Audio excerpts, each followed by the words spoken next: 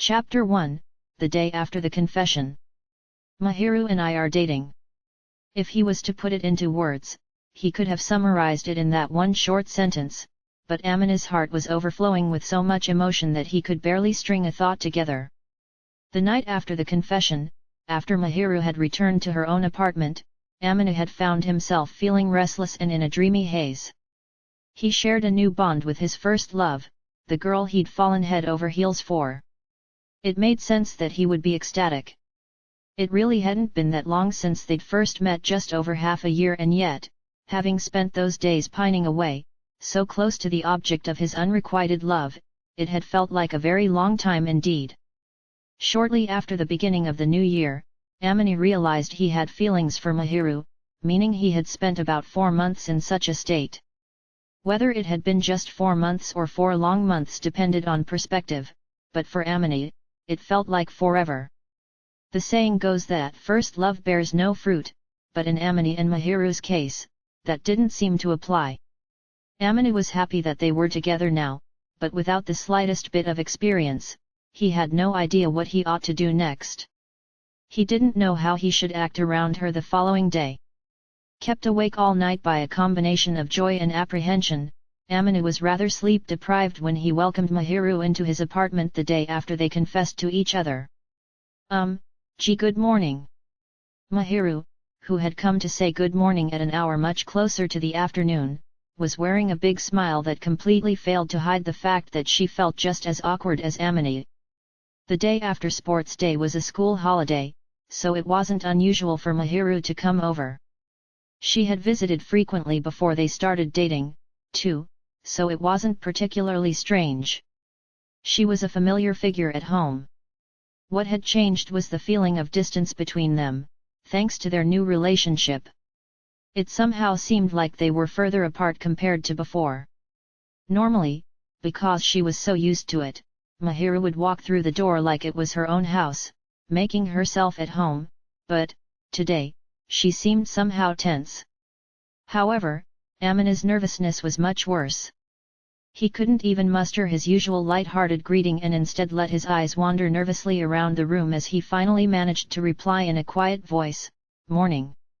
Then they both took their seats on the living room sofa, leaving a wider than usual space between them. Amina, you look a little sleepy. Yeah, well, how do I put this? I was so happy that I couldn't really sleep, Amina mumbled, sounding flustered. Mahiru's cheeks became redder, as if she knew exactly what he meant. I must be pretty carefree, since I slept quite well, feeling happy and fortunate. And no, I think that's great. I was thinking about all sorts of things and was too worked up, like a little kid the night before a field trip. So you're happy, too? Well, yeah. Of course I am, now that I know the girl I like feels the same way. I'm so happy that my head can't stop spinning.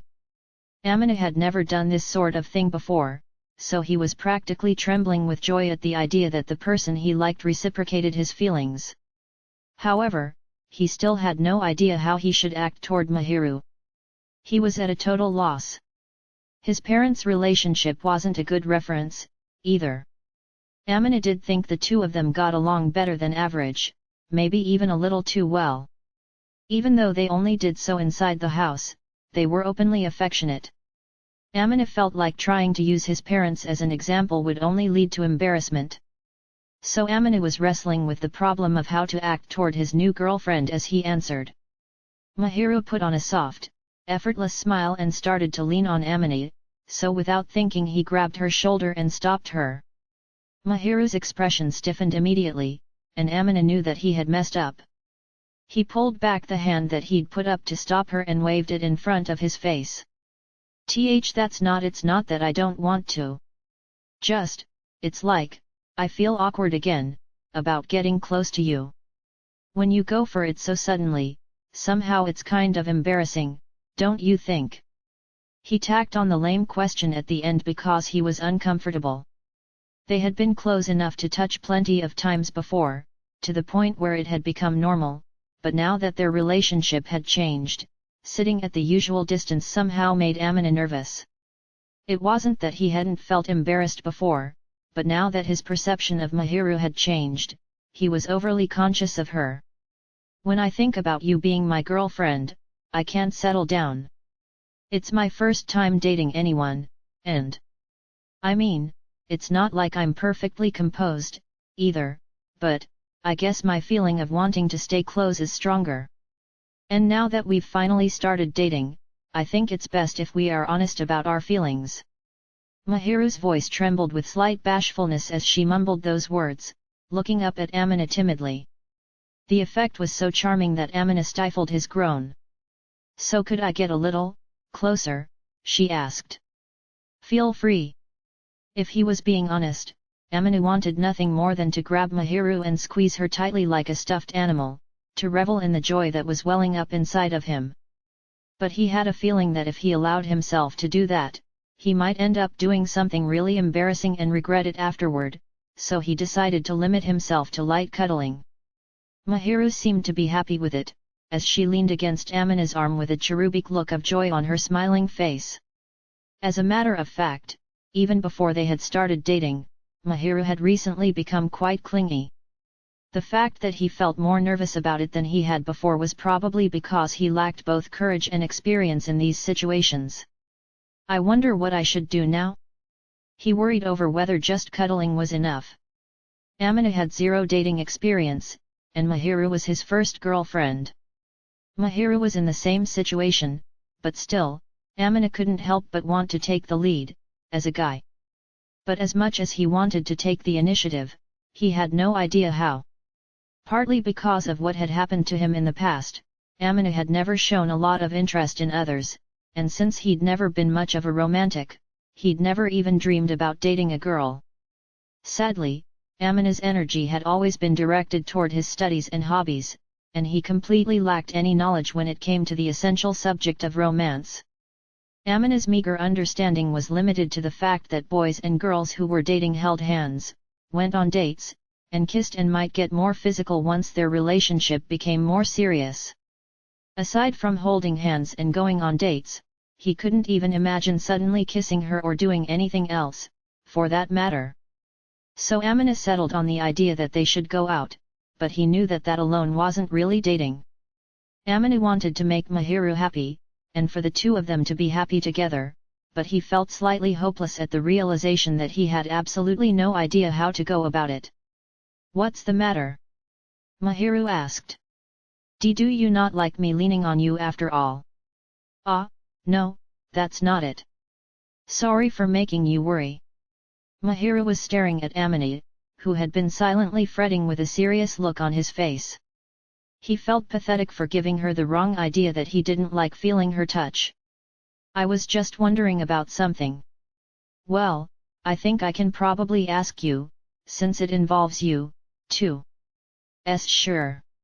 Amina felt bad about asking her, since this was her first time dating anyone as well, but he decided it might be good to consult with her, as fellow first-timers. Surely it was better to talk things through together, rather than worrying alone. So listen, we've started dating, but... Yes.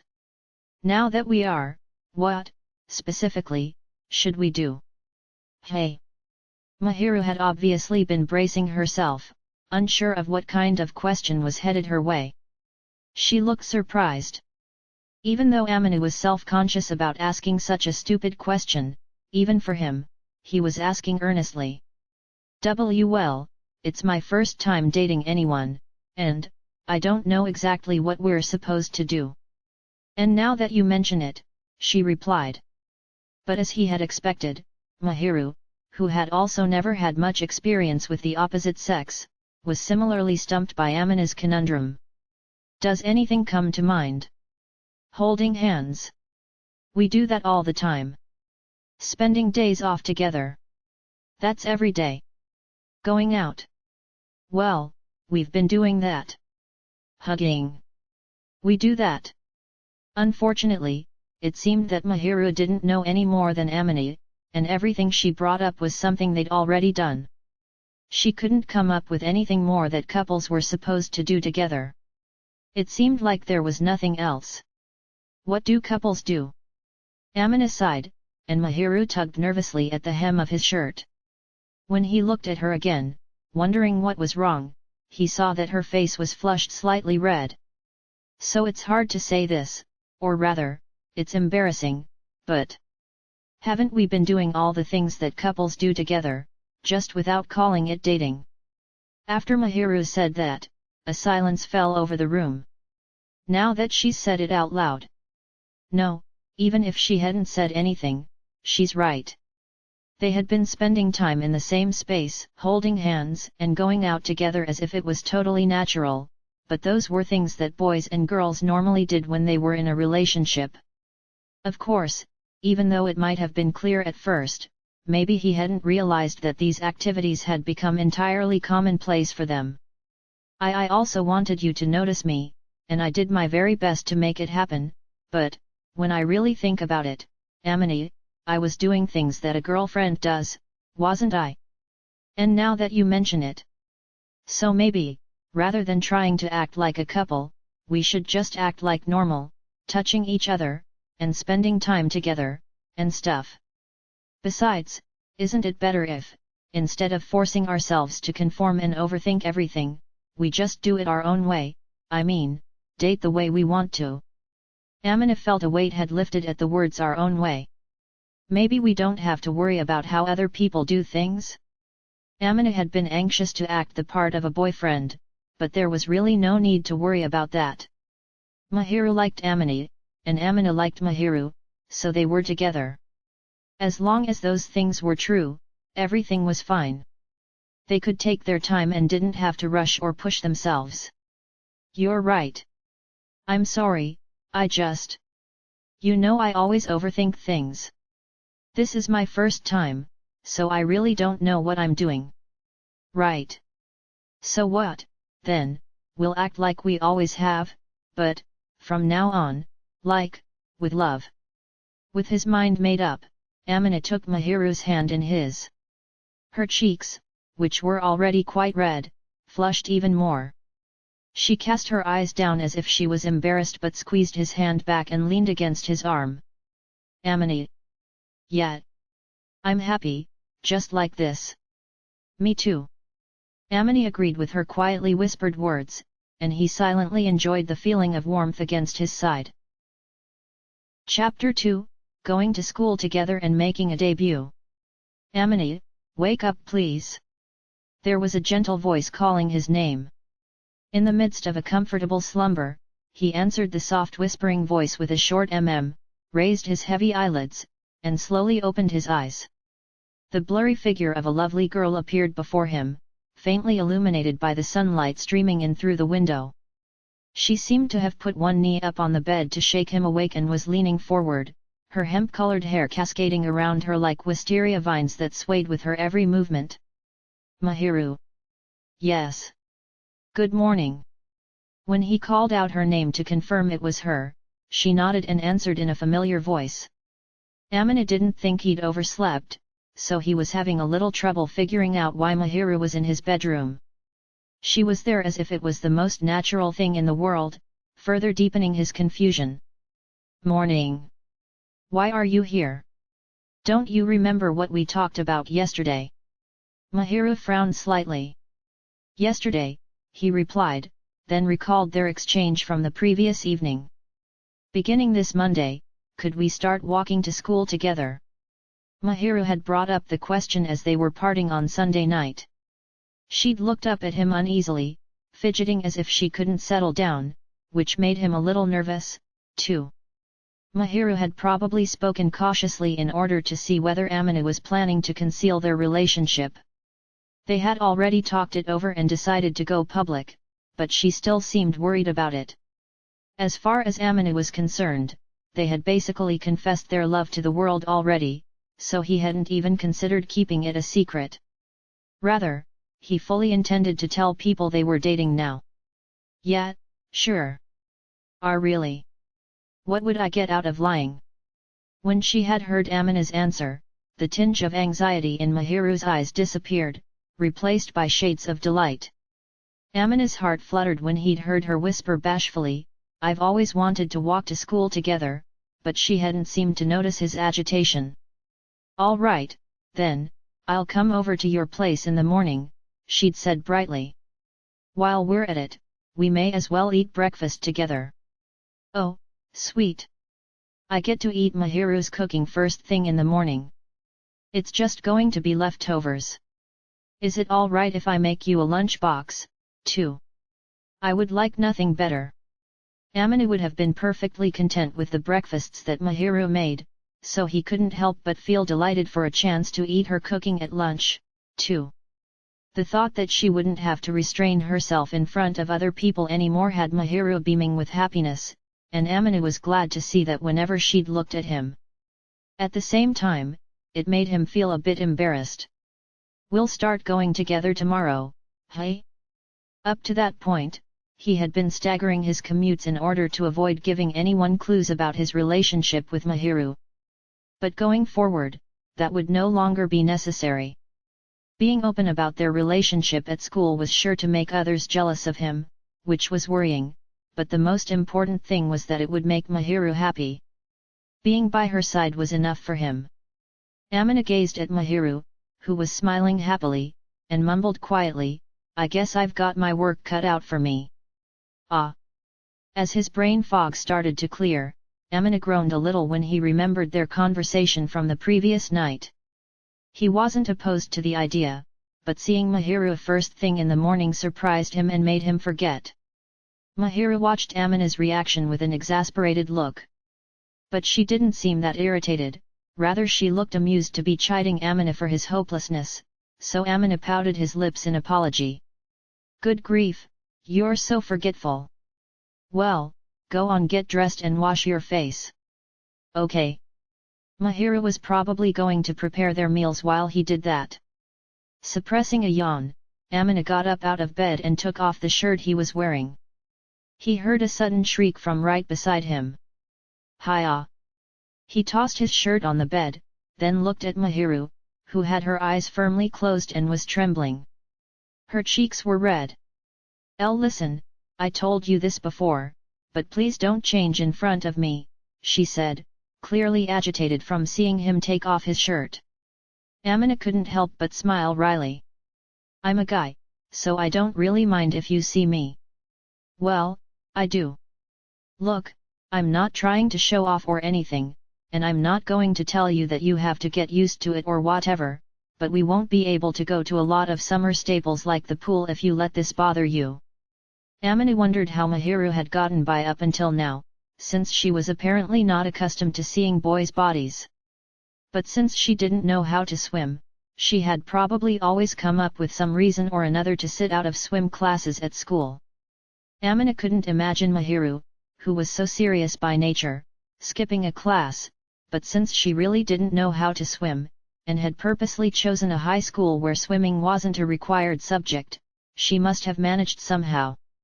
They had talked about possibly visiting the pool over the summer, which would be difficult if she was overly conscious.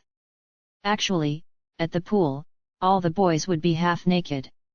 Amina was starting to worry if she would be able to take it. I can handle it, Mahiru responded, almost groaning, in a feeble voice. She must have also been self-conscious about her reaction. Then she timidly opened her eyes and looked at Amina's body. Almost on the verge of tears and shaking, with a bright red face, Mahiru groaned after peering at his upper half. Frankly, Amina didn't think he made for a particularly salacious tableau. He'd been exercising more and adding to his training regimen in an effort to become a better match for Mahiru. Compared to when they'd first met, his figure was much more robust. Faint bulges of muscle were just starting to show on his body. But it wasn't something so impressive as to force Mahiru to avert her eyes. If she can't get used to this, it's going to mean trouble when we go all the way. Amina figured that was probably a long way off, but it would still pose some difficulty if their relationship was going to develop past a certain point. But Amina was positive that he would also freeze in his tracks if he ever saw Mahiru similarly exposed, so it was probably going to be an issue for both of them. Amina's own face was now red, as he imagined impossible scenarios, so he spoke to Mahiru, whose face was just as flushed. So, would you please go make food? Yeah, I think I'll do that, she replied, scampering out of the room as fast as she could. After Mahiru was gone, Amina banged his head on the nearest wall and let out a small groan. What was she thinking, so early in the morning? Amina stared into the mirror. The person staring back seemed unfamiliar somehow. Even though he was dressed in his school uniform as usual, Amina looked like a different person from the neck up. Or rather, he looked like a version of himself that he only ever showed Mahiru, a version that seemed out of place in his uniform. Sweeping back his black bangs, Amina teased and adjusted his hair with his fingertips. He knew he had it easy compared to girls his age, since he didn't have to apply makeup or anything, but even so, he wasn't used to carefully arranging his hair like this. Amina! A voice called out to him from behind. Reflected in the mirror was Mahiru, who had finished getting ready to leave for school and had come to summon Amina from the sink. When he turned around and looked straight at her, he saw that she had a slightly clouded expression. "What's the matter?" he asked. "Don't you hate that?" "Hate what?" "That hairstyle." "Oh, that." She broached the topic with some hesitation, and her words made Amina worry. Mahiru seemed anxious about Amina admitting to being her mystery man. He'd always rejected the idea of styling his hair this way before going to school. As far as Amina was concerned, however, he'd taken the time to dress himself up because he'd wanted to. It would have been a lie to say he didn't feel at least a little nervous, but since he had resolved to stand confidently by Mahiru's side, he wanted to go with a look that wouldn't make her embarrassed to be seen with him. He wasn't necessarily going to stand out as some hunk, but this look had gotten the seal of approval from Itsuki and Yueta. For now, Amina was just hoping nobody would question Mahiru's tastes in men. "Not really, I don't hate it." "Do you?" he asked. "I don't hate it, but I'm just feeling a bit conflicted." "Conflicted?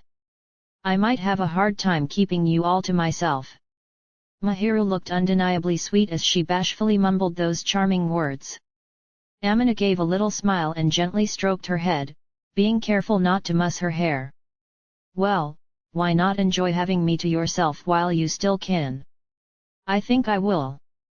Honestly, he had meant it as a joke, but Mahiru nodded obediently and pressed herself against Amina's chest. He had never expected her to agree, and he cringed a little when he realized he had said something that sounded presumptuous, but his lips curled naturally into a smile as he felt her forehead against his body. There was nothing strange about his hand moving on its own to stroke her hair, in response to her overwhelming cuteness. Mahiru was about one head shorter than him and had her face buried in his chest, clutching the fabric of his shirt so he couldn't pull away. But when she glanced up at him, she looked somehow lonely. "You're really cool, so I feel like lots of other girls are going to talk to you. I'm happy they'll see you for what you really are, but leaving aside whether I'm actually cool or not, do you think I have eyes for anyone other than you?" "No, I don't, but it's an emotional issue." "Jealousy?" When Amina asked this without thinking, Mahiru's cheeks instantly flushed, but she affirmed his guess with a meek yes before rubbing her forehead into his chest again. She must have been really embarrassed. Even her ears, peeking out from her flaxen hair, were a deep red. "It's all right. Even if another girl does talk to me, I'm not interested in anyone but you, Mahiru." He knew that probably wasn't enough to quell her anxiety, but Amina really didn't think about other girls in a romantic way. His attention would not be diverted so long as he had this beloved girlfriend who was burning with adorable jealousy. Amina was naturally apathetic toward unfamiliar people anyway, so he was confident he wouldn't even take notice of any other girls. And the type of girl who would suddenly show interest in him because of his new appearance was the kind he didn't want to get to know in the first place. "I know that. That's why I'm reminding you of my feelings, so there's no opening for someone to take advantage of. Just don't get carried away. I don't want to let other people see too many of your cute faces." "You're so quick to say things like that."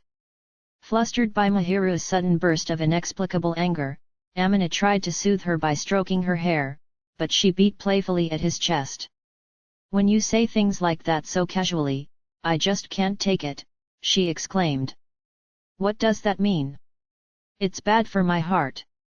"Hey, that's my line. And anyway, you're one to talk.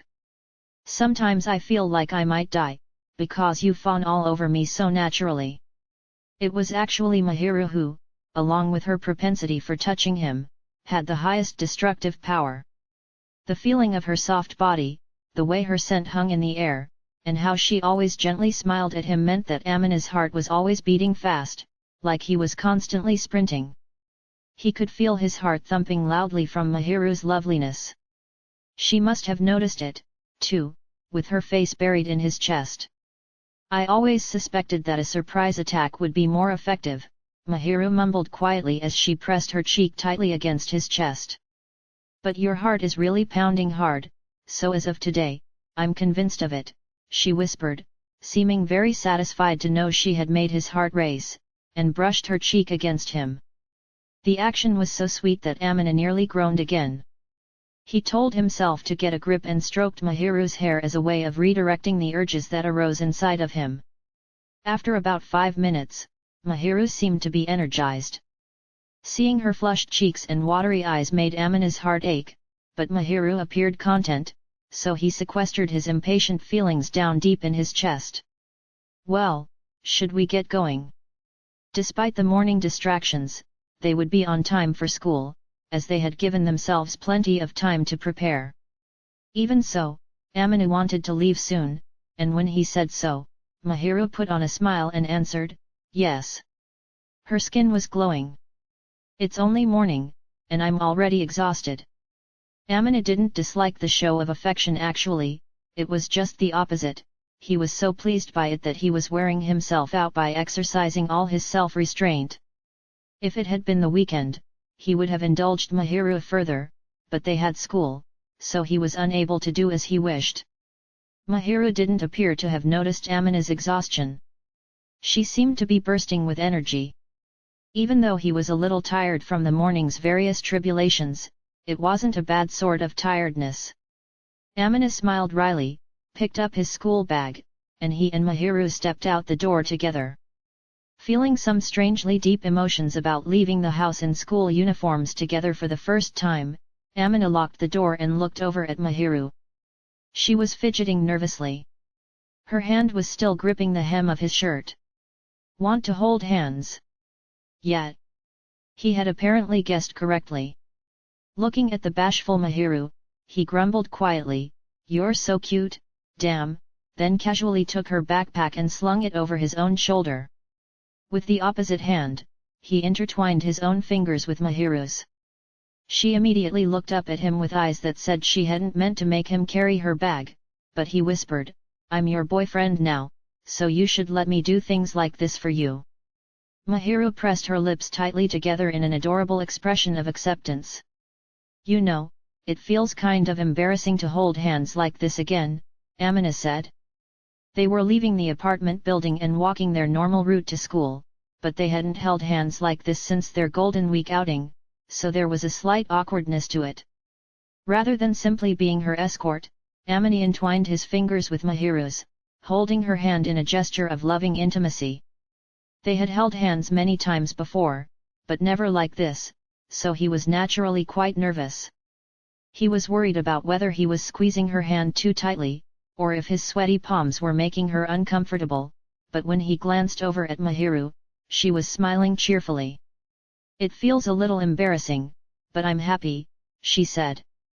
"Yeah. I've been wanting to go to school like this for a long time. And finally being able to do that. I'm just so happy." Walking to school side by side was such a trivial thing. But apparently it was something Mahiru had been eagerly anticipating, and her expression looked brighter than usual. "And does that have much to do with me?" Mahiru relaxed into a smile and mumbled timidly, "Sure it does. Because being with you is the reason why I'm happy." "I see." Amina felt his chest growing gradually hot as he realized just how much she liked him. He had been trying his best not to let his timidness show on his face, but Mahiru seemed to notice, and her happy smile broadened. So from now on, I'm going to be happy every day. I'm a lucky girl. I feel like I should be the one saying that sort of thing. Well then, we're both happy, and that's cause for celebration, don't you agree? We can finally enjoy it. Mahiru giggled and leaned in close. Taking care not to disturb Mahiru, Amina subtly shifted so that there was still some room between them.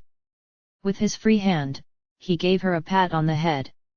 Although he had gotten used to walking while holding hands, Amina was still uncomfortable getting too close in public. Of course, he was glad to be near his girlfriend, but he was worried about how it must look to other people if the two of them were too affectionate so early in the morning.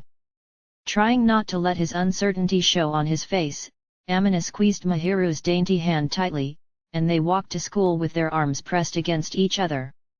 It was the time of day where people would be commuting to work or school, so there were a lot of students and people in suits around.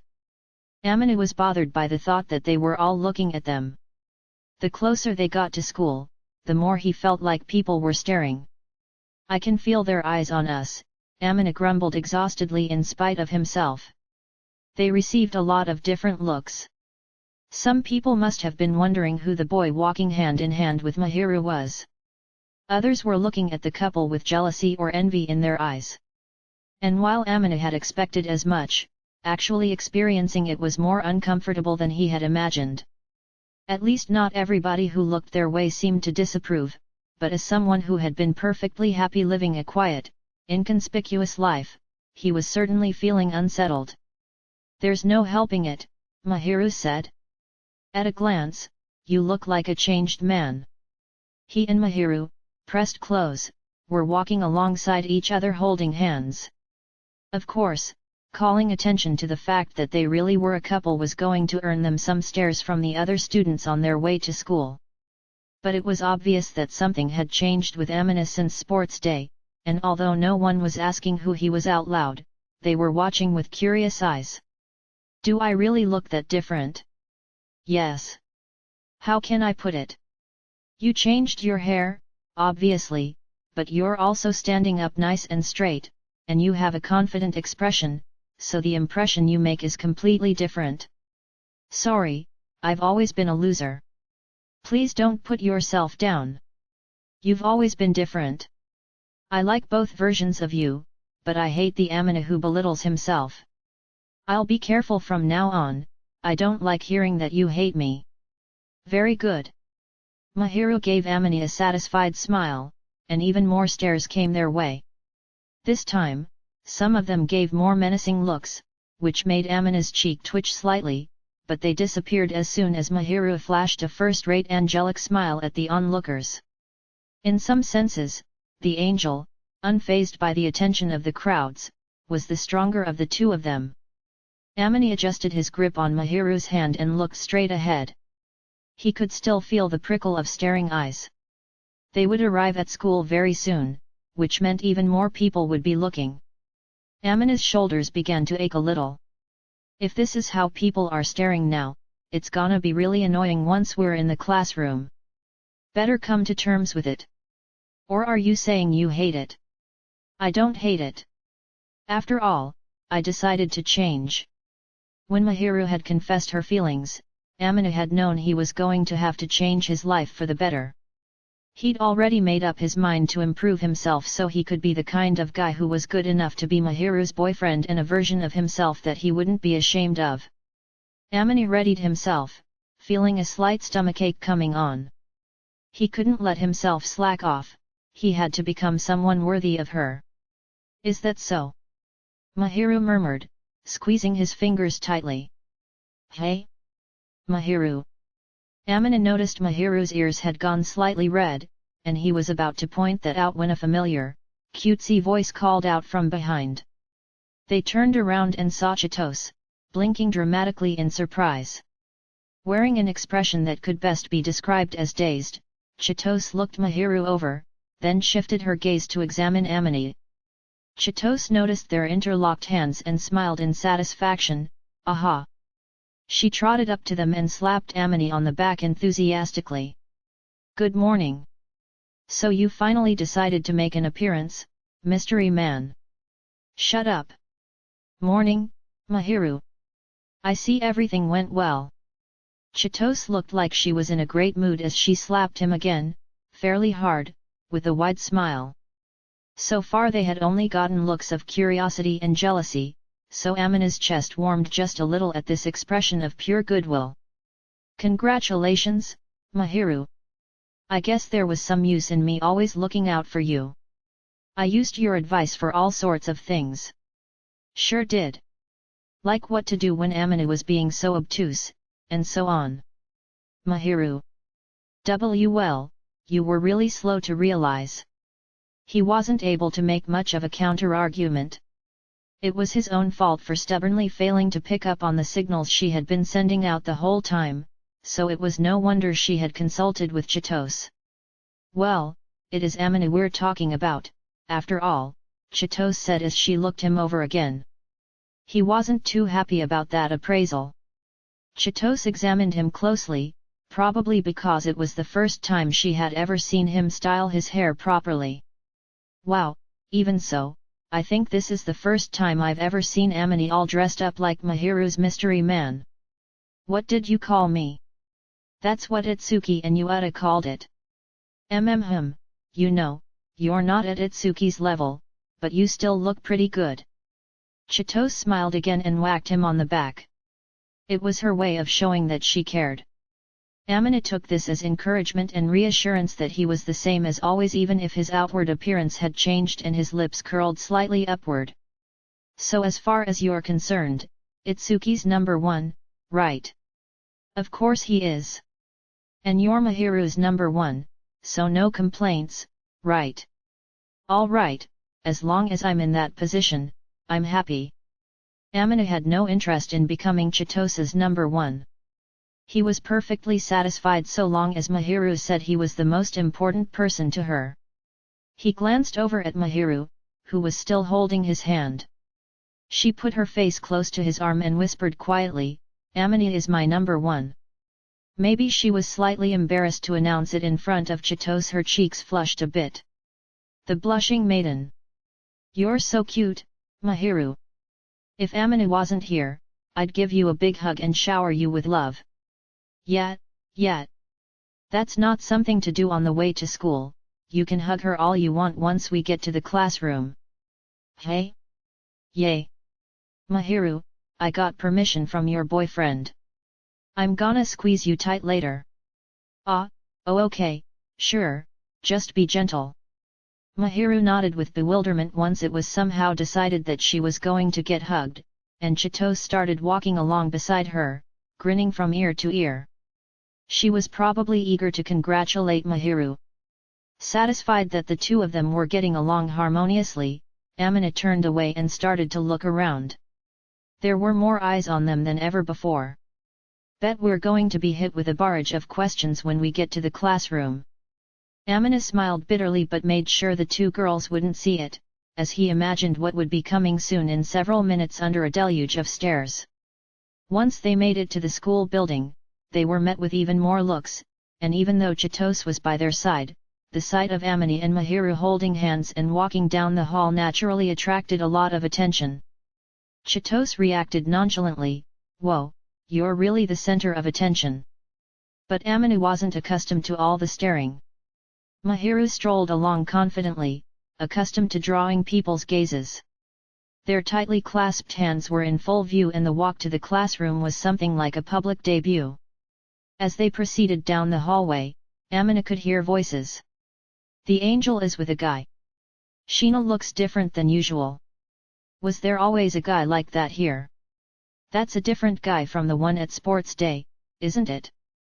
Of course, Amina was actually the same boy who Mahiru had pointed out as her important person on sports day. Mahiru didn't respond to any of their comments, but she did show her sweet, angelic smile to everyone around them. "Amini. Will arrive soon. Are you doing all right?" Mahiru posed the question as they approached their classroom. "We're already showing off that we're dating, and I've prepared myself. I'll be fine. Is that so? Everyone's gonna be so surprised. Chitose interrupted. Imagine, Amina showing up all handsome the Monday after Mahiru made that huge declaration. I was surprised, too. Chitose gave an easygoing smile. Amina realized that he probably should have contacted her and told her, as well as Itsuki and Yueta, and felt slightly regretful. He had put it off because he'd felt awkward about announcing that he and Mahiru had started dating, but looking back, he was sure he ought to have informed the friends who had been looking out for them first. Chitose. Sorry, for not letting you know. Nah, you got together after sports day was over, right? I figured the two of you were busy making out, plus you're the type who would rather tell us face to face and not over text messages, so don't worry about it. Amina had mixed feelings about Chitose's certainty that they had been busy making out, but it was true that the two of them had spent the previous day snuggled up together, thinking of nothing else. Besides, as Chitose had said, Amina had wanted to personally share the news with his friends who had looked out for them in various ways rather than over the phone. And Chitose had figured it out before he'd said anything and run up to tease them, so it was less of an announcement and more like she was just confirming it was real. Thank you. My pleasure. Hehe, you should have a little more respect for me, it wouldn't be an exaggeration to say that I was a central figure in hooking you two up. Ha ha. Allow me to repay the great Chitose with a crepe from that place you like in front of the station sometime. I accept your offer. As Amina engaged in some banter with Chitose, he and Mahiru arrived at the door to their classroom. Ah, good morning, Shii, Na. The first to notice them were some girls who were hanging out nearby. They were sitting on their desks, talking excitedly about something, but they looked up when they realized Mahiru had entered the room, then noticed Amina holding her hand. Their eyes traveled from the clasped hands to Amina's face. The looks on the girls' faces showed that they were wondering who he was. That wasn't surprising, Amina had never dressed up in front of his classmates before. Some of the girls in class had probably seen him around town, but the Amina Fujimiya they knew from school had never looked like that, so in their eyes, he must have seemed like a stranger. However, the incident at sports day the week before, where Mahiru made it public that Amina was her important person, was still fresh in everybody's minds. And Amina had also admitted to being the guy they'd seen with Mahiru during Golden Week. If they put a little thought into it, they should have been able to make the connection that the young man currently holding hands with Mahiru was indeed Amina. Before they had completed the mental calculus needed to reach that conclusion, Amina let go of Mahiru's hand and put his bag down on his desk. He did it to show everyone very clearly who he was.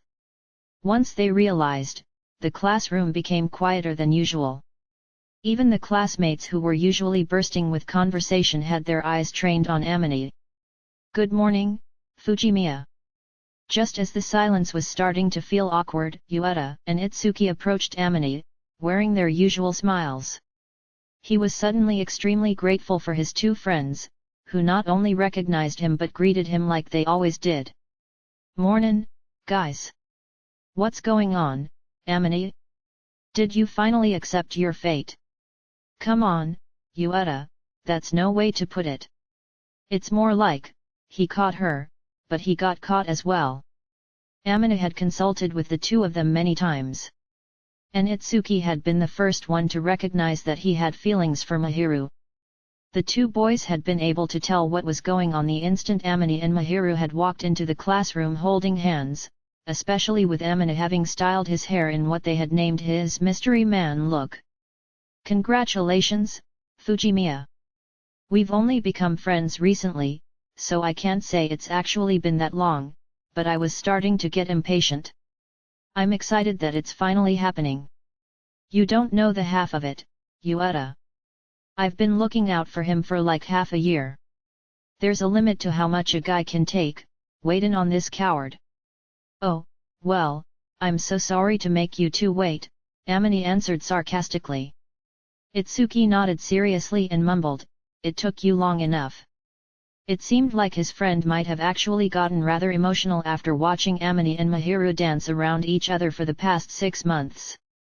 For better or worse, Itsuki had helped Amini and pushed him along more accurately, kicked him forward, so Amini was grateful. Itsuki had been a little too meddlesome sometimes, but even so, he had always been there to encourage Amini whenever he was at a standstill. Among all their friends, Itsuki was probably the one who was most invested in their new relationship. So you made up your mind to go with that look, hey? Yeah. Man, it seems weird, I'm not used to seeing you done up like that. You're right. I only got to see it the other day. Yuata had seen Amina dressed up for Golden Week almost a month ago. But that had been the only time, so Amina wasn't surprised that his friends weren't used to it yet. The only one who was used to it was Mahiru. Speaking of Mahiru, Chitose was hanging all over her, rubbing her head teasingly as their other classmates shuffled over to swarm around them. Amina was some distance away, but the classroom was so quiet that he could hear what they were asking her. Even if he hadn't, though, he could have guessed what they were discussing. Hey, Fujimiya! As Amina was staring sympathetically in Mahiru's direction, someone else called his name. When he turned toward the voice, several girls had surrounded him. They were looking him over, not even attempting to hide the immense curiosity in their eyes. Amina wasn't very good at dealing with the opposite sex, so situations like this had always been bad for his stomach. However, he had been steeling himself for something like this to happen, so he answered without letting his inner thoughts show. What is it?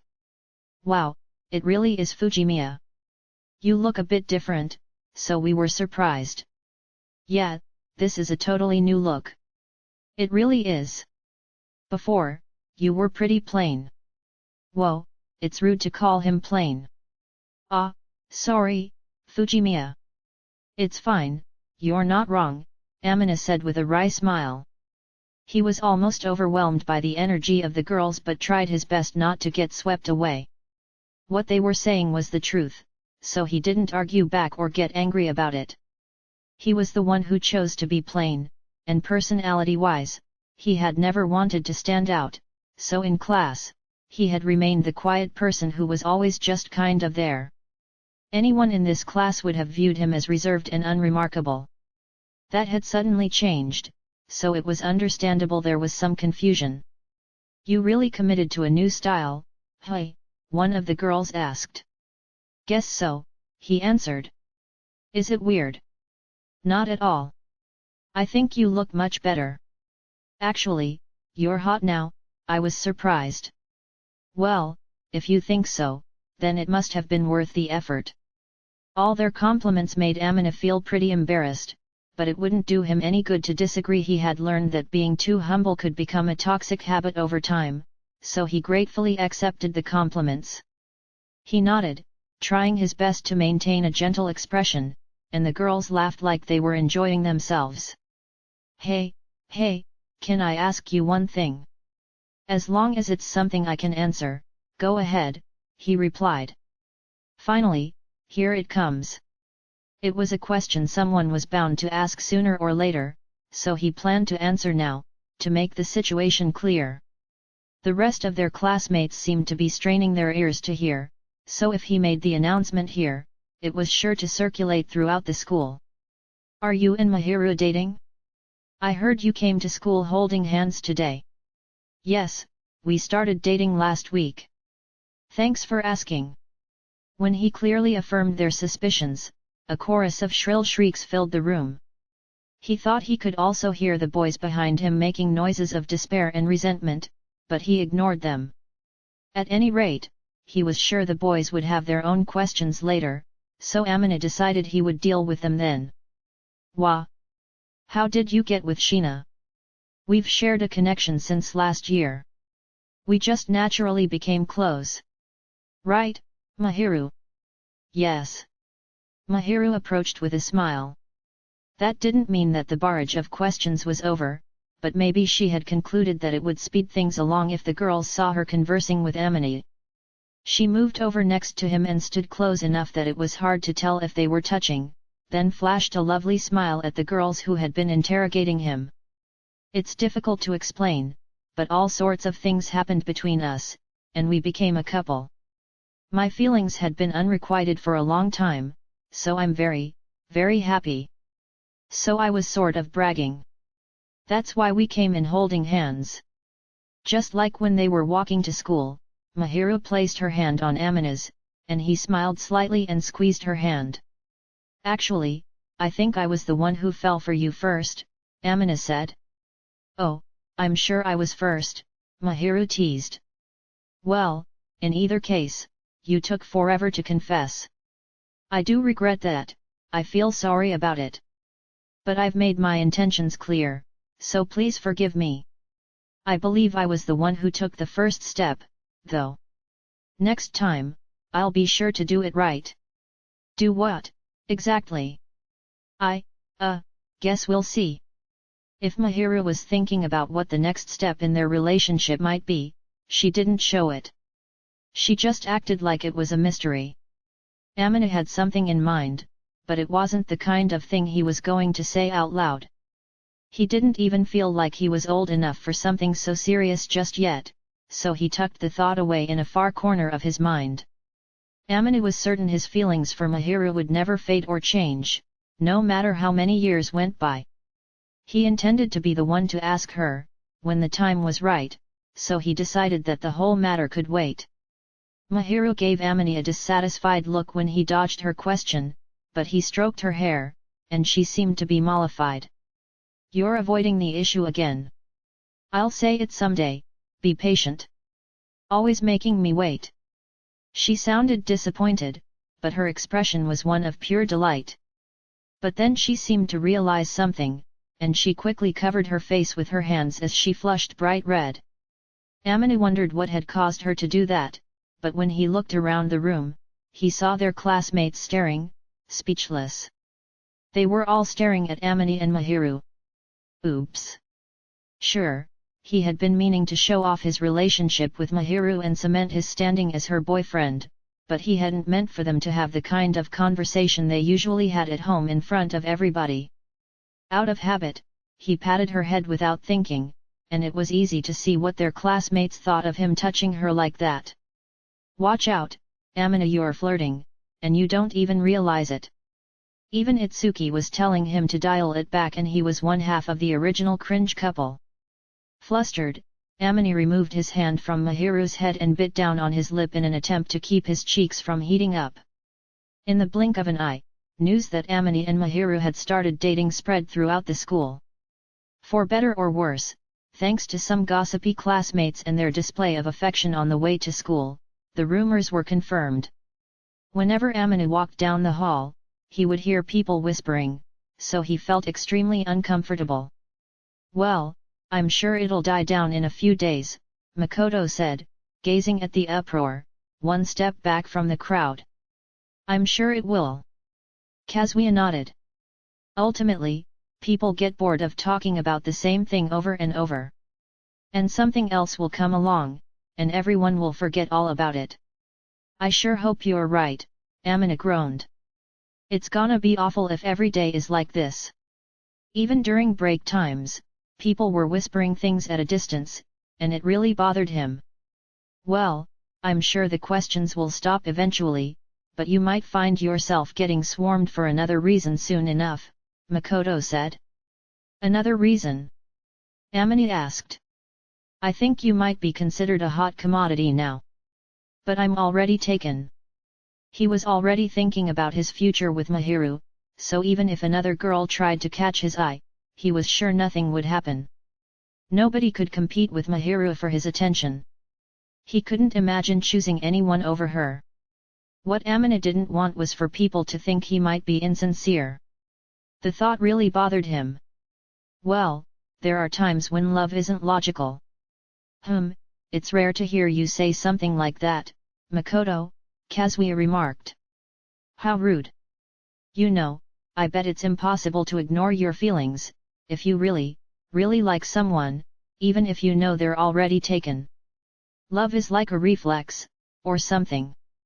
Of course, sometimes you can't act on that impulsiveness, though, Makoto continued as he looked over at a group of girls who were huddled together chatting, then sighed.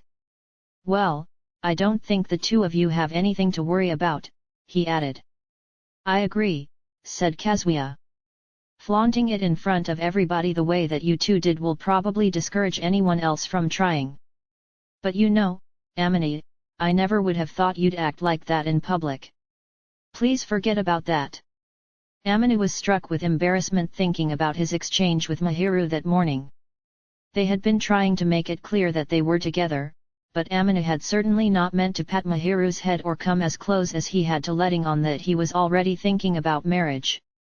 Mahiru had done her best to deflect the attention, but Itsuki and Makoto had apparently noticed anyway. They'd made some astonished remarks about how in love the couple must be. Well, Amine, now everyone knows you're the only one who gets to see that side of Sheena. That counts as a win, at least. You're probably right, but even so, it's still pretty embarrassing. Says the guy who came to school holding her hand. That's different, Amine insisted. That kind of thing was a lot more mortifying when it was unintentional. Ah, you shouldn't feel down. Actually, I bet there are some people who are grateful you made such a scene.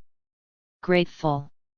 Sure, the rest of the girls will be happy that all the boys who had their eyes on Sheena will finally start looking elsewhere.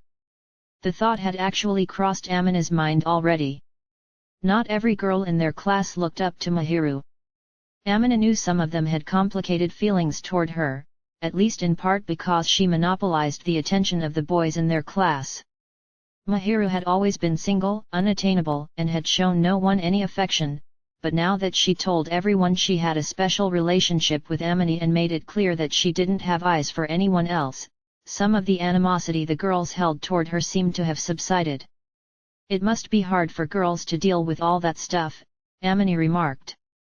Well, now that that's settled, I hope Mahiru can be just one of the girls. She felt so embarrassed being called an angel, she honestly hated it. She really did hate that, hey. Yet, no surprise there. Even Yuata makes a face when you call him a prince. In his heart, Amine said a little prayer for Yuata, who probably had the same problems as Mahiru. What are you guys talking about? Mahiru was headed their way. She must have finished her conversation with Chitose. Although it seemed like she hadn't heard what the boys had been discussing, Mahiru saw that Amine was blushing and realized someone must have reminded him of their interaction that morning. She gave the three of them, Amine included, a suspicious look. Oh, Sheena? We weren't discussing anything particularly important. We were talking about how you're just one of the girls now. And how on earth did you arrive at that topic? Mahiru asked. Well, Amine stammered, we were just talking about how everyone seems to have finally realized that you're not some angel, you're just an ordinary girl. Amine and the other boys explained their conversation to Mahiru, putting aside what had happened that morning. Mahiru nodded. I see. You know, I was always aware that some people idolized me. So I'm sure what you said is probably true, she said, keeping her voice down. Makoto and Kazuya both made faces that said they understood perfectly. They had been friends with Yuata for a long time, so they most likely had seen all sorts of things along the way. They probably had been concerned about Mahiru as well, who had been going through almost the same sort of problems. But I'm not really worried about what other people say about me anymore, Mahiru added. Oh, really? Nope. As long as I'm the only girl for Amine, nothing else matters, she replied quietly. Only Amine, Makoto, and Kazuya were close enough to hear her. But her words had been imbued with a great deal of destructive power. Amine wasn't the only one who was enchanted by Mahiru's wide and bashful smile, with her slightly flushed cheeks. Makoto and Kazuya made noises of surprise, and the other students who had been glancing at them occasionally also stared at Mahiru with their mouths hanging open. Fujimiya, do something about your girlfriend, his friends groaned. Amine knew they were right, but even so, he couldn't do anything about the collateral damage, and anyway, he was the one suffering the worst of it, so he was busy desperately trying to calm down his pounding heart. "You're really in deep, hey?" Makoto murmured in exasperation. Her cheeks still bright red, Mahiru smiled even wider and nodded. Chapter 3, Interrogation over lunch. "Amine, what do you want to do for lunch?" When morning classes were over, Mahiru approached Amine's seat carrying a bag with 2 lunch boxes in it. He had been planning to eat lunch with the usual group but now found himself hesitating somewhat, worried it might cause them trouble. Incidentally, Makoto and Kazuya had been eating with them lately, but the 2 of them had already firmly refused to join them that day, on the grounds that they didn't want to put themselves in the line of fire. Sadly, it was undeniable that Amine and Mahiru had been making things even worse during the breaks between classes. Well, if Itsuki and the others don't mind, I'd like to eat together, but Amine hesitated. "Did you think we were actually going to abandon you?" Itsuki, Chitose, and Yuata joined Amine and Mahiru. They already had their wallets out. Itsuki grinned bitterly. "Don't be a stranger, man. We'll eat together like we always do." Itsuki. "After all, you 2 are liable to get into trouble without a chaperone, so you could almost say it's my responsibility to be there." "I've got mixed feelings about that," Amine grumbled. But he understood what Itsuki was getting at as he remembered how careless he and Mahiru had been earlier in the day. It obviously wasn't intentional, but he wouldn't deny that either Mahiru or he could slip up again. Itsuki's concern wasn't entirely misplaced. "Well, in any case, we're doing the usual," he said. "I actually want to see Mahiru be more aggressive, so I don't mind," Chitose said. "As far as I'm concerned, you 2 can go for it." Yuata chimed in. "I think it would be awkward for the rest of us, if you were to make a big show of your intimacy, you know." "You too, Katawaki. It would be embarrassing for those of us who'd have to watch," Yuata continued. "At the same time, you 2 seem happy, and that's the most important thing," he said with a smile. Amine was left speechless by Yuata's heartfelt endorsement. "Though some of us would appreciate it if you showed at least a little restraint," Yuata added. Amine had gotten that sense after seeing Makoto's and Kazuya's reactions, so he nodded seriously. "So the cafeteria's okay, yeah? I mean, I don't have a lunch box, so I'm going there anyway." "Sounds good," Amine agreed. "All right, let's get going. I wonder what the special is today. I think it's fried chicken." "Oh, sweet. The fried chicken they serve here is so light and crispy, it's so good." Itsuki walked off, waving his wallet and grinning broadly. Amine felt grateful and followed him. "Here, Amine, take your lunchbox." Once the 5 of them had taken their seats in the cafeteria and gotten their food, Mahiru pulled a lunchbox out of her bag and offered it to Amine. His was 1 size larger than Mahiru's, which she pulled out next, and his held quite a bit more food. It was enough to satisfy the appetite of a high school boy rather than a girl who usually didn't eat very much. Thanks." "Ah, Mahiru made you lunch, how nice." "I'm not giving you any." "Stingy." Chitose puffed out her cheeks in feigned anger. "Why don't you swap a little with me?" Mahiru offered, and immediately, the balloon of Chitose's cheeks deflated. It was a childish performance, but it matched perfectly with Chitose's carefree attitude, and Itsuki also smiled as he looked on. Amine lifted the lid of his lunchbox as he listened to the girls. The inside was packed with the remainders of the previous day's chicken and tomato stew, spinach and corn sautéed in butter and soy sauce, steamed broccoli and mini tomatoes, wieners cut neatly into the shape of little octopuses, and Amine's favorite dish, rolled omelets. Knowing Amine's appetite, Mahiru had been sure to include plenty of the main dish. He basically ate anything, and liked vegetables, too, but he had a bigger appetite when there was meat involved. On top of that, she had added rolled omelets, his favorite food, so Amine was excited. "I put a lot of your favorite dish in yours, Amine, is that all right?" That omelette is the only thing that's gonna get me through the afternoon. You're exaggerating. No, I mean it. Amina loved egg dishes and found an omelette even more satisfying than meat. So an extra large portion of it was exactly what he wanted. Thanks for the meal, Amina said, showing his appreciation for Mahiru and the food, and immediately extending his chopsticks toward the omelette.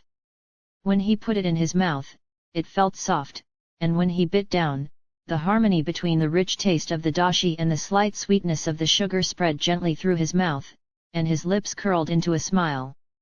It was so delicious that it would have been a waste to swallow right away, so he chewed slowly and savored the taste. People did say it was important to chew your food well, and he also really felt like he wanted to enjoy it as long as he could. The egg was as delicious as always, and as Amini ate without attempting to hide the look of rapture on his face, Yueta watched him and let out an astonished squawk. You make it look really delicious, Fujimiya. It really is. I can tell. If you can make Amina look that happy when he's eating, you must be really blessed, Sheena. With a smile, Mahiru had been watching Amini. When Yueta turned to her, her cheeks flushed slightly, and she smiled. Yes, indeed, I'm very grateful that he always tells me how tasty my cooking is. It's worth the effort, really it is. I'm glad that you made it for me, and trust me, it's delicious. I've got a good grasp on your tastes now, Amini, and I want to concentrate on cooking stuff you like. You're doing fine as it is, I'd say. Since I'm going to the trouble, I want to match your tastes perfectly. I like everything you make. As long as you cook it, anything is delicious. Amina hoped to be with Mahiru for a long time, so he didn't want her to cook just to suit his preferences but also to make things she enjoyed eating. Rather than matching every meal to his tastes, he wanted to compare and adjust dishes until they found something that was just right for the two of them together and also try foods Mahiru liked as well. As Amina tossed a wiener carved with a smiley face into his mouth, he nodded seriously. Mahiru made an anxious face and hunched over. When he saw that her cheeks had taken on a slight tinge of red, he looked up at the other people around the table and saw Itsuki looking astonished. You're not even gonna give me a chance to keep you from flirting, eh? We're not flirting, Amini replied. Says you. TCH. Wait, so you're saying that this is only the lead-in? Chitose asked. This doesn't even count as flirting yet. You guys, Amina groaned. Well, I guess compared to your exchange in the classroom earlier, this isn't as bad, Itsuki said. I can't blame you for staking your claim, either. If nothing else, you definitely let everyone know that there isn't the tiniest gap where they can butt in between you two. At those words, Amina shifted his gaze from his friends to the cafeteria seats surrounding them. He noticed that many of the boys, both their peers and some upperclassmen, were looking his way. They were practically glaring at him with undisguised contempt, although whenever Mahiru glanced in their direction, they were quick to avert their eyes. Amina wasn't sure whether he should be embarrassed that everyone had overheard their conversation or grateful that they had managed to rein it in. Yueta frowned. And here I was certain that they were doing it on purpose, he grumbled. But seriously, it's great that you're so close. Just remember that it's easy for others to peer into your little world, so maybe be a little more discreet, he cautioned. Though it does seem to have been effective, Yueta sounded slightly exasperated as he added that last part. Amina could only grimace in response. What's with the crowd, guys?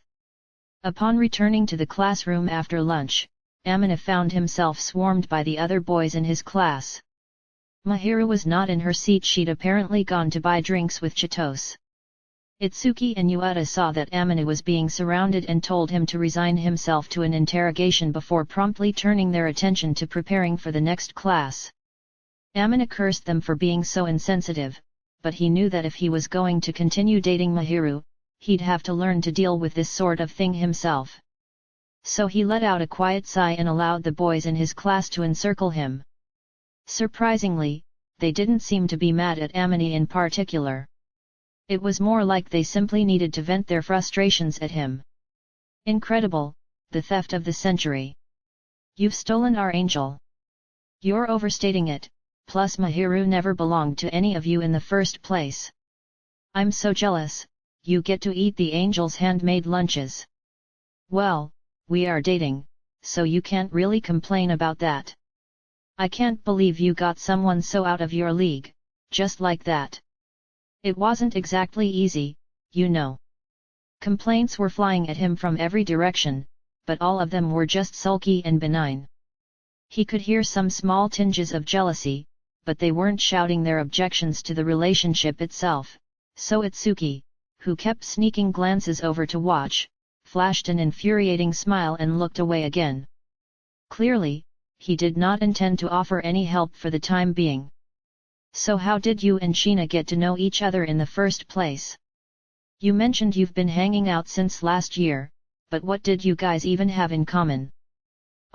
Well, how do I explain? I just happened to lend her an umbrella when she was caught in the rain. A lot has happened since then, but that was the reason we started spending time together. That's all. That's all? I mean, well, after that we got to know each other, and Mahiru couldn't stand that I was such a slob, so she started taking care of me. You sure are a lucky guy. Well, I won't deny that. Quite the series of coincidences had brought them together. If Mahiru hadn't gotten a phone call from her mother that day, or if Amina hadn't noticed his surroundings, or if he had taken a hot shower after lending her his umbrella like he should have, or if he'd displayed any kind of ulterior motives, Amina's and Mahiru's fates would never have become linked. If just one of those elements had turned out differently, their present relationship probably never would have come to be. And so he had no doubt that the fact they formed a connection was nothing short of a small miracle. Amina shrugged and chuckled while frowning anxiously, and the classmate in front of him sighed quietly. I don't mean to put you down, but I don't understand why the angel fell for you, Fujimiya. If it was a matter of looks or brains, surely there would be other choices. Now we know how you met, but what caused her to start liking you? I honestly have no idea why she likes me or even when she started. Amina knew she cared about him, but he did not specifically understand when Mahiru had started having feelings for him. He didn't know how to respond to their questions as Mahiru was probably the only one who knew the answers. Amina could only smile ambiguously, and a few of his classmates, the ones who had started speaking to him since he'd helped them during Mahiru's study session the week prior, laughed a little. Well, I wonder if it isn't this? Fujimiya is a calm guy, he really pays attention to the people around him, and he's always looking out for everyone. Maybe that's why. Sheena doesn't seem like she would go for the boisterous type, so maybe you're right. She would probably prefer someone who makes her feel at ease when they spend time together over someone who's more energetic, right? And Fujimiya can be blunt, but he wouldn't make fun of his partner or do hurtful stuff on purpose. He's probably nice to be around. Actually, now that I think about it, Fujimiya has always been concerned about Sheena, hasn't he? That was true at the study session, and during cooking class, and at sports day, too. He's always been watching out for her, like a gentleman. That is a very Fujimiya-like way of taking care of Sheena. Two of Amina's classmates talked about him like he wasn't even there. Amina could feel himself getting flustered, and he glared at them. Seriously? Imano, Yamazaki, gimme a break. But his classmates showed no signs of flinching back from Amina's piercing gaze. He's probably trying to hide his embarrassment. So he's not being upfront with us, I see. You guys. Just as Amina was thinking that he might have preferred it if they had been making fun of him rather than singing his praises, he heard a familiar voice, laughing from outside the circle. Ah ha ha. Well, Amina's a hard nut to crack, but he is nice, and pretty gentle, which couldn't have hurt with Mahiru. That's right. What are you doing here, Shirakawa?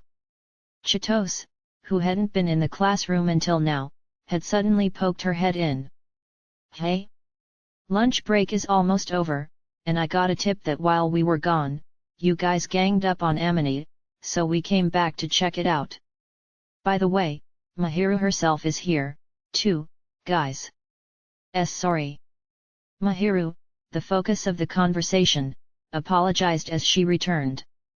The students still had afternoon classes to get through, so of course Mahiru would return to the classroom, and she would notice them talking about her when she did. That should have been obvious, but it didn't seem to have occurred to anyone. When Amina glanced over in Itsuki's direction, Itsuki waved his smartphone. Apparently he had been the one to call the girls back. Amina didn't know whether he should be grateful or angry that Itsuki hadn't jumped into the conversation himself. Mahiru saw that Amina was surrounded, and she put on an anxious smile as she walked over to him. Mahiru, who had spent the day completely attached to his side, ignored the eyes fixed on her.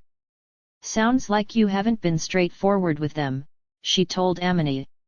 It's hard to put an answer into words, if you ask me why I started liking Amina.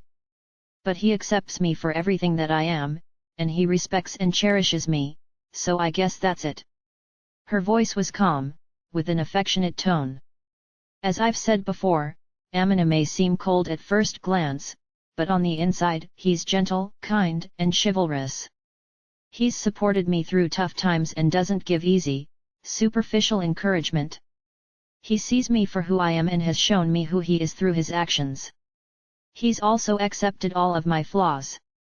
On top of that, he has encouraged me and helped me until I could stand on my own. It would be stranger if I hadn't fallen for someone like that. It was enough to convince me that he's the only one for me. Amina felt his face burning up as he realized Mahiru was saying that she had been attracted to him since that time over spring break, when he had seen her with her mother. He had been meaning to ask her when exactly she had first started liking him, and what she liked about him, but he had never expected to hear the answer this way, in public, lovingly detailed and delivered with a joyful yet bashful look on her face.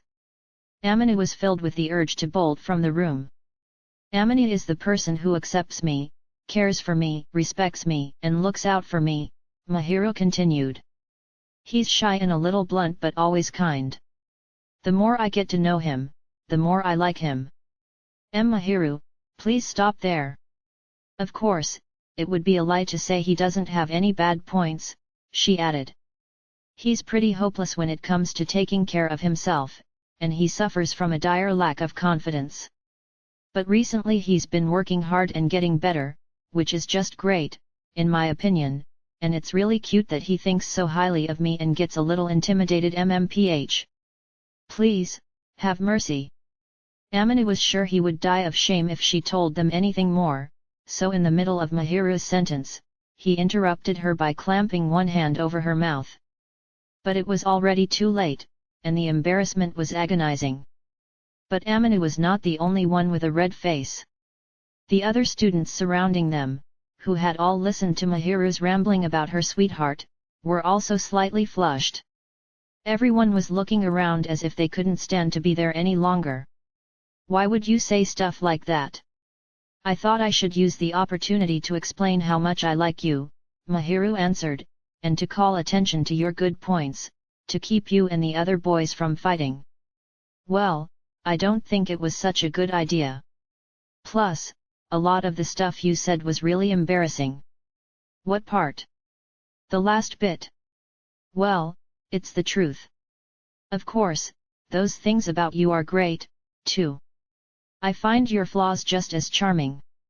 Stop it. Even if that's true, I seriously won't last if you do that again. Amina bit his lip. It was a complicated feeling, listening to his girlfriend list his shortcomings in front of everybody.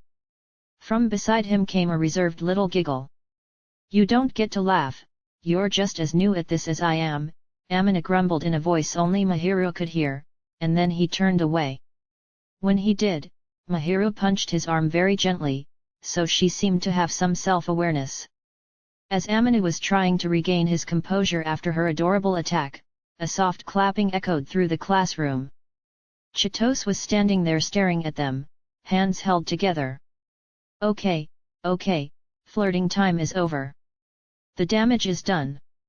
Unless there's a challenger among you gentlemen who thinks he can force his way between these two deeply infatuated lovers. Impossible. I don't think any of us could win. You mean we'd get our asses kicked? The other boys shook their heads despondently at Chitosa's challenge. Amini, too, hung his head, defeated. He'd never expected Mahiru to say so much and in front of everyone, as well. His heart could barely take it. When he looked over at her, wishing he could just disappear from the shame, he saw Mahiru was wearing a smile that was full of confidence and joy. Oh, Sheena, one of the girls in their class, who had been watching the whole scene unfurl from the background, stepped forward to address Mahiru. How do I put this? When you're with someone you really care about, you're just like any other ordinary girl, hey. Mahiru's eyes widened at first, then she gave a smile that was innocent and impish. I mean, I am just a normal girl, she asserted without hesitation, before looking coyly over at Amini again. He wondered whether this might actually make her more popular, then ruffled her hair to hide his embarrassment. The rest of the day felt extremely long, probably because people kept staring at them. Although they had deliberately made a display of themselves, it was nevertheless mentally exhausting to be the focus of so much attention, some of which was certainly unfriendly. By the time the day's lessons finally ended, Amina felt drained. Mahiru, let's go home, he called to her. She was also getting ready to head out. Amini and Mahiru were, as always, part of the go-home club. Apparently, Mahiru didn't participate in clubs because she worried there would be problems if she joined. She thought her presence might be too much of a distraction. She'd made that choice precisely because she was aware of her effect on people, but Amina was a little sad that she felt compelled to hold back for such a reason. Mahiru herself didn't seem bothered by it. She had even pointed out that not being in a club had allowed her to meet Amini in the first place, which had only embarrassed him more. Mahiru finished gathering up her things and gave Amini a soft smile. Okay, sorry for making you wait. Amina felt his expression relax as well. Before, they had always had to go home separately, but now he was happy they could walk back side by side. We're headed out, is that okay? As he picked up Mahiru's bag from where she'd set it on his desk, Amina spoke to Itsuki, who was beside him. Yuata had club activities to attend, so he had already disappeared from the classroom. Well, I would feel bad for butting in on the newlyweds, so you two go on and flirt as much as you like on your way back home, Itsuki answered. We are not newlyweds, dumbass. Yeah, I know, you're more like an old married couple. That's not what I mean. Amina glared at his friend for talking nonsense, but Itsuki didn't seem to pay him any mind. Instead, he cheerfully answered Amina's sharp look with his usual flippant grin. No matter how you slice it, that's just how you seem. Don't you think so, too, Chi? Totally. Chitose agreed. You're so nosy. Or is that the duty of the cringe couple? Oh, big words. We're the original, so I'm crowning you two cringe couple the second. Unbelievable. Now, Amini, calm down. Amini wanted to flick Itsuki right in the forehead, but Mahiru stepped in to mediate, so he gave up on the idea. And you, Mr. Akazawa, please don't tease Amina so much. Mahiru. Amina can't be honest about his feelings, so when you tease him, he gets sulky. So please, go easy on him, okay? Mahiru, not you, too. I'm only kidding. Amina had conflicting feelings about Mahiru joining in on everyone's teasing. But seeing her at school with a genuine, happy smile, he couldn't bring himself to put a stop to it. She had always worn the beautiful, angelic, fake smile that everyone admired, with her true one hidden behind it. There was no way Amina was going to condemn the comfortable, lively demeanor that she had now. That said, he knew he wouldn't be satisfied until he got her back for the teasing, so he intended to make her pay once they arrived home. Come on, Amini, let's head back. Mahiru seemed to have sensed something and hurriedly urged him to leave, so Amina smiled and took her hand. Okay. One reason I'm glad we made our relationship public is that we can go shopping together now, Mahiru said softly as they were picking out ingredients for that evening's meal in the supermarket. The supermarket wasn't really a place where high school couples went together, and they hadn't planned for it to be a date, but they needed to prepare for dinner, so the two of them stopped by. Yeah, I guess we couldn't really go together before, hey. Right. But from now on, we can go shopping and do other things together openly. Yeah, we can. And if you like, we can even talk about the menu. Yes. Generally, they decided on the menu ahead of time, but going forward, if there was something Amina suddenly wanted to eat, he could point it out in the store. Originally, they had planned to make a Japanese-style meal that night, but Amina had seen the lunch of the day at the school cafeteria and told Mahiru that he wanted to have fried chicken instead. So she was going to grant his wish. She placed a carefully selected package of chicken thighs into the basket that Amina was holding and said, "We've had meat for the last few meals, so a seafood dish would be nice for tomorrow, don't you think?" Mahiru was already planning the next night's dinner as well. "What do you think, Amina?" "Well, anything is fine. But that's not super helpful, yet? Let's see, I think I'd like to eat some mackerel. It's in season now, so that should be perfect." "All right, I'll make roasted spicy mackerel. You don't like too much vinegar, right?"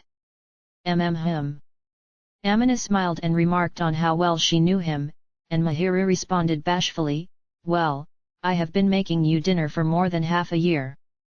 Amina had indeed been eating with Mahiru for more than 6 months, and she'd had plenty of time to get to know his preferences. The better part of the year had gone by since they had started spending time together, and Amina felt moved reminiscing about it. "It's amazing to think that we've been hanging out for half a year," he said. "It certainly seemed like a long time from my perspective, you know? Since you were so obtuse and pretended not to see the truth, even after you noticed how I felt," Mahiru answered. I said I was sorry. Haha, I didn't mean to pick on you. Now that I know how you really feel, it's all right." Amina felt a little uncomfortable as Mahiru gave him an impish smile. But he knew that it was his own fault for failing to make a move in the first place. There was nothing to do but admit his shortcomings. "Well, from now on, I'll make sure to express my love more openly." "Thank you very much. I'll do the same. Although if you do it too much, things will get difficult for me, so please do it in moderation." "What do you mean by difficult? Please don't bring out my inner animal." If Mahiru continued to spoil Amina, his brain might cease to function, so he didn't want her to take it too far. Mahiru seemed to take his meaning. He could practically see the blood rushing to her face as she answered him in a docile voice, "I'll be careful."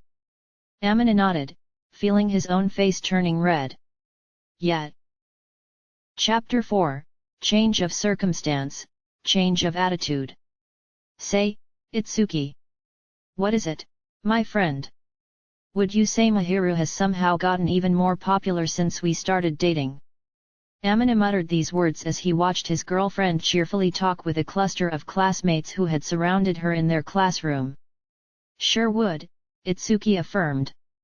Several days had passed since Amina and Mahiru had started dating, and Mahiru's popularity showed no signs of declining. It actually seemed to be increasing. It wouldn't be an exaggeration to say Mahiru had always been the most popular person in their class, but now there were even more people hovering around her. Amina was grateful that there seemed to be more girls than boys in the crowd, although he did have mixed feelings about the passionate looks the boys were giving her. "Well, it's pretty obvious why she's more popular than ever," Itsuki added. "And why is that? How do I put this? Up to now, it was like she existed on the other side of a glass showcase, but now she seems more approachable somehow. I think it's because their idol, the unattainable Miss Sheena, has shown that she's actually just an ordinary girl by being with a guy like you, Amina." Sure enough, the nature of Mahiru's smile had changed since she started dating Amini. Of course, she still had her angelic smile, but she had started to show her true face as well. She was frequently showing the innocent face of a girl her age. It was happening gradually, but she was behaving less like the angel and showing more of her real self. That made Amina happy to see, but at the same time, he felt a little bit uneasy about having to share another secret. He had asked her to do it, to show everyone that she was an ordinary girl, but now that it was happening, he felt depressed to see it and hated himself for his own inconsistency. How can I explain it? I really feel conflicted, Amina said, seeing her true self in public when it used to be something private and special. I know I ought to be happy about it, but somehow, I feel depressed. I think I'm being petty, even for me.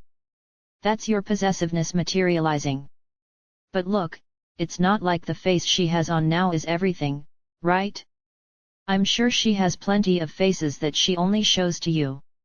Yeah, I guess.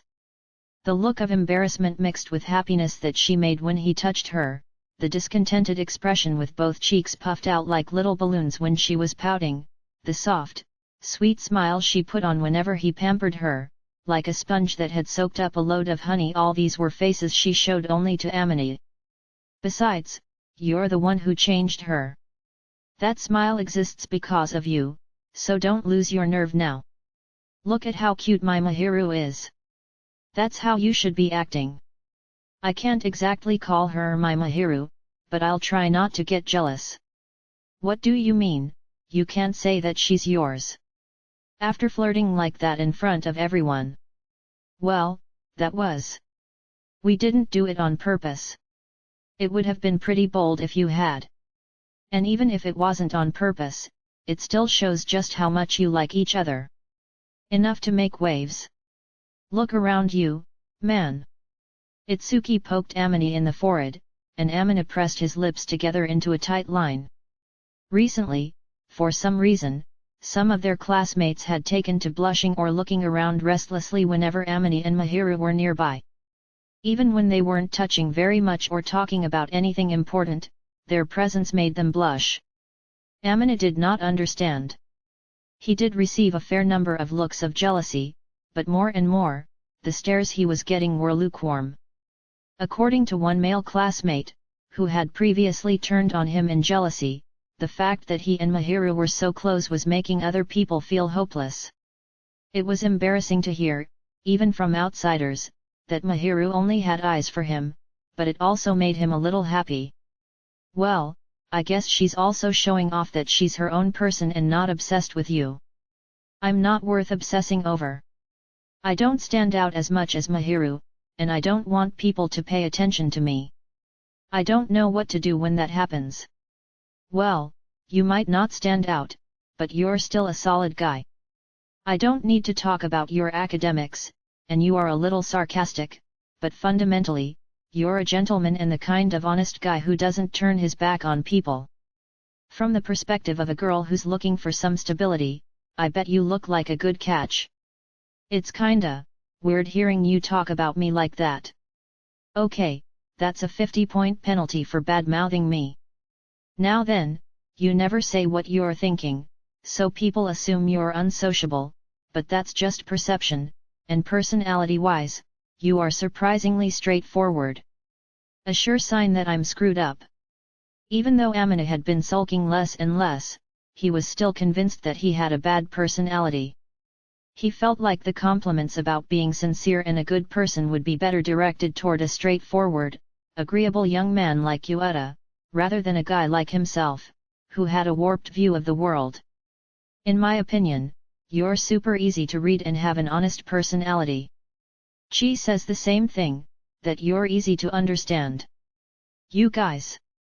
You go on and on about being screwed up or whatever, but you're a straight shooter and a considerate guy, I think. You're a little sarcastic, though. Oh, I'm so sorry.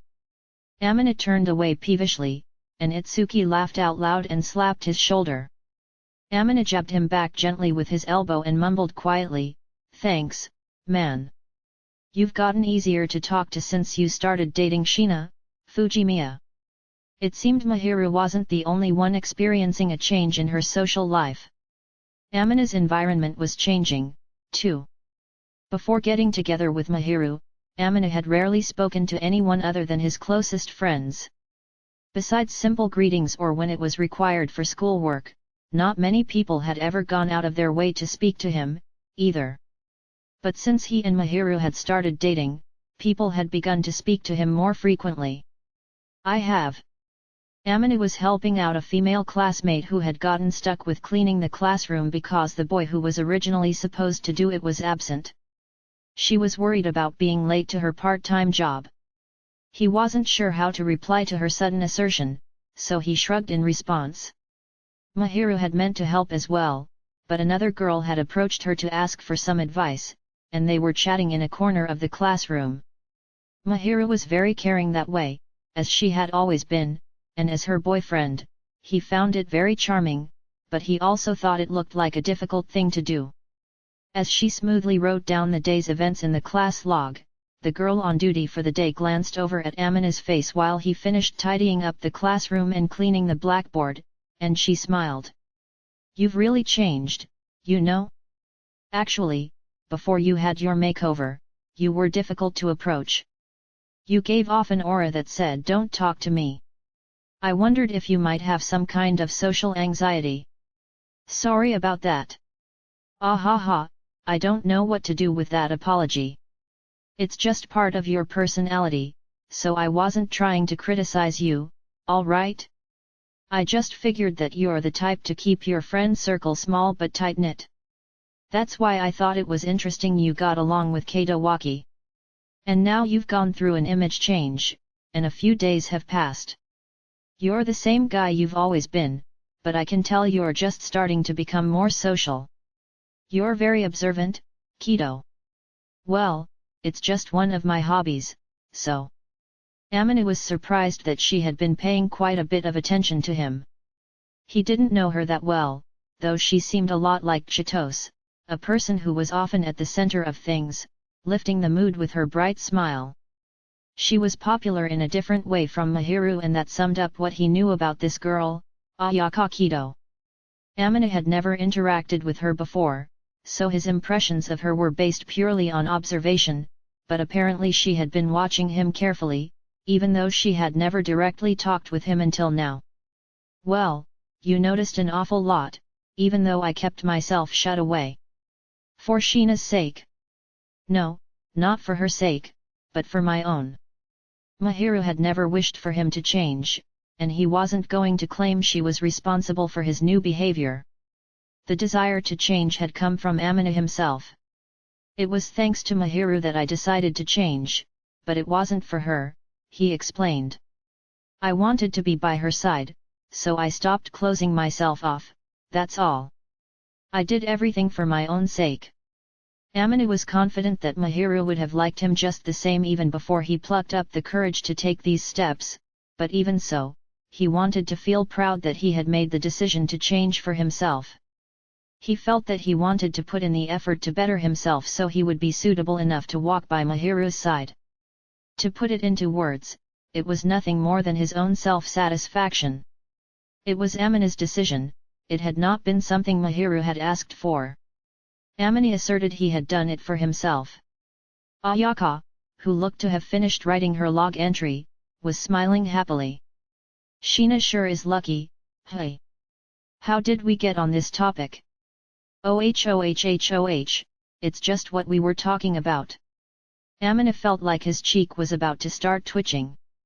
Ayaka was grinning cheerfully, but there wasn't so much as a hint of teasing in her eyes, so he couldn't get mad at her. Well, just from that, I can tell you're devoted, mister. If you didn't care for her, you wouldn't try to change. I think it's amazing you would work so hard for the person you love. Oh, you don't like it worded that way, do you? That you would work hard to match her. That's love, real love. It's not a bad thing, right? Oh no, it's good, it's good. I'm sure Sheena can also tell that you care about her a lot. Actually, she's looking over here right now. When Amina glanced at the corner of the classroom at Ayaka's urging, he saw Mahiru waiting there quietly, alone, apparently finished with her conversation. She was wearing a slightly anxious expression, probably because he was having a heartfelt talk with another girl. She's looking right at you, hey. She sure is. Make sure she doesn't misunderstand this, okay? I've got my own boyfriend, so I wasn't trying to make her jealous or anything.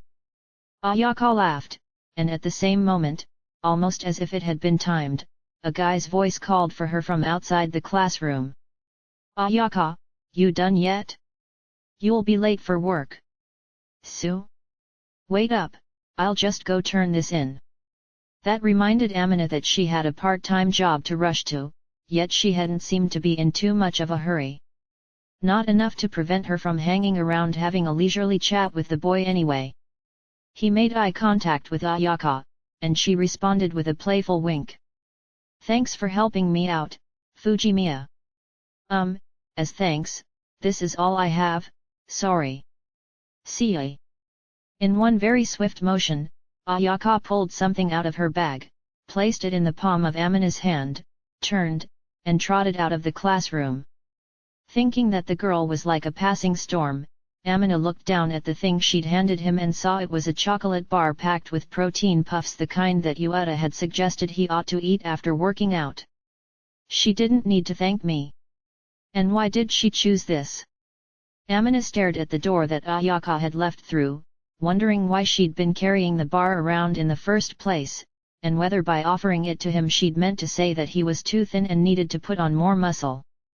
Meanwhile, Mahiru approached him.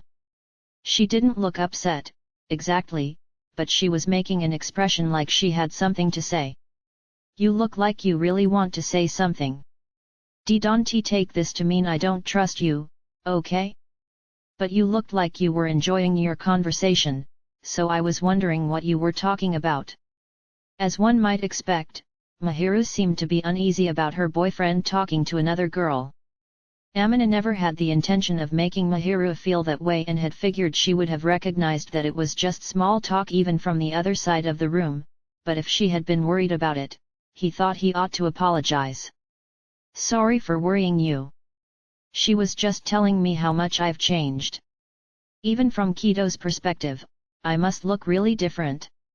Naturally, Amina was embarrassed to tell her that he and Kito had discussed matters regarding love, so he intentionally omitted that from his explanation, but he was able to tell Mahiru the main thrust of their conversation. He stroked her hair as he spoke slowly, and she seemed to calm down a little. Her troubled frown slowly softened into a smile. Recently, Amina had figured out that Mahiru liked it when they touched. Well, she's right. When it comes to appearance, you've turned into a handsome young man. It's a very clear difference from before. I did come off as gloomy, so I guess it's a big difference. Sure, because the previous Amina was a quiet guy with an almost impenetrable reserve. Your old look made you seem completely unapproachable. But if she said you've changed, she probably meant something personality-wise, hey. Well, she said I was easier to talk to now. Heh. That's just because you've never been very assertive. You never have trouble when someone else starts the conversation. So when you announced that you were dating me, it was a signal for everyone to come talk to you. And now that you've talked with others more, they've realized you're easy to get along with. That's what I think, at least. Also, you've mellowed out, compared to before. Mahiru poked at Amina's cheek with her fingertip, getting back at him for tussling her hair. It tickled, and he felt humiliated by it, so he grabbed her hand and pushed it away from his face. Instead, he squeezed her hand, then entwined his fingers with hers and tapped the tips of his fingers against the back of her hand, satisfying her craving for physical contact. Mahiru, who was wearing a more comfortable smile than before, leaned in and whispered, Amina, you've also been smiling more lately. In his embarrassment, Amina averted his gaze from Mahiru. I think that changed because I've been spending time with you. Also, if you're going to say that, I should mention that you seem easier to talk to than before, too. If that's true, it's because I've been spending time with you. Oh really, now? That's right. He could tell she was smiling happily without even looking at her. Keeping his face turned away, Amina kneaded her hand energetically, as if in payback and to distract from his obvious bashfulness. Chapter 5, Something That Can't Be Concealed. By late June, the rainy season was at its peak, and there was a string of days when the weather alternated between clear and stormy. Droplets of rain fell steadily from a grey and gloomy sky, and the air felt thick and dismal. Everyone was feeling cooped up, probably because the color of the sky was even darker than it had been before. Yuck, it's so muggy. Well, it is the rainy season. It was only to be expected that the school was also filled with a listless atmosphere. All the members of the sports clubs were sopping wet from practicing outside, which added to the dreariness. Even Chitos, who loved to run around energetically despite not being a member of any sports club, seemed to have met her match and had collapsed limply down in her seat, where she lay flopped across her desk. Amina hadn't seen her so drained since last year's rainy season. Even her hairstyle was different.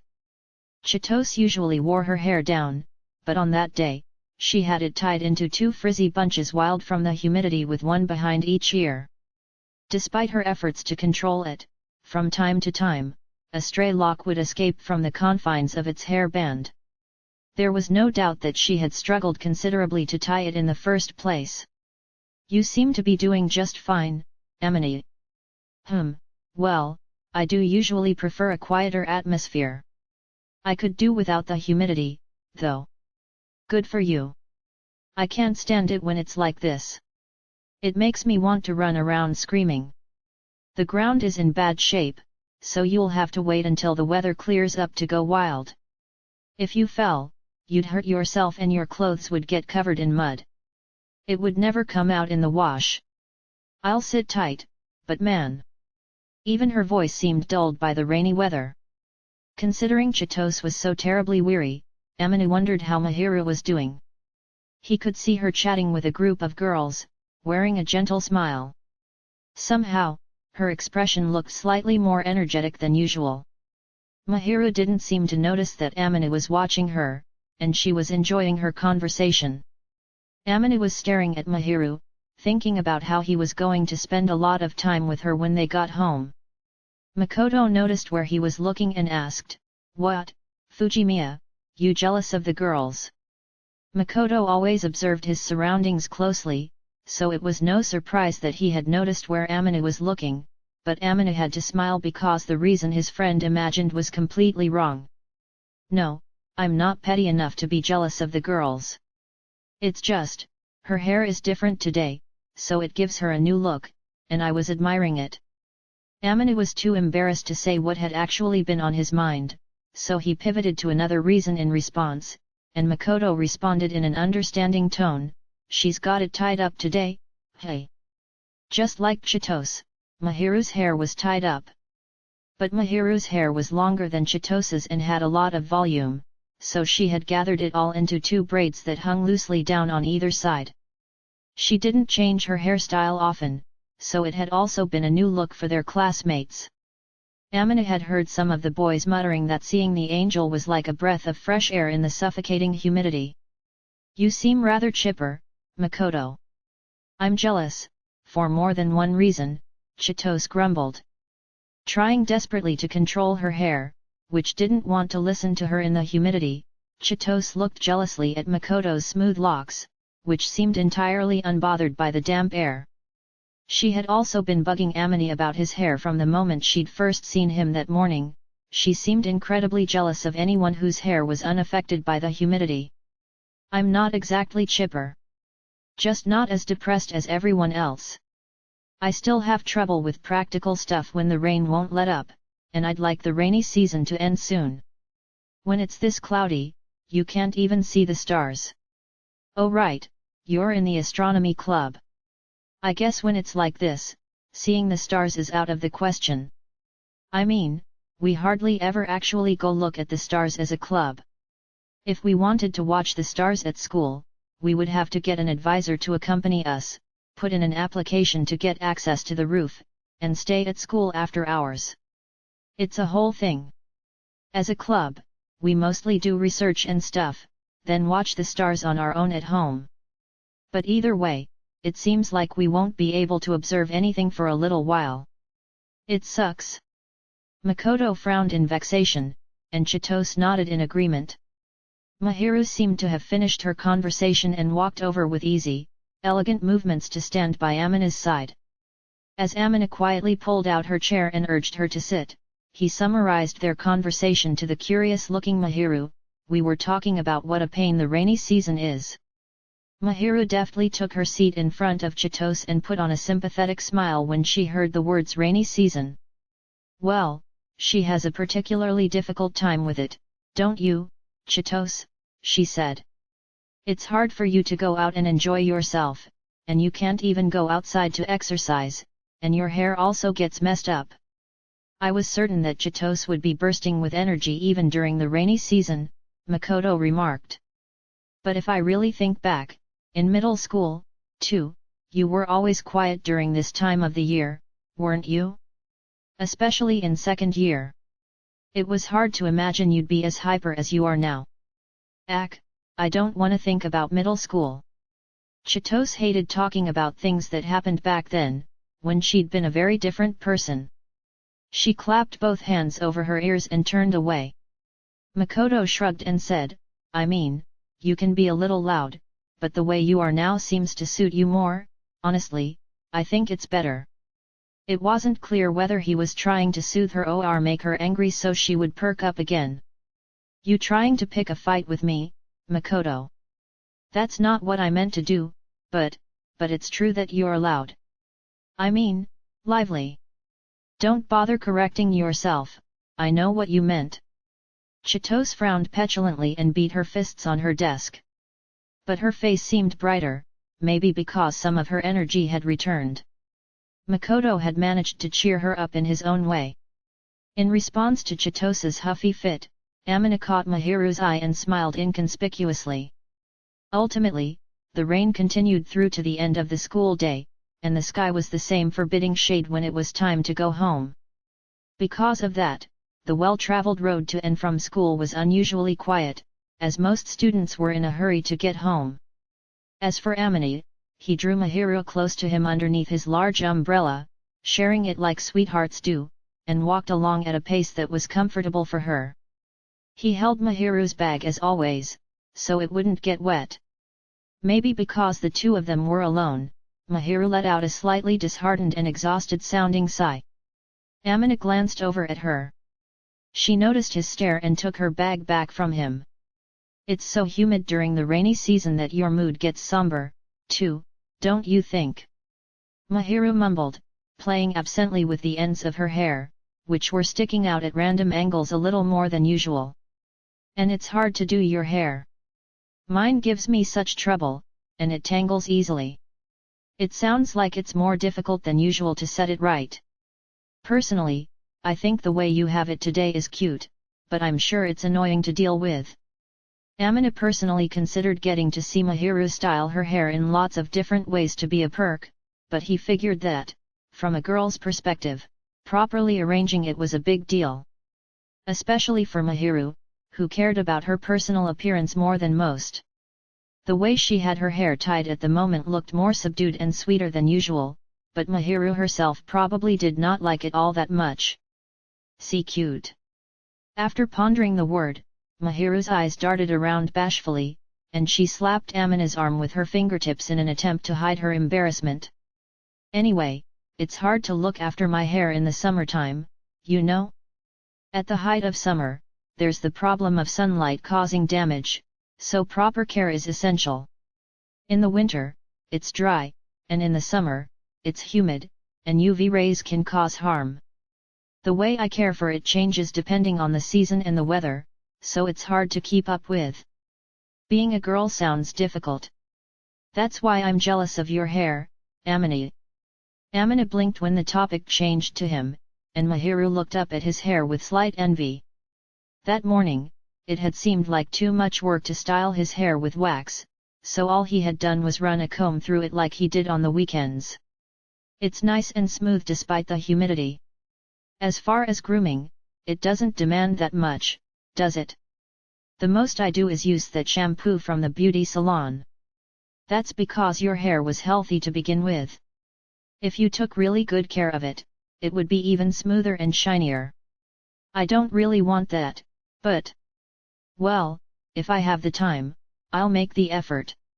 If it made it more enjoyable for Mahiru to touch his hair, then he figured making time to take care of it would be worth it. Not that he was unhappy with it as it was, and Mahiru never seemed to have a problem with it, either, but if he thought it might make her even happier, he was glad to do it. He looked at Mahiru's face and saw that she had a faint smile, so faint that it was barely visible. The rain was obviously affecting her, and there was less vigor in her expression than usual. Gazing at her pale cheeks, Amina let out a quiet sigh. You know, it really sucks that I can't go jogging in this weather. I had a routine going, and now I feel like I might revert to my old idle habits. It wasn't a good idea to go for a long run while it was pouring rain. The rain would cool his muscles down even if he warmed up before running, and he wouldn't get a very good workout. And so for the time being, he was going to take a break from running. To compensate, he planned to step up the weight training for his legs. You say that, but haven't you been doing more weight training than usual already? That's because I don't want to backslide, now that my efforts are actually starting to show. Hee, you're so serious, what a good boy. Very admirable. Mahiru looked pleased and softly patted Amini on the back. It tickled, and with the hand that wasn't holding the umbrella in his bag, Amina got his revenge by doing the same to Mahiru.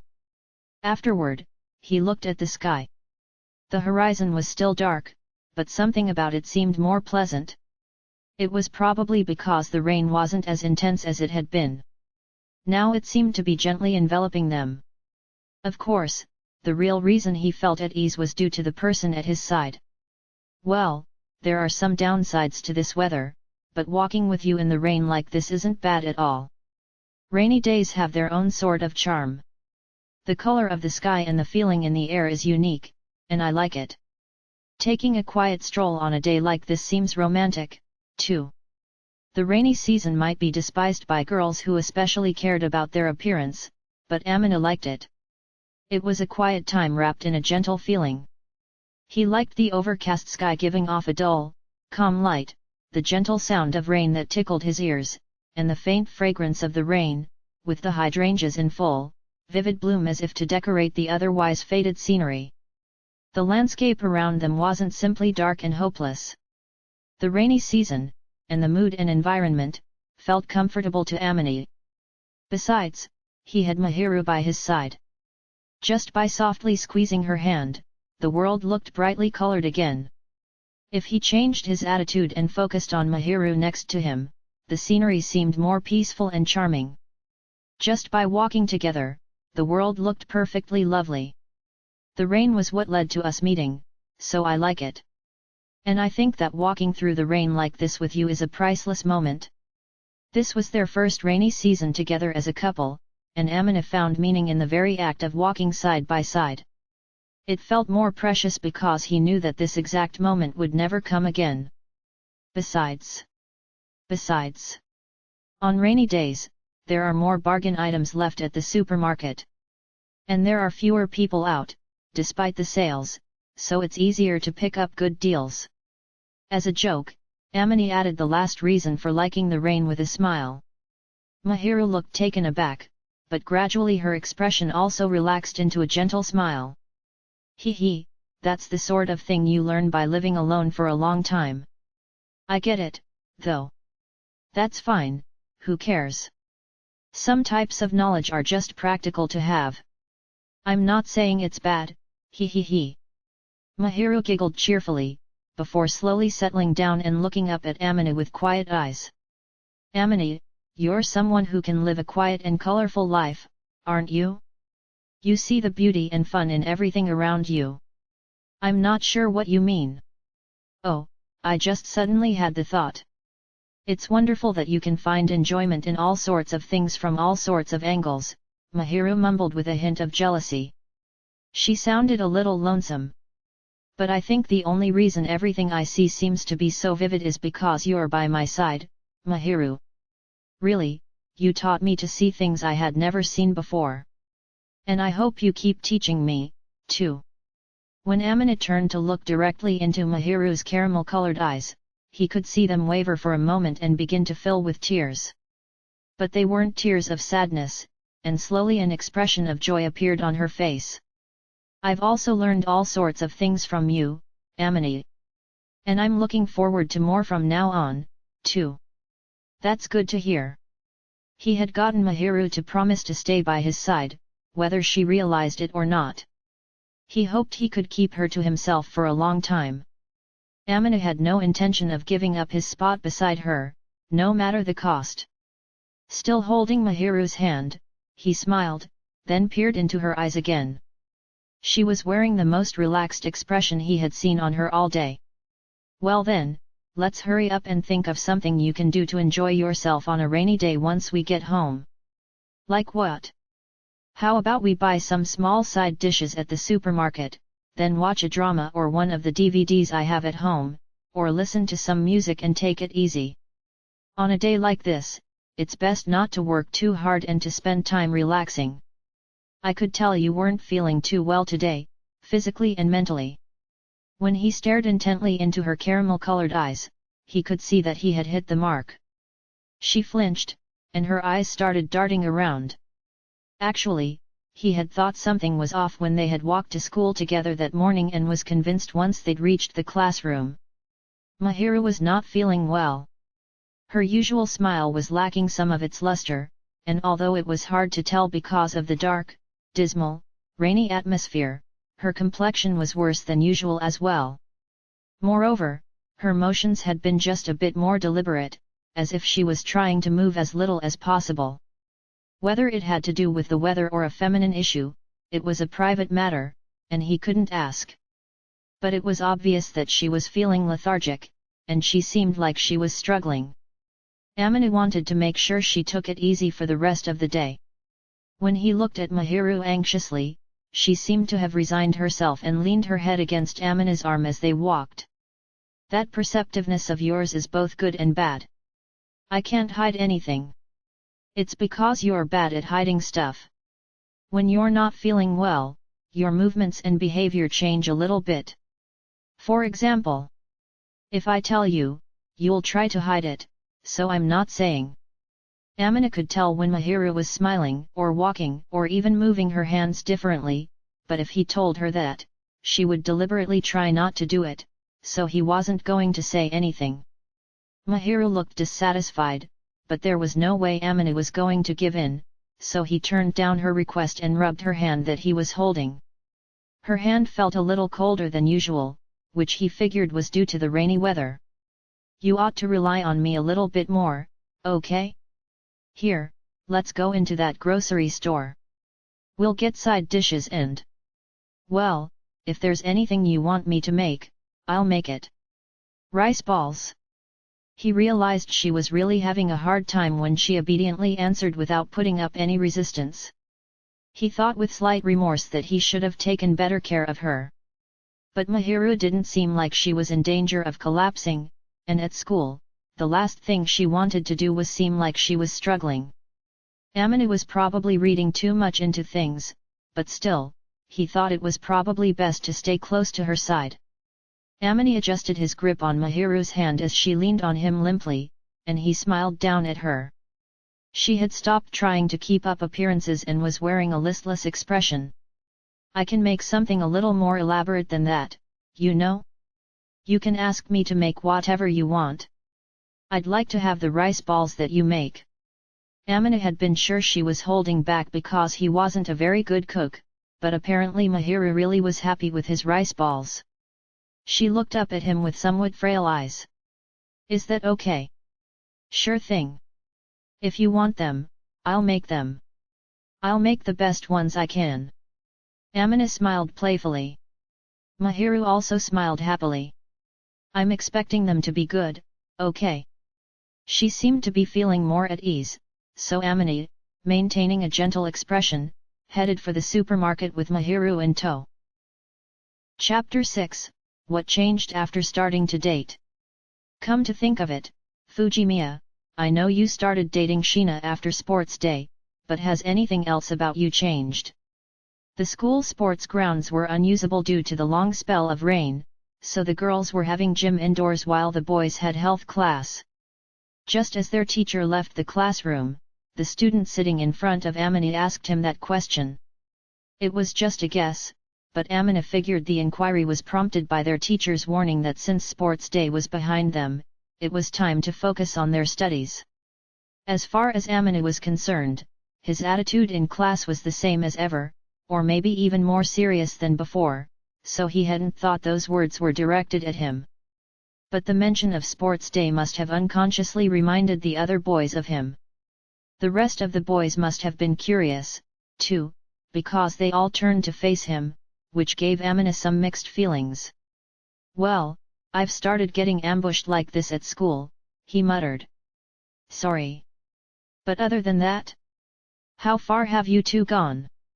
We've hardly done anything, Amini replied. At most, we've started walking home together and stuff.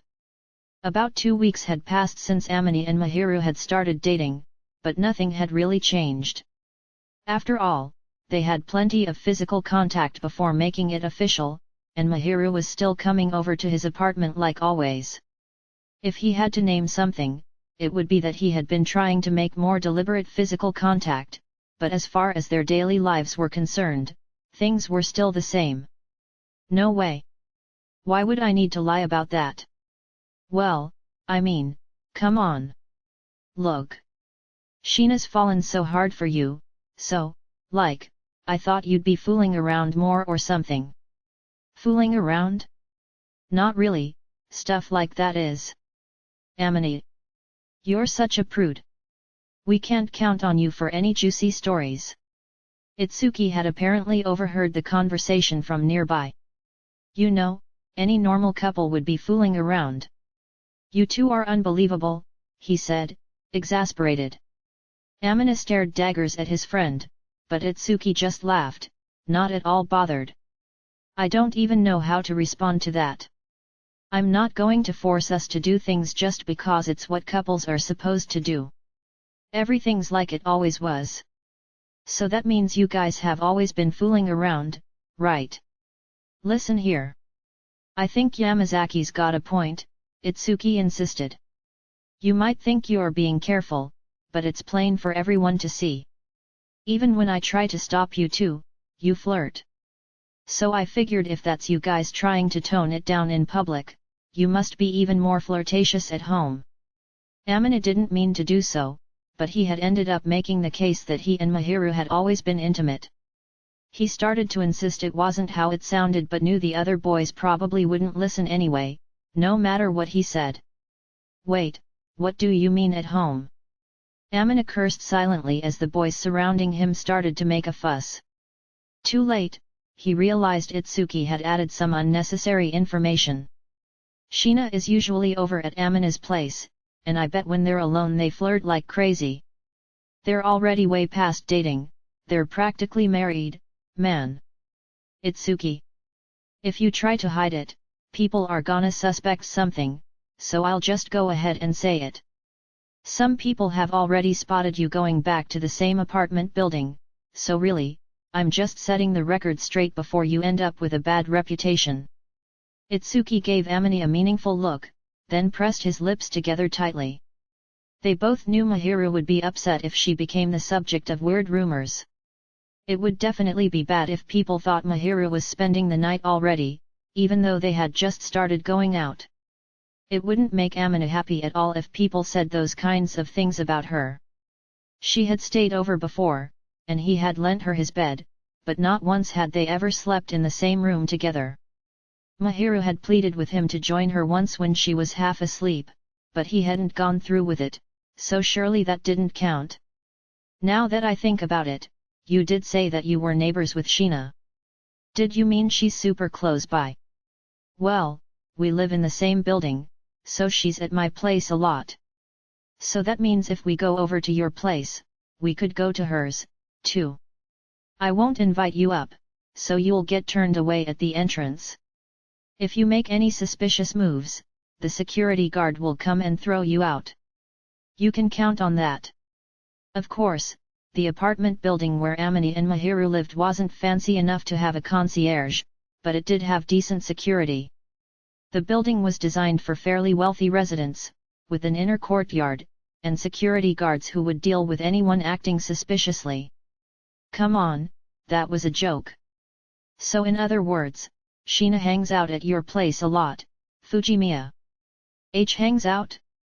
Well, yeah, we spend quite a lot of time together, but Mahiru wasn't just hanging out. Aside from bathing and sleeping, she spent almost all her time at Amina's apartment. She was practically living there. But Amina knew if he said that, it would set the boys off again, so he chose not to mention it. But even with just that information, the other boys drew closer to him, their eyes wide. From the sound of their chairs scraping one after another across the floor, it was fairly shocking news. Hold up, that's not right. It's like something from a porno game plot. The old childhood friend trope. It's not right. And in the meantime, you two look like you have the most wholesome relationship. If anything, we're losing our minds because you're such a goody two-shoes. The only thing we could do is to tell you to make a move. Wah! Make a move? We only just started going out, there's no way. They had been dating for 2 weeks, and Amina was not in a hurry to do anything like that. And even if he did want to, he was worried that Mahiru would think he was only interested in sex. Amina had no intention of rushing things. He would leave it to Mahiru, instead of pressing the issue and trying to force things to move forward. Anyway, they hadn't even kissed yet, so there was no way they were going to jump straight into doing more. It's better to let time pass and take it slow, Amina said. We'll do stuff like that when we're both ready. I'm not going to force it on her. Amina felt embarrassed to be talking about the subject and ended the conversation with an anticlimactic pronouncement. Itsuki looked around at the other boys and shrugged dramatically. You see? This is one of those things that Sheena likes about Amini. He's a total gentleman. He's so cautious and considerate, you could almost say he's impotent. Fujimiya, are you out of your mind? Are you made of flesh and blood? How can you even call yourself a man? I see how it is. You're all here to make fun of me. Amina scowled, wondering how anybody could see anything other than a man when they looked at him. From all sides, he heard things like, if you had a girl as cute as the angel by your side, why wouldn't you pin her down, and this is what a loser looks like, which made his mouth twitch. It's none of your business, so just shut up, Amini insisted. We're taking things at our own pace, so we don't need anyone butting in. You know, I heard that Sheena has been getting advice from Chi, Itsuki mentioned. Well, you can tell Chitose to be careful about what she says. Mahiru doesn't need to learn everything that Chitose has to teach. Even though Mahiru had a good head on her shoulders, she was a beginner when it came to adult relationships, and Amina was worried that Chitose might give her false expectations. So you're insisting that you should be the one to instruct the innocent Sheena? Cut it out, man. Amina glared critically at Itsuki, wondering why he had to interpret everything that way, but Itsuki feigned innocence. Now. Besides, even if I told Chi to stop, the other girls are probably telling her all sorts of things, too. Sheena's in love, she's adorable, and they're gonna give her advice. And what good does that do me, if they give her all kinds of weird ideas? You get to appreciate Sheena's charming, adorable efforts, of course. Well, I guess I can't argue with that, but just try putting yourself in my shoes, think of the shock my poor heart will have to take. Isn't it nice that she's working so hard for you? When Itsuki put it that way, Amina couldn't possibly refute it, so he just frowned and kept his complaints to himself. Itsuki must have known how he would react because he cackled with laughter. Well, I can't stop Chi from trying to help, since she's decided she wants to encourage Mahiru's love for you. It's your fault for not knowing what kind of advice your girlfriend might be giving. I don't think she's telling her anything too extreme. Even Chi has some tact, after all. I wonder.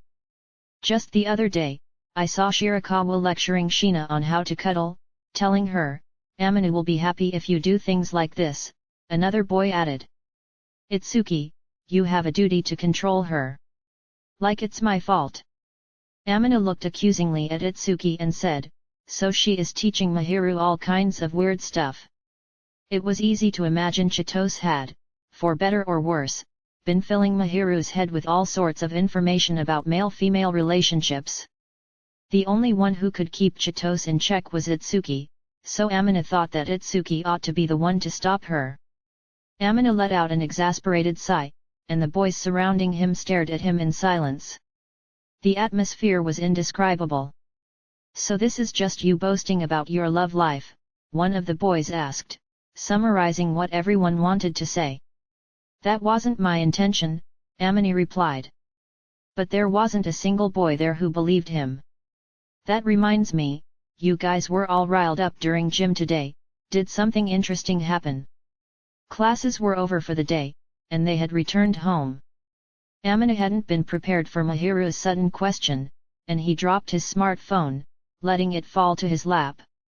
It was quite heavy because of the wallet-style case, so he felt a bit of pain in his thighs as he returned Mahiru's gaze, and their eyes met. She was sitting beside Amina with a very puzzled look. She obviously knew the boys had been talking about something. They had kept chatting after the period ended, so she must have heard voices when she came back to the classroom. "Oh, well no, please don't worry about it." Amini averted his eyes. He couldn't possibly tell her that they had been asking how far he and Mahiru had gone. "Hey!" Mahiru sounded upset. "Usually when you say something like that, it's exactly the sort of situation I should be worried about it. It was just regular boy talk, we had some catching up to do, you could say." The type of conversation that you can't repeat or don't want to. "It's not that I can't repeat it, it's just embarrassing." His reply seemed likely to invite misunderstanding, but Aminu was ashamed to explain their conversation in detail, so he settled on being vague. Mahiru stayed quiet as she stared at Amini. Is she fed up with me or displeased? He felt a slight twinge of pain somewhere near his stomach, but Mahiru gave an uneasy smile. "Ah, if you don't really want to say, that's fine, you don't have to. It wouldn't be nice for me to pry, you deserve your own privacy, too. I'm sure there are some things that boys only talk about with other boys. Some topics that girls ought not ask you about. I have mixed feelings about how understanding you are, but... well, it's nothing that serious. Would it be okay to not talk about it? I mean, you would never ask me what I talk about with other girls, right? I guess not. If I went about it poorly, I would probably offend you, though I wouldn't ask anything you didn't want to answer. Even if you're my girlfriend, that doesn't mean it's okay to tell you how to lead your life, you know." Aminu was smart enough to know that girls had all sorts of secret conversations among themselves. Even though he was curious about what Mahiru might have discussed, he was also afraid of the answer, so he didn't really want to ask. Still, he figured there were probably people who would have liked to pry. Mahiru was her own person with her own life, so Amini intended to respect her privacy, even if she was his girlfriend. That's the difference between them and me. This time, Amina looked directly at Mahiru, and she smiled softly, looking amused. "I feel the same way," she said. "I don't think it's right for me to try to know everything about you just because I like you. Even if there are things I don't know, that doesn't change how I feel about you, Amini. That's one of the charming things about you, you know." "Right back at you." Mahiru giggled in her elegant voice and leaned against his arm. Amina felt self-conscious because he could sense her trust in him. Tracing the pad of his finger lightly over the smooth back of her hand, he whispered, is it really alright if I don't tell you? His conversation with the other boys wasn't something he particularly wanted to share, but neither was it something he felt like he had to hide. He was prepared to tell her if not knowing made her anxious, but Mahiru smiled, still leaning against him. If you want to tell me, I'll listen, but if it's something you'd rather not share, then I won't ask. She left it up to him to do as he pleased, and Amina pondered over what to do for a full 10 seconds before slowly opening his mouth to speak. Well, how do I put it? The guys were asking me how things have changed since we started going out, and they asked me how far we've gone, and other typical questions like that. The other boys probably already had their suspicions, but they hadn't said them out loud, so Amina hadn't responded to them. But they had also expressed interest in how things had changed for him, so he had decided to make that the main point when telling Mahiru. Amina spoke hesitantly, but Mahiru seemed to understand. I guess they were curious about it, hey. She smiled wryly. But things that have changed since we started dating. I guess my awareness of you has. Like, I touch you a lot on purpose now, but that's it. That's because we were already close to begin with. Rather than saying we've changed, I feel like our surroundings have instead. The two of them had only realized it upon later reflection, but they had been touching each other in moderation before they even started dating. They held hands when Amina was escorting her to places, embraced when consoling each other, and once, Mahiru had kissed his cheek for revenge. They'd been so touchy that it was strange they hadn't become a couple sooner. It was extremely embarrassing to think about, and Amina wondered why he hadn't been able to return her affection at the time. He had been cautious, no, cowardly, so he couldn't work up the determination. Of course, he was ashamed of how pathetic he'd been, so moving forward, he wanted to be able to take the lead with Mahiru, and he intended to put in the effort so he would be able to do so confidently. You're right about that. And you've totally fixed your appearance, which changed how people see you. It's gotten easier for everyone, even girls, to talk to you. No, the only time girls speak to me is to cheer me on, so. But I've been hearing people say you look cool, too, you know? And that your smile is cute. That smile was probably directed at you, though. You're the only one I see, Amina whispered quietly to calm her. He couldn't help imagining that she was feeling a little jealous. Even as her cheeks flushed slightly, she pressed her head against him and didn't seem at all dissatisfied. Amina thought about how cherubic and cute she looked when she did that, but he knew that if he said it out loud, she would scold him to not treat her like a child, so he kept it to himself and smiled quietly. As Amina gazed lovingly at Mahiru, who seemed to be in a good mood, he recalled what had happened when he was surrounded by his classmates and remembered there was something he needed to ask her. Anyway, I did hear one thing that I want to ask about. Oh. Mahiru, it seems you've been getting advice from Chitose and some of the other girls. They're not telling you anything weird, right? He stared at Mahiru with the unspoken additional question of, and you're not telling them any details about our relationship, right? Mahiru looked up awkwardly at Amina and then suddenly averted her gaze. Only a little bit. They are, aren't they? Well. I won't tell you not to talk to them, but please try not to expose too much of our personal lives. It'll be super embarrassing if rumors start circulating. I'll be careful. Consulting with her friends wasn't an issue, but Amina didn't want Mahiru to share too much about their relationship. Of course, he trusted Mahiru to exercise good judgment, but she could also be a little careless sometimes, so Amina figured it would be best to warn her, just in case. Mahiru shrank back into her seat, perhaps thinking that she had already overshared, even if they were her friends. Not that Amina hadn't also consulted with Itsuki and Yuata, but he had always chosen his topics carefully and had never asked them anything particularly deep. He was starting to suspect that maybe Mahiru had some major complaint or insecurity about their relationship. Are you really that anxious about dating me? He asked. Anxious? It's not like that. just asked them how I could make you happy. But I'm perfectly happy just being with you. Yes, of course. You're the type who says it's more than enough just to be with me. You don't desire much, and you rarely make requests of people, isn't that right? I feel like I could say the same about you. All of what she'd said also applied to Mahiru herself, but after blinking several times, hiding her caramel-colored eyes for a moment each time they closed, she smiled at him coquettishly. I can be quite greedy, you know? I want to have you all to myself, I want to pamper you and be pampered. Right back at you, as you would say. You want to be spoiled. Well, I like you, so yes, and I want to do the same for you, too. As for keeping you all to myself, well, I'll try to only do that when we're at home. Mahiru probably didn't think so, but Amina had always considered himself to be the more possessive one. He knew, of course, that Mahiru had her own feelings and her own life and that she should be able to live however she wanted.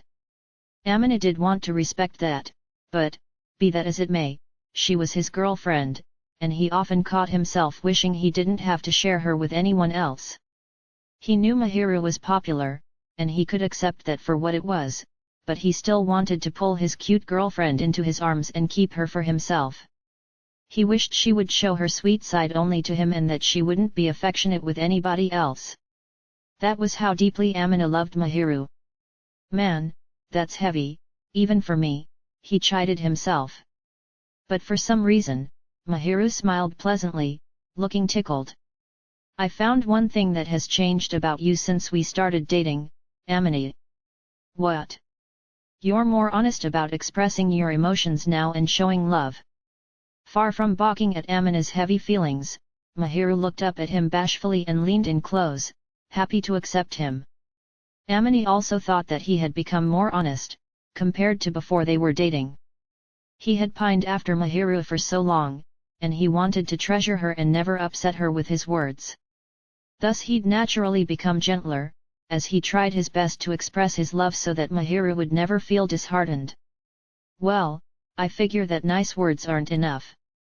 If I don't show you properly how much I love you, you'll sour on me, I hear. That's just like you, Amina. Is it something you're unhappy with? No, it's a good point, of course, but just. Sometimes it's bad for my heart, you could say. Amina felt a surge of love for Mahiru, who had her cheeks puffed out slightly as if he was being unfair, and he patted her head. I don't want to hear that from you, you're just as bad. And what would you say I've done? Everything about you is adorable, and you leave yourself so defenseless. It's tough to bear. You really are bad for my heart, Mahiru said, slapping Amina's arm playfully. Naturally, he couldn't do the same thing back to her, so he tapped the pad of his finger against her cheek in a tickling way as revenge. Chapter 7, Nothing Too Sexy. Amina, I've got some place to go today, so is it all right if we head home separately? Mahiru asked. It was early July, and they'd just been about to leave school together, as always. It was an unexpected request coming from Mahiru, who always wanted to walk home with Amina, and he caught himself staring at her without meaning to.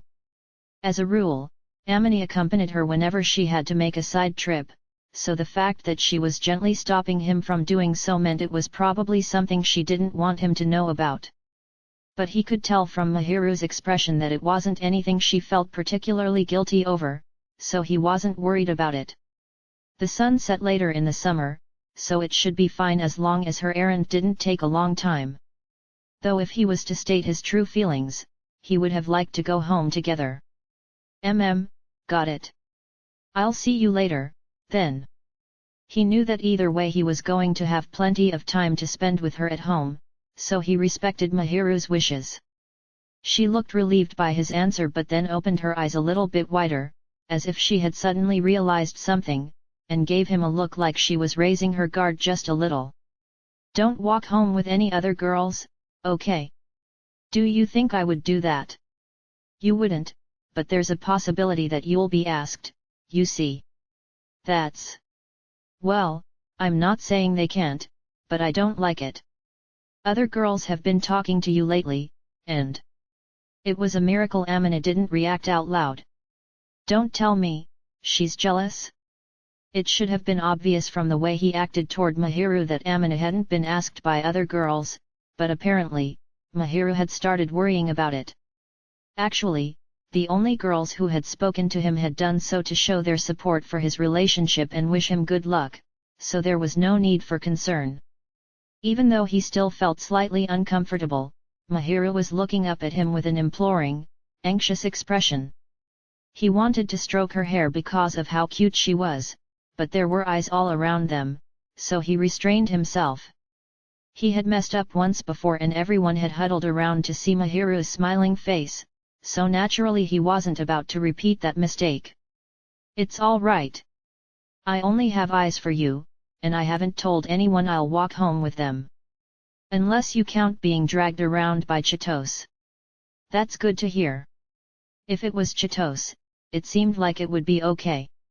But to begin with, she had Itsuki, so she was definitely not interested in Amina. And he had also never looked at Chitose that way, so Mahiru probably felt at ease. Mahiru relaxed her shoulders, seemingly relieved by Amina's words, and this time, she gazed up at him with a hint of embarrassment. Also, just because I don't want there to be any chance of a misunderstanding, I'll tell you where we're going. You don't need to keep it a secret. And no. He got the sense that she was fairly hesitant to say it, but he waited patiently for her to continue. Well, we're going shopping. Gotcha. That doesn't really seem like anything to be embarrassed about. I'm going with Chitose, to buy a swimsuit, so... A swimsuit. Sure enough, it was July, and they were being sold in all the stores now. In the shopping mall that they frequently visited, a special shop had opened just for selling swimsuits, and Amina had fresh memories of girls from their class talking about going to buy some. But he had never thought Mahiru would. After all, Mahiru couldn't swim. That was what she'd said, and she had even chosen a school where swimming wasn't a compulsory subject, so it had to be true. But Mahiru wanted a bathing suit. Weren't we going to go to the pool together? She whispered as she drew her body near shyly. In response to her words, Amina stiffened, then he covered his face with his hand. I wish you wouldn't make that kind of face when you say it. Sure enough, the other students in the classroom were looking their way. From looks of confusion to tepid smiles, a variety of expressions were directed at them, and Amina felt unsettled by a mixture of discomfort and embarrassment. Even under normal circumstances, he had trouble keeping it together when he saw Mahiru looking bashful, and in this atmosphere, with people watching, he could hardly stand being there. I see. Enjoy your shopping. Thanks. What kind should I get? Nothing too suggestive, he answered immediately. Anything that fit Mahiru's style, even a swimsuit, was sure to be suitable, but Amina would have preferred that it didn't expose any more than necessary. After all, it had only been several weeks since they had started dating, and for the most part, he hadn't seen much of her bare skin. At school, she buttoned her shirts all the way up and always wore tights. She dressed so modestly that he sometimes worried she might overheat. At home, she never wore clothes that exposed her chest, and she wore a lot of long skirts. Whenever she wore shorts, she also had on tights underneath. In other words, Amina had never seen much of Mahiru's body. He'd never even had the chance to. Under those circumstances, if she chose a sexy swimsuit, Amina would probably wind up curled into a ball on the floor for a while. Mahiru's eyes went wide, and she blinked in surprise at Amina's definitive answer, then she snorted quietly. That's a very Amina answer. I would die. So pick one that's not too flashy. Heh, what to do? Mahiru. I'll consult with Chitose about what will make you happy. Mahiru still looked a little shy, and Amina pressed his lips together tightly. I'd better send Chitose a message telling her not to recommend anything weird.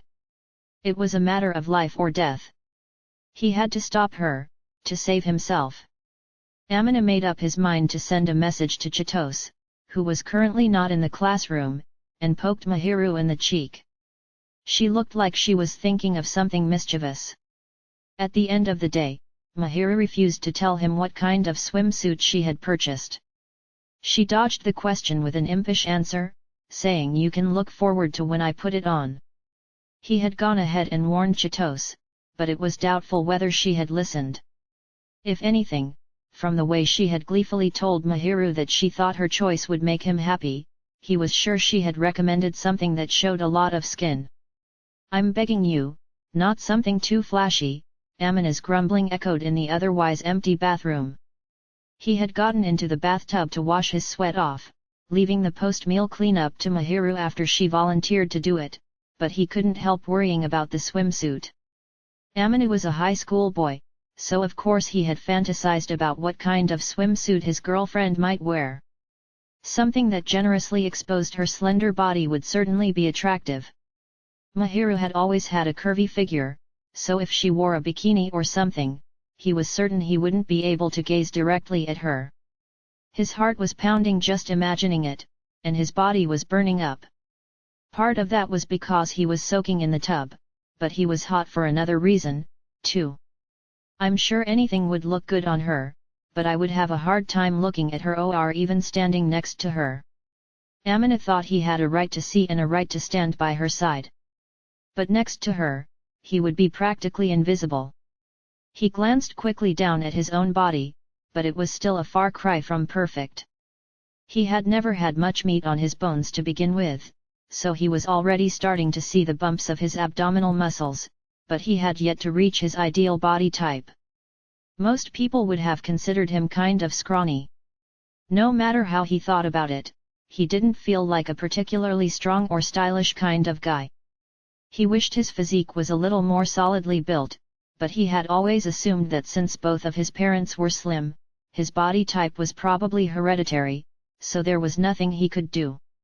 To make up for it, he was tall, so he felt very grateful to his parents for that at least. "I should consult with Katawaki and increase my strength training a little more." He had already established a good foundation, and recently, he'd been lifting even heavier weights. If he worked a little harder, while being sure not to overdo it, then he'd definitely be able to improve his physique before debuting his bathing suit body. He was determined to stand by Mahiru's side, so he couldn't slack off and would need to try even harder so he could have confidence in himself. Amina sighed softly and dipped his face halfway into the bath water. He had worked himself up imagining Mahiru in her swimsuit and himself next to her. Now he was too hot. Normally, when he soaked in the bathtub, he would be in there for about 10 minutes, so his anguish was obvious when it took him over half an hour before he got out. Since he had spent more than 3 times the usual amount in the bath, it was about 10:30. He confirmed the time by checking the waterproof clock that he kept in the bathroom. Mahiru typically went back to her own apartment at 10 o'clock, so she should have already left. With that presumption, Amina wiped away the water dripping off his body and immediately got dressed.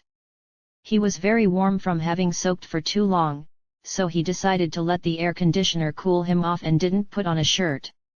Wearing only a pair of sweatpants, with a towel over his head, Amina imagined his parents scolding him for looking so sloppy as he left the bathroom and returned to the living room. Wondering if there were any good shows on television, Amina walked in with his eyes on the screen. But as soon as he got there, he saw a familiar curtain of flaxen hair hanging down the back of the sofa. "She hasn't gone home yet?" Normally Mahiru wouldn't have been there, but oddly enough, she had stayed.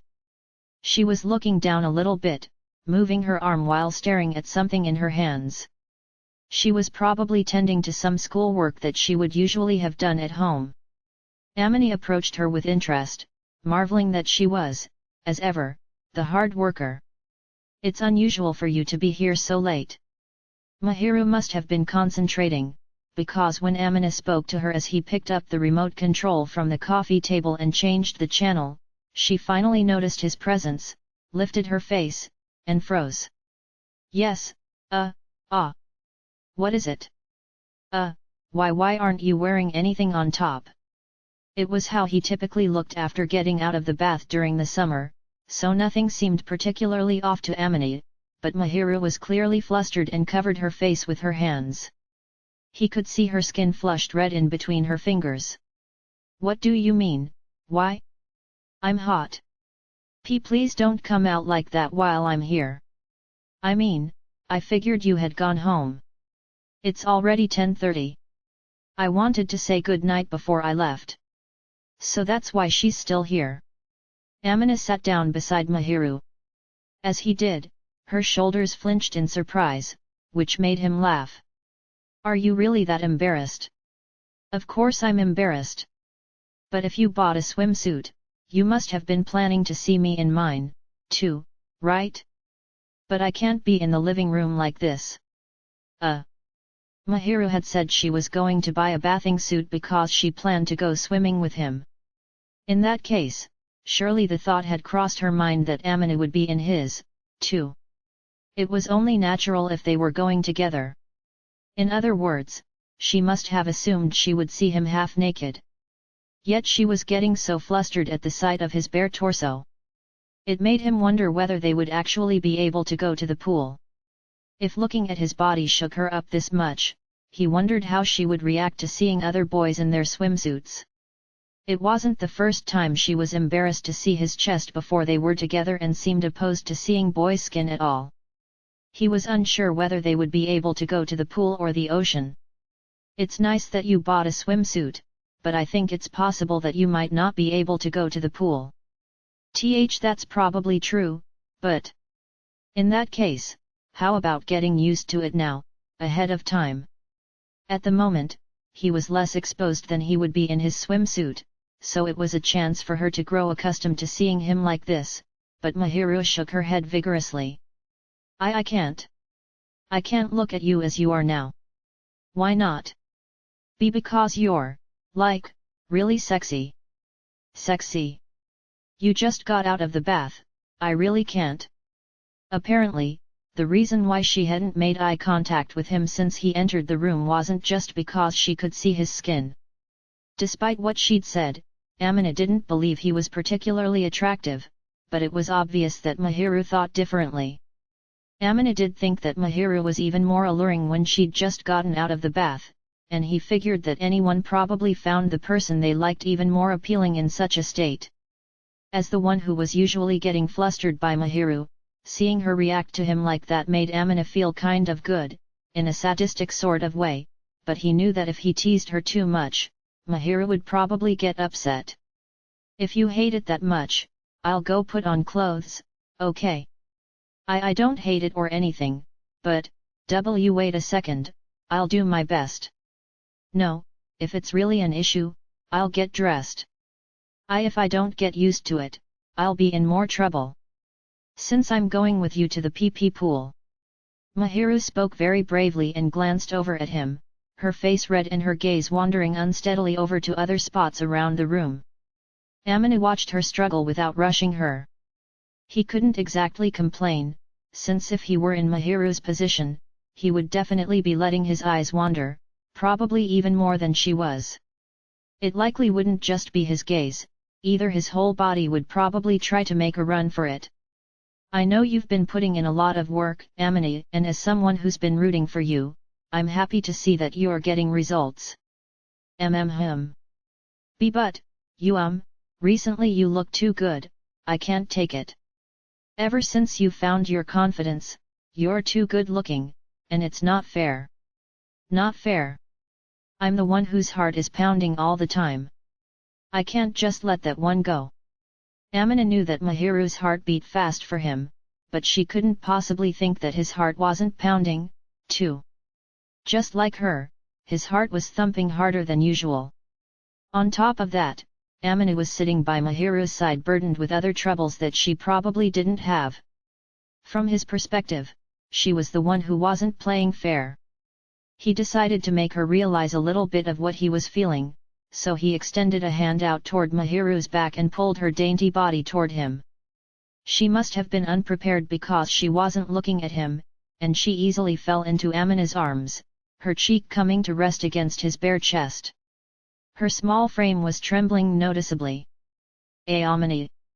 You can yell at me for sexual harassment, or you can run away if you like, but I want you to understand just a little of what I'm feeling. Embracing a girl while half-naked was something that Amina would normally never do. He hadn't intentionally undressed in front of Mahiru after all, but in the moment, there was no helping it. My heart is beating out of my chest. As a guy, I've got a lot more to worry about in this kind of situation. Of course, Amina was the reason why they were in this situation, so he wasn't trying to put any of the blame on Mahiru. But being alone together with his girlfriend at night, he felt like he couldn't settle down no matter what. It was absurd to think that Mahiru was the only one whose heart was pounding. In his arms, Mahiru had her cheek against Amina's chest and seemed to be listening to his heartbeat, blinking repeatedly in surprise with a bright red face. He seemed to have gotten his point across, so he took his hands off of Mahiru, but she kept leaning against him and didn't try to move. I'm sorry, that was rude. And not really. You Amini, when you do stuff like that, it's really, it's so manly. As opposed to. Amina furrowed his eyebrow as he wondered whether he had just been insulted, but when he saw the panic in Mahiru's eyes and felt her trembling, he loosened up his expression. It's not that I didn't think you were a man. It's just, when I'm pressed directly up against you like this, it really makes me aware of it. She answered him honestly, even though it seemed like it was a little bit difficult for her to say. Though hesitant, she touched Amina's chest with her hand. Slowly, she caressed him like a fragile object, and at first, Amina felt ticklish until the embarrassment set in. Amina, you're so slim. Sorry for being skinny. I must seem weak. That's not true at all. Just why you're more solid than I thought. You're sturdy, I was surprised. With the tip of her finger, she slowly traced over the center of his torso. He wasn't really building much muscle, but the results of his training were apparent, and his midsection had firmed up somewhat. Mahiru gently traced her finger over his abdominal muscles like they might break, though they wouldn't, checking the feel of them. Even though he was doing this for her, so she could get used to his bare skin, he was struck with a jumble of extreme uneasiness, frustration, and shame, and he found himself struggling desperately to restrain a groan. I've never touched a guy's body before, so this is new to me and surprising. You're allowed to at any time you like, but if you touch me too much, you'll have to deal with the consequences. Mahiru's eyes were perfectly clear as she blinked up at Amina, though he could see a hint of shyness. Amina's heart ached with a subtle suspicion that he might be the only one feeling guilty about this. However, the way she was stroking his skin, tracing over it with her finger as if to get the feel of it, was driving him nuts, so naturally he wanted to stop her. But he didn't want to make her uncomfortable. I'm going to have to touch all the same spots that you are. Teasingly, he gently ran his hand across Mahiru's waist, and she let out a feeble shriek and jumped in surprise. Mahiru had always been ticklish and would start trembling at the slightest touch, so he had touched her very lightly, but she had reacted super sensitively. He had only brushed his hand against her once and then stopped, intending to withdraw and apologize immediately if she seemed upset. But rather than displeasure, Mahiru lowered her eyes in seeming embarrassment and pressed her forehead against Amina's chest. I like it when you touch me, Amina, so go ahead, but, just don't tickle me, okay? Mahiru looked up at him, still leaning close against him, seemingly completely unaware of her own weaponized charm. Her words, her expression, her gaze, her posture, her sweet scent carved away powerfully at Amina's sense of reason. If he received one more push, the stronghold of his judgment would simply crumble away. For the moment, he bit his lip, and the pain barely kept him in check. Then he peered into Mahiru's eyes. He could see his own reflection in them, which held no doubt or suspicion. I can touch you. Why, is there a reason why you shouldn't? I'm sure I asked you before to please touch me. And I think you have a right to touch the same parts on me that I did on you. We're a couple, so it's fine, right? And no, well, I may just be a bad guy, but I think this situation we're in is unwise. Do you understand? If they took one more step forward, they would never be able to go back. He asked to be sure, since he had a feeling Mahiru hadn't yet realized that, and after dramatically blinking her caramel-colored eyes, Mahiru's face instantly went up in flames like an on-demand water heater. After opening and closing her mouth like she was trying to say something but finding herself unable to string any words together, Mahiru drew her legs up and hung her head. She didn't seem like she was going to run away. But she did appear to be ashamed or embarrassed and was bright red all the way to her ears that were peeking out from beneath her hair. Actually, maybe another day would be better, Mahiru managed to mutter in a hoarse, trembling voice. Amina looked away from her and nodded. That's what I'd like, too. And not that you can't touch me, but, it seems like we're moving really fast, and I'm kind of scared of what might happen. Amina was determined to treasure their relationship and to really value the time and experiences that they built up together. He didn't think it would be good to skip over so many steps and give in to their teenage instincts. That kind of self-control was difficult for a high school boy like Amina, and he worried that if she let down her guard, he would likely carry her off to the bedroom. He didn't want to risk losing Mahiru over something like that and resolved to resist the temptation. Mahiru's body coiled up again as she listened to Amina squeeze out an explanation. She looked over at him, and he gently stroked her hair, enduring shame that he couldn't hide. I'm begging you. I want to treasure you, so please, let's take it slow, he mumbled quietly. I'll keep that in mind, Mahiru answered bashfully in a defeated voice. Chapter 8, Don't Feed the Animals. It had been 1 month since they started dating. Amina, who hadn't even kissed anyone before, still wasn't sure how he was supposed to touch Mahiru. They'd held hands and hugged each other but hadn't taken it any further than that. Even though they had embraced the other day while he was shirtless, nothing else had happened. Amina was sure that if Itsuki somehow heard the story, he would be subjected to plenty of teasing. Of course, Amina didn't agree with Itsuki's judgment on the matter, but he also understood why his friend might point out that it wasn't very manly. Amina wanted to take their relationship to the next level, but he was also afraid of moving forward. If she rejected his advances, or if he hurt her and made her cry, Amina was certain he would never recover from it. And he was terribly worried that she would think he was a loser. He glanced over at Mahiru, who was sitting beside him. The day after she said it was all right to touch her, she was fidgety and restless. However, several days had passed since her remark, and perhaps she understood that Amina wasn't going to try anything, because she had gradually returned to her usual demeanor. Even Amina thought it was weird that he was feeling more awkward than her, but in the end, he couldn't help being nervous. Is something the matter? Mahiru had apparently noticed his gaze, and she looked confused. She didn't seem to have noticed his internal conflict. And no, I was just... Well, I don't know how I'm supposed to touch you, Mahiru. He added quietly that he wanted to, but not carelessly, a statement that sounded weak as soon as he said it. Mahiru's eyes widened as she recalled again what had happened the other day, and her gaze shifted nervously. Apparently she hadn't been thinking about it at all. Her reaction made Amina laugh. So what do you want me to do? Is that something you should ask me? Well, you're the one getting touched, right?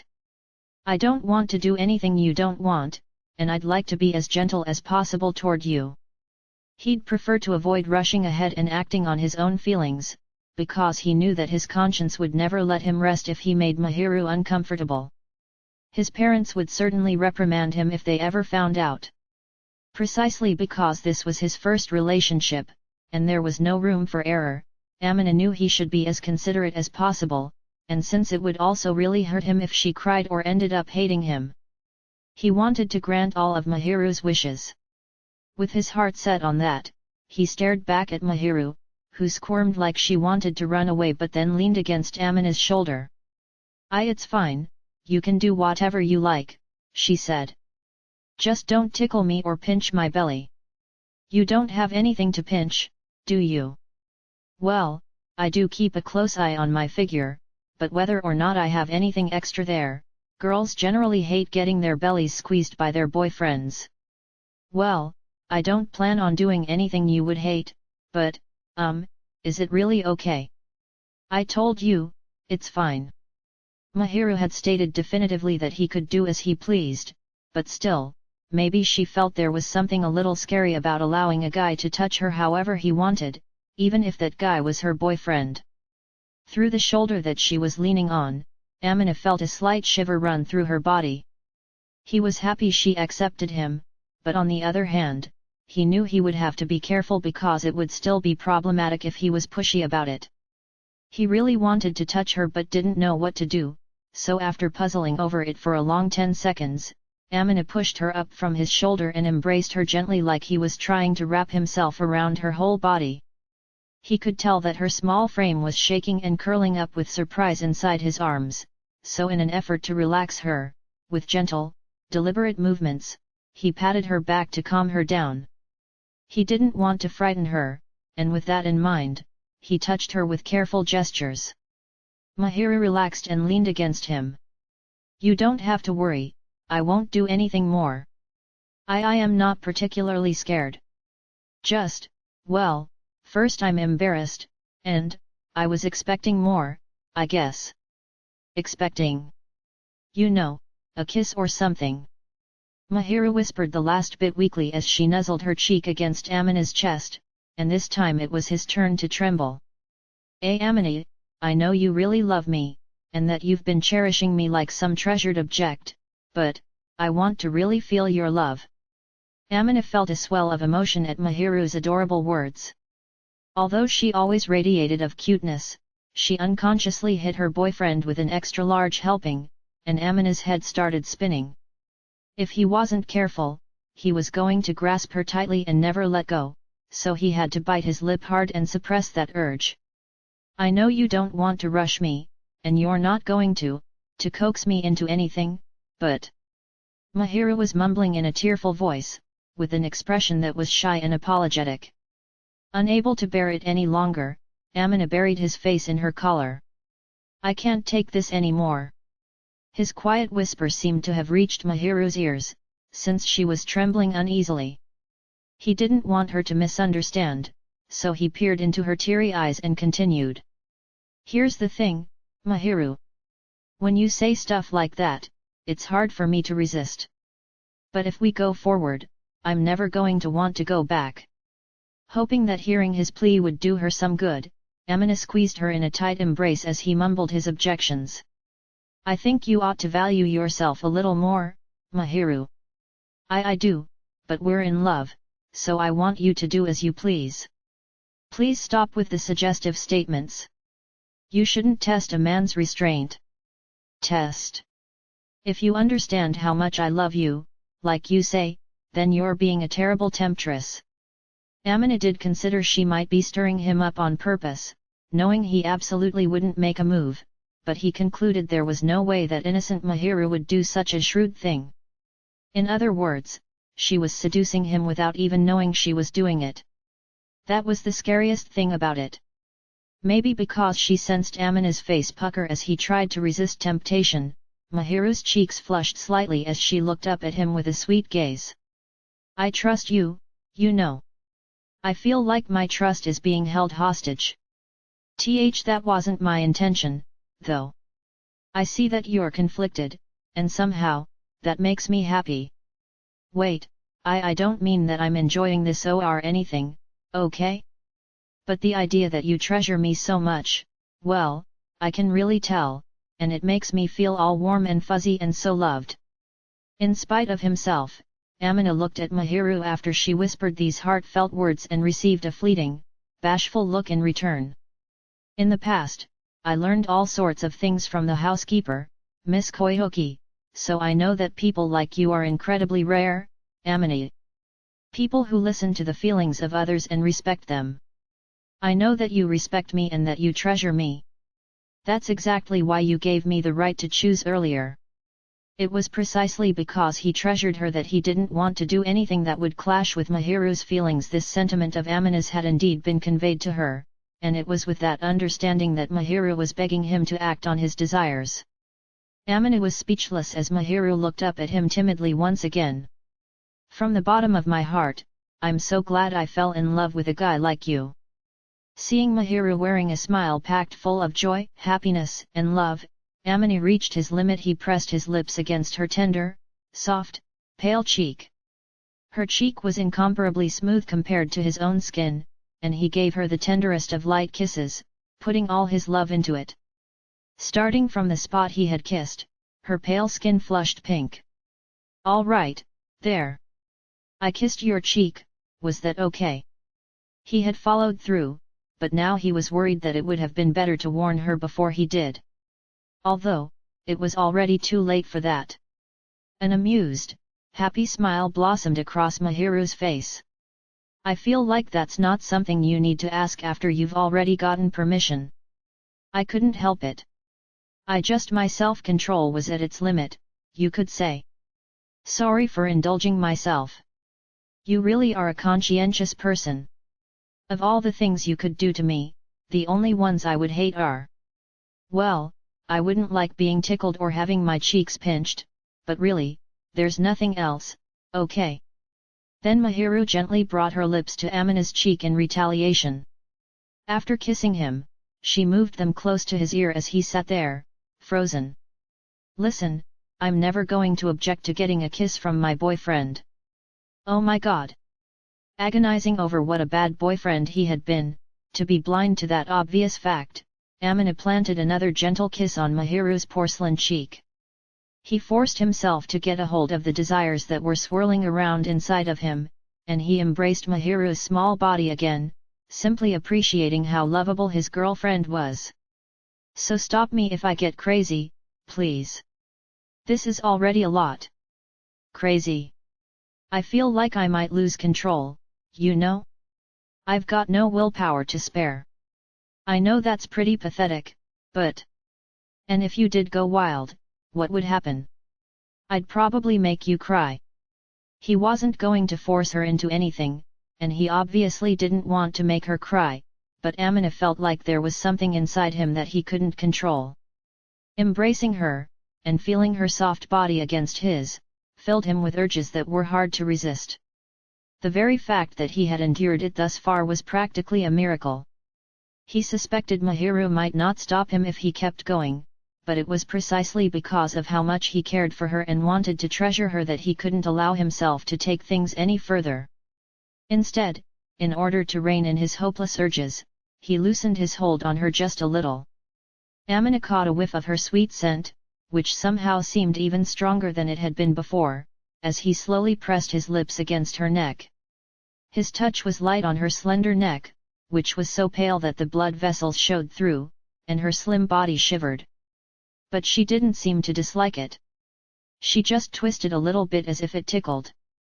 Slowly, he slid his mouth down, and when he reached the base of her neck, Amina filled his nose with her scent and bit down gently.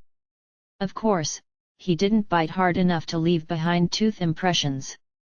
Though it was a light nibble, Mahiru made a high-pitched noise. But she didn't try to escape from his arms. She gripped Amina's shirt tightly and let him do as he pleased. Her irresistible sweetness threatened to overwhelm him again, but he kept a hold of himself, and finally, in a spot that he figured would be covered by her school uniform, he gently sucked on her skin.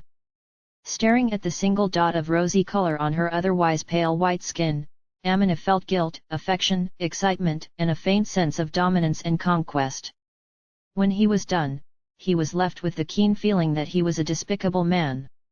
He slowly looked up and saw Mahiru staring at him with teary eyes and a bright red face. There wasn't the slightest bit of hatred in her gaze, but her expression was filled with embarrassment. Amina immediately knew that he had overdone it, and he hung his head. I'm really sorry about that. That wasn't right. Mahiru opened her tightly pursed lips and, without hesitation, bit down suddenly on the base of his neck near his shoulders, just above the collar of his t-shirt. He could almost hear the adorable sound effects as she chomped down, then kept nibbling as she tried and failed to suck at his skin with her mouth.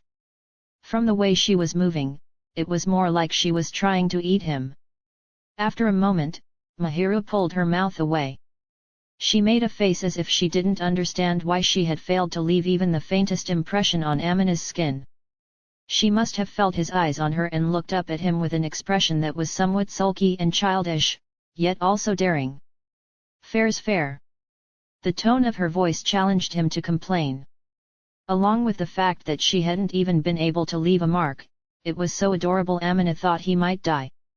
Though he was filled with a desire to hug her tightly and carry her right off to bed, Amina somehow managed to hold back. "You dummy," he groaned as he buried his face in the base of her neck again, careful not to start sucking on a new spot. Chapter 9, The Start of Summer Vacation. Hi aha! Our summer vacation is finally here. Why are you going wild? It was late July.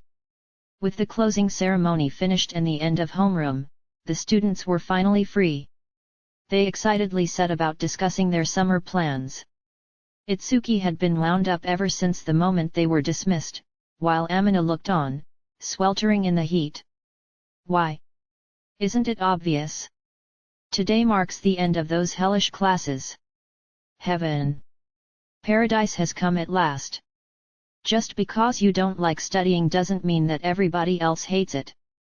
Zip it, brainiac. And anyway, you'll have more time to make out with Mahiru, you know. Make out?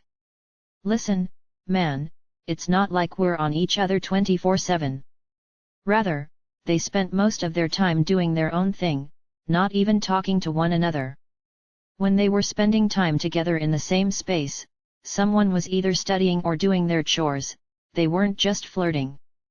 Mahiru, of course, had her schoolwork, and in addition, she exercised for her health and beauty and took care of her appearance.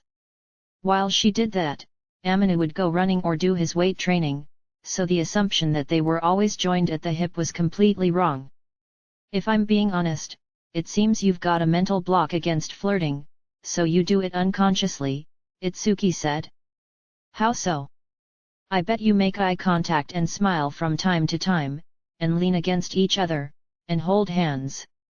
Amina couldn't deny that. He and Mahiru didn't embrace all that often, but smaller forms of physical affection were a part of their daily routine. It was hard to know whether that was considered flirting, exactly, so Amina hadn't counted that, but apparently it did. Look here. You two are so flirtatious, I get hot just looking at you. Right, Yuetta? Ah ha ha, that's right. How can I put it? I get embarrassed just watching you guys. You too, Katawaki. But you know, thanks to the PDA, very few people are going to try to bother you, so I wouldn't say it's all bad. Sure enough, there had been less harassment and fewer complaints than Amina had assumed were in store for him, and at least in their grade, none of the other boys seemed like they were going to try to make a move to win over Mahiru. A big part of that was probably due to the way she acted, how Mahiru didn't even try to hide the fact that she loved Amina. She didn't so much as look at any other boys, so they seemed to have mostly given up on her. Even so, Amina had prepared himself for criticism and bullying, but instead, many of his classmates seemed almost protective. Frankly, Amina couldn't figure out why. You know, I bet the real reason that nobody's come after you is cause they're scared of Mahiru. Scared? You bet, she's keeping them in check, you know? I mean, nobody's got the guts to try anything, after the way she acted on sports day. If anyone tried to come after you, Amina, she'd definitely flip out. Flip out? I can't even imagine it. Me either, but I bet she would be totally pissed. We all know that she does well in her studies and sports and that she's got a pretty face and a hot body. And on top of that, the teachers all think she's great, so she would be a scary person to make your enemy. Plus, you know it would be extra terrifying if a person who is usually so nice got mad at you. Amina quietly agreed with his friend's assessment. She is probably the type of person who you shouldn't anger. He had already said so, but he could hardly even imagine Mahiru becoming furious. But he did know that it would be a bad idea to tick her off. Mahiru always wore a calm smile and wouldn't get angry at any little thing, but Amina had a feeling that when she crossed her boiling point, she was liable to knock her opponent out with a sound argument and a smile. Thinking back to what happened on sports day, it was a definite possibility. Amina knew better than to infuriate Mahiru, and anyway he was pretty sure she would get sad before she got angry if he did something wrong. He resolved to do his best never to upset her. "Are you boys planning to make me mad?" As Amina was making this vow to himself, Mahiru and Chitose approached the boys. "Oh, Sheena. No, not me, we were talking about whether you would get mad if Amina did something. You should know the answer to that already." "Of course I wouldn't lose my temper. We would talk it out calmly, face to face, until he understood my feelings." Her broad smile sent Itsuki trembling terribly. Mahiru was telling the truth. She was most likely to explain her feelings at length and get the other party to understand her. Using a smile and a sound argument as her weapons, she would corner the other person and compel them to agree with her. She was really someone you wouldn't want to make enemies with. "Amina, don't you dare make Mahiru angry!" Chitose scolded. "Hey now, I'm not even doing anything," Amina replied. "Actually, Mahiru, what would make you angry?" "An affair, maybe," she answered. "Do you think I'd cheat?" "I don't think that at all. It's a ridiculous notion, given your nature. You're the type of guy who is endlessly devoted to the people you cherish." "Thank you. Although, that kind of devotion can wear you out. I think you stopped at kissing my cheek because you ran out of steam." Mahiru. "And no, wait. I didn't mean to complain, and I did get questions about that mark." "Great, let's forget it." If she was going to elaborate on how the mark came to be, Amina would rather just not bring up the subject. "Ah, is that Itsuki? Yeah, you two, my dear friends, are so painfully shy.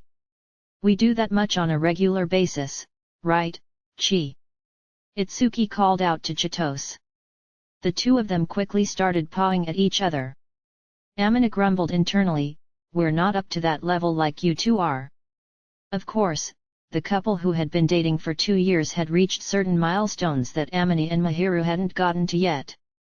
He had heard about those kinds of things from Itsuki before, so he wasn't exactly surprised, but for some reason or other, he did feel somewhat embarrassed. Mahiru must have heard some stuff from Chitose, too, because her face flushed red instantly, so he knew she was probably imagining the same things as him. All that is probably a ways off, though. They hadn't even kissed on the lips yet, so joining their bodies together was a dream beyond a dream. He didn't want to rush to it, either. It was better for them to approach each other slowly, at their own pace. When Amina made eye contact with Mahiru, her face got even redder, and she looked down, so he averted his eyes from his intensely embarrassed girlfriend. "Mahiru, when is a good time for us to go visit my parents?" Amina asked. After the closing ceremony at school, Mahiru had gone home before coming over. He knew that he really should have already decided on the dates, but he had been in a happy daze since they started dating. They had also been busy with all sorts of things, so he hadn't found the chance to talk to her about it, either. His mother had said that any time was all right, so if Mahiru's schedule was open, he figured he would go home in August like he did every year during the Obon holidays. In response to Amina's question, Mahiru blinked sharply several times. "Ah, or maybe you don't like the idea of coming home with me?" Amina stammered. "And no, I just remembered that we had talked about me visiting." Any time is good for me." Mahiru anxiously waved her hand in front of her face and insisted she wasn't opposed to the idea. Amina smiled meekly and moved on to his next question. "Gotcha. I wonder how long we should stay? Last year I went back for about 2 weeks, the week before and after Obon. At the moment, he didn't have any standing invitations from Itsuki or Yuta and his friends around the time of Obon, and most people generally spent that time with their families anyway, so that was probably the best time to go. They wouldn't have school, either, so that also made it a good time to travel. Last year, Amina had stayed a little over 2 weeks because he enjoyed not having to do any housework while he was there, but this year, Mahiru would be with him, so he needed to take her plans into account. He figured 1 to 2 weeks would be enough time to relax. I don't really have any plans, so. Chitose and I haven't decided when we're going to hang out yet, so you can choose when you want to take me along with you. Okay then, about 2 weeks should be good. That's a pretty long time, are you sure it's all right? Yes. Mahiru said she didn't have any particular plans, so they settled on the number of days that Amina had proposed. As a girl, Mahiru apparently needed to bring lots of clothes, so she suggested sending their luggage ahead of time, and Amina messaged his mother to let her know to expect it. He didn't anticipate an immediate reply, since his mother was probably at work, but he was sure she would happily agree and try to get them to extend their stay. Amina's mother loved anything cute, and she was extremely smitten with Mahiru. I tell you, I bet my mom's going to be thrilled. Haha, I bet you're right. You'd better prepare yourself, though. Hey! My mother is gonna want to spend time with you. Amina was certain his mother was going to make a pest of herself. She had always wanted a daughter, and she was liable to conduct herself as if fortune had granted her one at last and dote on Mahiru the whole time they were there. I appreciate her company, though. Well, that's good, but, the thing is... What? I wonder whether we should tell my parents that we've started dating. When Amina hesitantly mumbled this question, Mahiru stiffened. Amina hadn't told his parents yet, and apparently neither had Mahiru. If they went to his house together, his mother would be able to tell from the way they acted, and she would probably tease them. He was conflicted over whether it would be better to try to mitigate the damage by saying something in advance. But the scary thing about his mother was that Amina had no idea whether telling her beforehand would make it any easier or if it would conversely make it worse. What should we do? It would be embarrassing to make a formal announcement. I know. But she's definitely going to pry. Well, since I'm making their precious son a part my life, I think I should address them personally. I'm the one who's going to make you a part of my family, though. Amina said it almost as if he considered it a settled matter, but the moment Mahiru heard it, her face turned bright red, and she hugged a cushion tight. You know I appreciate that you can say stuff like that without hesitation, but saying it too easily is a bad thing. Which is it? Well, as long as you only say it to me, it's a good thing. Do you think I would say that about anyone other than you? Amina wondered what Mahiru was worried about. She must have known full well that he didn't even look at other girls. That, too, is another good quality of yours. And I think it must be the result of your father's upbringing. Why my father? Amina was confused by Mahiru's sudden mention of him. She leaned against Amina, still holding the cushion, so for the moment, he just stroked her hair. He did it lovingly, not to try to appease her, but out of pure affection, and Mahiru let him do it, casting her eyes down bashfully. She looked like she was enjoying it, so Amina figured she didn't mind. I bet you're going to be a lot like your father in the future, Amina. Really? I don't have as much of a baby face as he does, though. Not in the looks department, but on the inside. I'm not confident that I'll turn out as calm and composed, either. That's not what I meant, dummy. Mahiru whispered that last word so quietly it just barely reached Amina's ears, and she leaned against his arm, so when he deliberately shifted his body back, she fell and plunked down into his lap. He watched the caramel color disappear and reappear several times behind her blinking eyes, then he smiled and cupped his hand around her cheeks. I can't be as gentlemanly as him, but I'd like to spoil you in my own way. See, this is what I was talking about. My dad indulges my mom way more than I indulge you. He does.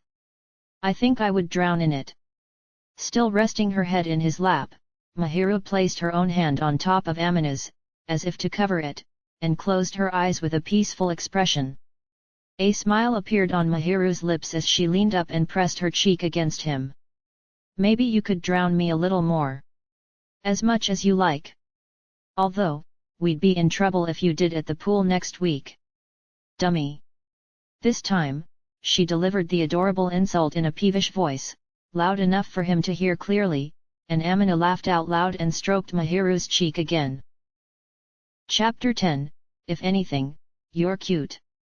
Today, they visited the pool, and Amina was getting changed in the locker room, feeling vaguely nervous. He and Mahiru were at a water park on the outskirts of the city, and they had split up to get changed, but Mahiru had been the subject of many stares from other guys before they even entered the facility, and it wasn't hard to imagine that they would all be mesmerized by her in her swimsuit. In a situation like this, Chitose could have been a good distraction if she were there, but today, it was just the two of them.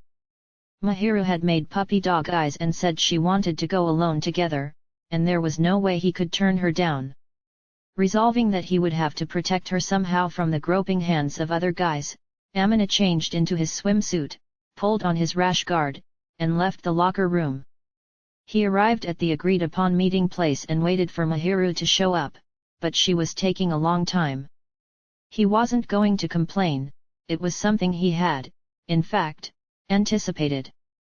He figured it probably took girls longer to prepare than guys, and that their locker room might be more crowded. Appreciating again how tough it must be to be a girl, Amina leaned back against the sturdy lamppost they had chosen as their meeting spot.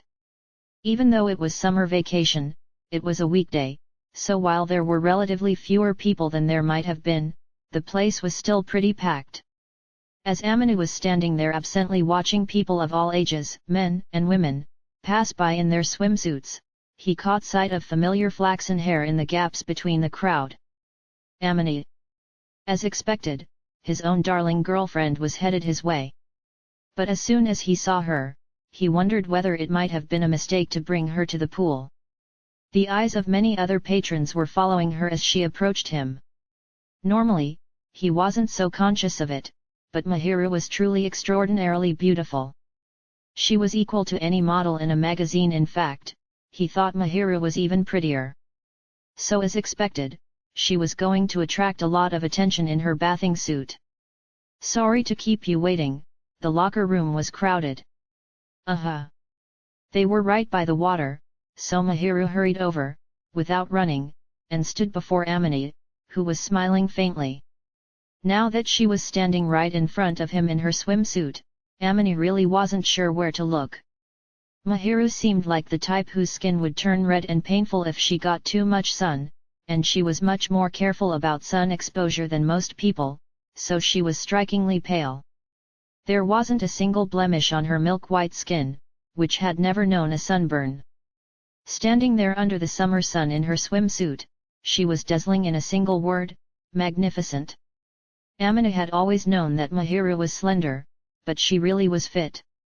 Though she was slim, she didn't look too skinny, and her figure retained an unmistakably feminine softness. She wasn't just thin, she had curves in all the right places, like the soft, full line of her bust beneath her frilly white bikini top.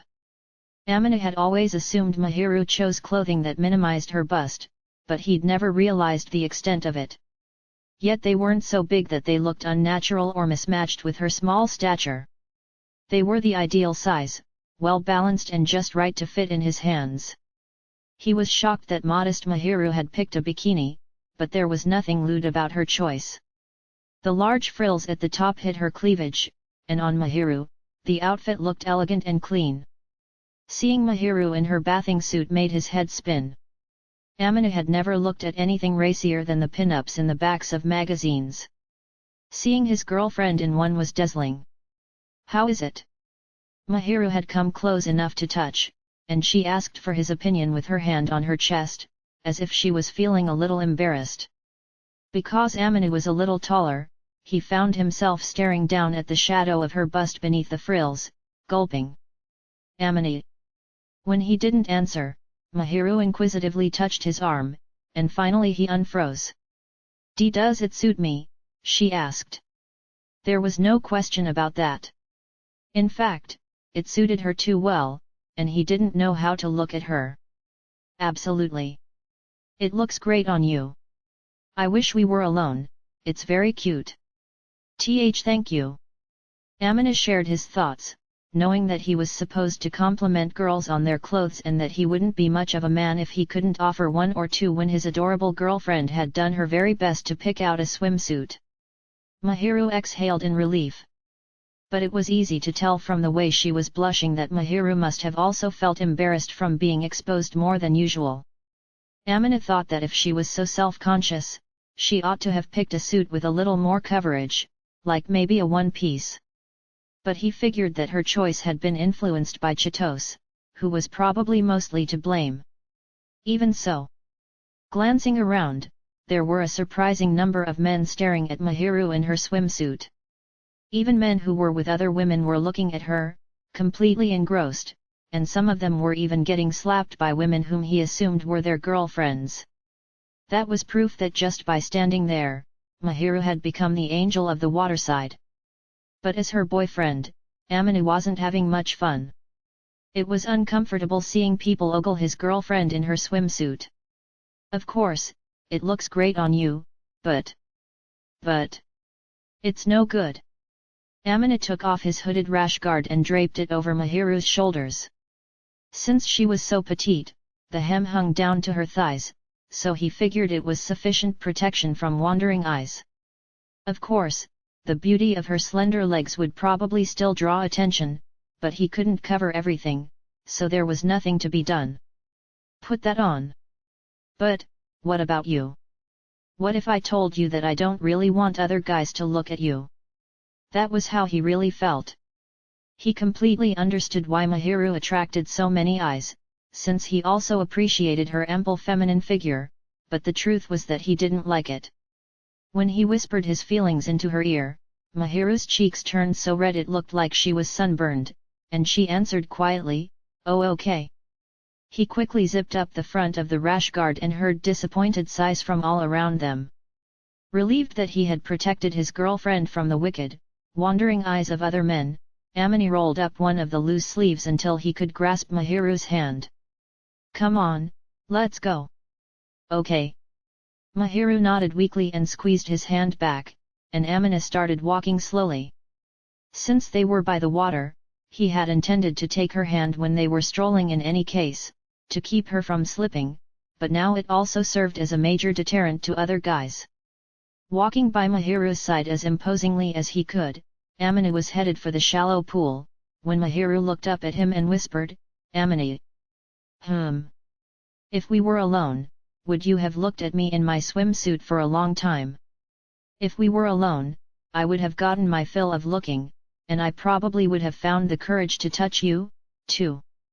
Deliberately exaggerating to make fun of himself, Amini added, "Though, of course, all that staring and touching would be risky, so I'd have to try hard to restrain myself."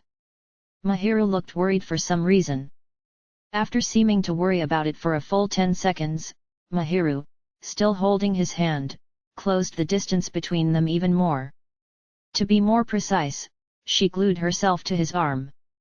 The soft feeling that reached him through the rash guard made it Amina's turn to blush.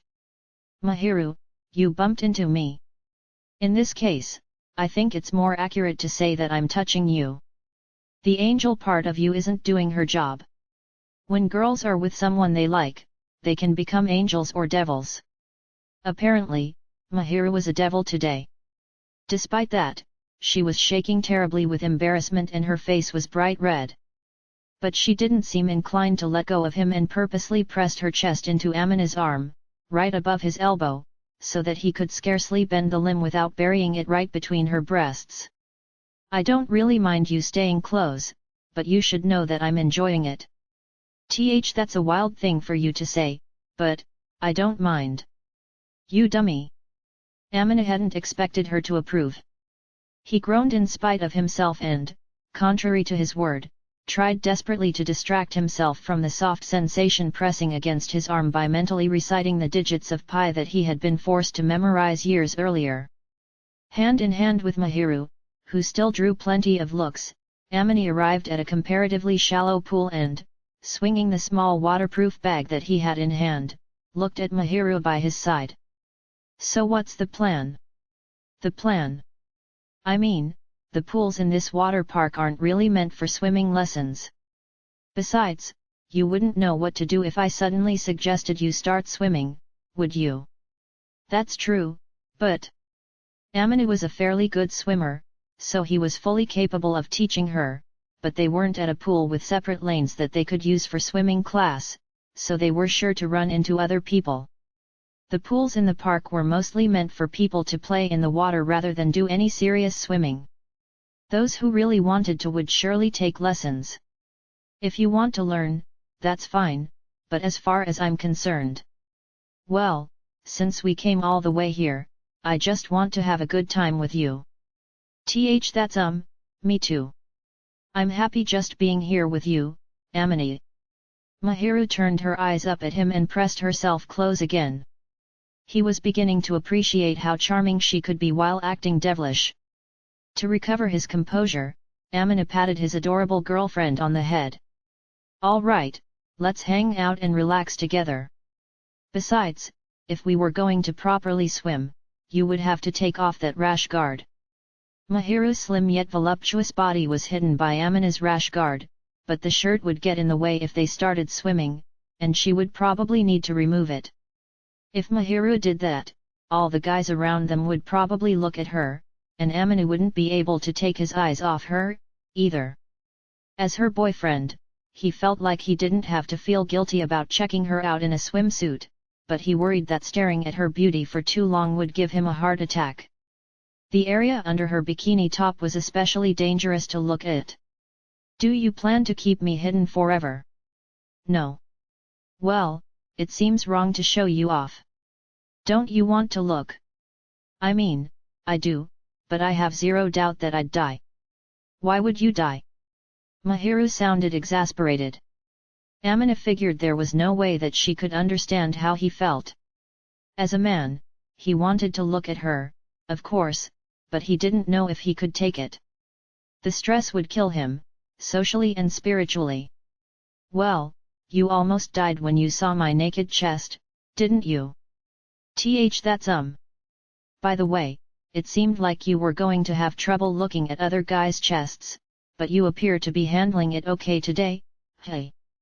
Given Mahiru's naivete, Amina had been certain she would feel awkward seeing other men in their bathing suits, but so far, though she had been blushing at Amina's words and actions, she didn't seem outwardly embarrassed by any of them. When he made that observation, Mahiru drew her shoulders together bashfully. I'm not interested in anyone but you, Amini. I'm not looking." Actually, my heart was pounding again today when I saw you in your swimsuit, you know? Compared to before, you're really lean and more fit. Sexy is what I mean."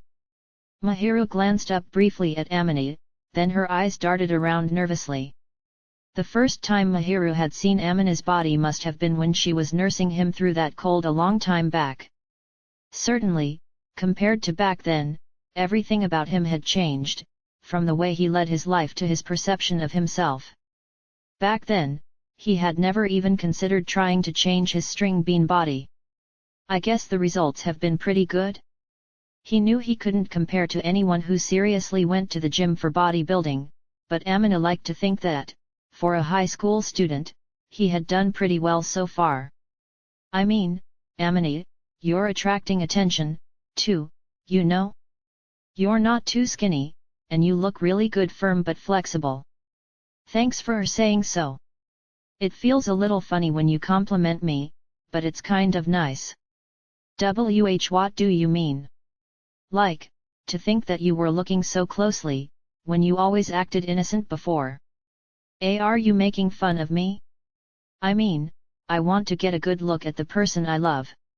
As she said that, Mahiru looked directly at Amina's chest, but her eyes immediately started darting around, which was more like her. She seemed to notice his little smile. Her cheeks flushed again, and she opened her eyes wide. Why you can't talk anyway, Amini? Your heart's pounding. Mahiru desperately slapped her hand down on Amina's chest to feel his heartbeat, and there was no way he could really hide it, so he nodded obediently. Amina thought that any guy whose heart didn't pound the first time they saw their girlfriend in a bikini wasn't a man at all, so this was an entirely normal reaction. In fact, he would have appreciated a little recognition for his self-control. It would be crazy to think that my heart wouldn't be pounding at the sight of the girl I love in her swimsuit, right? That's true, but in that case, surely it's all right for mine to be beating this fast, too. Sure. I'm happy to know that. That alone was evidence that she thought of him as her boyfriend, which made Amini embarrassed and glad. But he also felt like he was going to melt and wished she would tone it down. To Amini, who had calmly reassured her, Mahiru kept moving her mouth like she wanted to say something to him. But then she seemed to give up and pressed her lips tightly shut as she flattened herself against his arm. She seemed to realize that words weren't going to do the trick and tried to win against Amini with brute force, so he pressed his lips together, too, but this time he let her do as she pleased without showing her the agitation she was hoping for. You didn't catch me off guard, so it won't work this time, he says, as his heart pounds even harder than before. Shut up. Amina turned away, betrayed by his own heartbeat, and Mahiru let out a cheerful laugh and rested her cheek against his shoulder. Chapter 11, Poolside Playboys are expected. Eventually, a thoroughly shaken Amina was able to regain his composure, and he set foot into the pool with Mahiru by his side. For Amina, who was already at adult height, the water came up to about his hips, but for Mahiru it reached her solar plexus, which didn't make it seem particularly shallow. She looked up at Amina with a slightly worried expression. Mahiru, you're not gonna drown, you'll be fine. Amina, people can die by drowning in as little as 30 centimeters of water. Okay, listen. I won't let that happen, but if by some chance you do, I'll give you CPR. In order to encourage her, he spoke cheerfully, but Mahiru kept clinging to Amina's arm and looked up at him again. In her eyes, he saw a little bit of sulking and a shade of expectation. You won't keep me from drowning. Without meaning to, his gaze locked on Mahiru after she murmured this with a tone of slight disappointment. The small bulge formed by her pouting lips looked dissatisfied and, kind of pleading, but he figured that was his imagination. Looking at her light pink lips, which hadn't lost any of their luster even though she wasn't wearing lip balm, Amina gulped audibly. But there was no way he could cast away all reason and kiss her then and there, so he shifted his gaze to the side. I'd like for us to wait a little bit longer, so, we can't, not here. I never said that I want you to do it here. But, well, I'm starting to wonder if you don't want to, Amina. Of course I don't not want to. I always want to. Surely there wasn't a guy in the world who didn't want to kiss the girl he liked. Even Amina, who was not a particularly romantic person, still wanted to touch Mahiru a lot and kiss her as much as he pleased. He knew they had to work up to it step by step, and he was confident that she would pull away if he was always forcing his desires on her, so he had been holding back, but it was unthinkable that he didn't want to. At Amina's strong assertion, Mahiru once again flushed red, pressed her forehead against his arm, and hid her face. The fact that she was red all the way to her ears made Amina think that he had said something wrong, and he began to blush as well. Why you've got the wrong idea? Do I? Well, it's not wrong exactly, but, if we do that, I'll have a hard time today, so please just wait a little longer. Amina had often been ridiculed by Itsuki for being a late bloomer and a wuss, and at this point, he couldn't deny it. From Mahiru's perspective, she was probably getting really impatient with Amina. He was treasuring her too much and moving at a slow pace, and she had been waiting for him the whole time. I guess Mahiru wants to go further? She must want to do more things that lovers do? He looked down at Mahiru to confirm his thoughts, and she had her eyes turned up at him with half of her flushed face still hidden. You do what you like, Amini. But Chitose said that making yourself hold back too long isn't good. Don't overdo it. Ugh, Chitose. After all, Chitose has been in a relationship longer than either of us, so she's definitely been a bad influence on you, don't you see? Listen, Mahiru, we can go at whatever pace feels right for us. I'm not trying to go unreasonably fast, and, if we rush too much, I think you'll end up floundering, too. He believed she also wanted to move things forward, but he was worried that if they hurried things, Mahiru would feel like she was under too much pressure, so Amina thought a slow pace was best. Amina wanted to proceed slowly for his own sake, too, since he didn't know what he might do if he let himself get carried away. When he appealed to her with earnest eyes, Mahiru looked down, making an embarrassed face, and pressed her forehead against his arm once more. Oh okay. Should we go swimming? Why yeah, we should. This is my first time coming to a place like this, so please tell me about everything. She added quietly that she had rarely gone places with other people, so Amina took her hand, and they walked to the middle of the shallow pool. He guessed that her family had probably never taken her to any kind of amusement park before, and he felt sad for her. He decided they should go experience one of those together sometime. So over summer break, how about we check off all of your firsts, Mahiru? Putting it that way is embarrassing, but, okay. Mahiru flushed red but smiled happily. Amina beamed back at her and pulled her along by the hand to a spot that seemed to have slightly fewer people. Mahiru had been anxious about potential drownings, but perhaps because she was with Amina, she didn't seem worried as long as they were just playing in the water.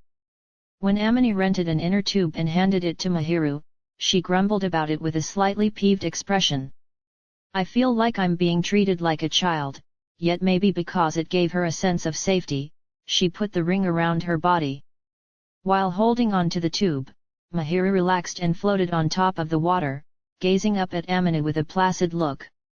Amina was standing by the side watching her, just in case, but the way things were going, he figured she wouldn't have any trouble enjoying herself.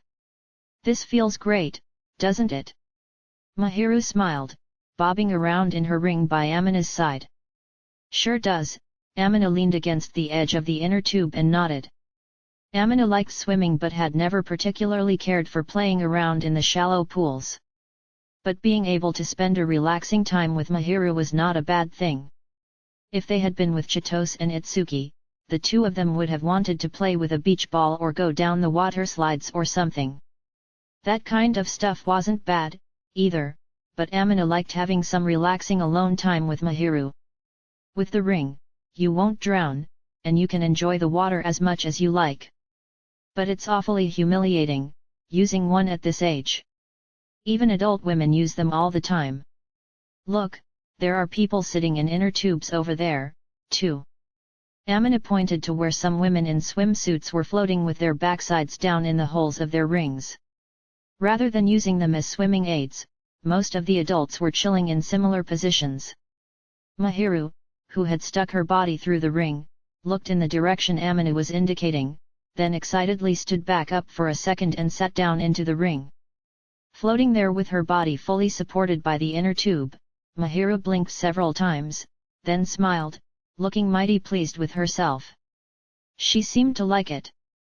Her bare, milk-white legs, sticking out of the bottom of Amina's rash guard, kicked and splashed in the water.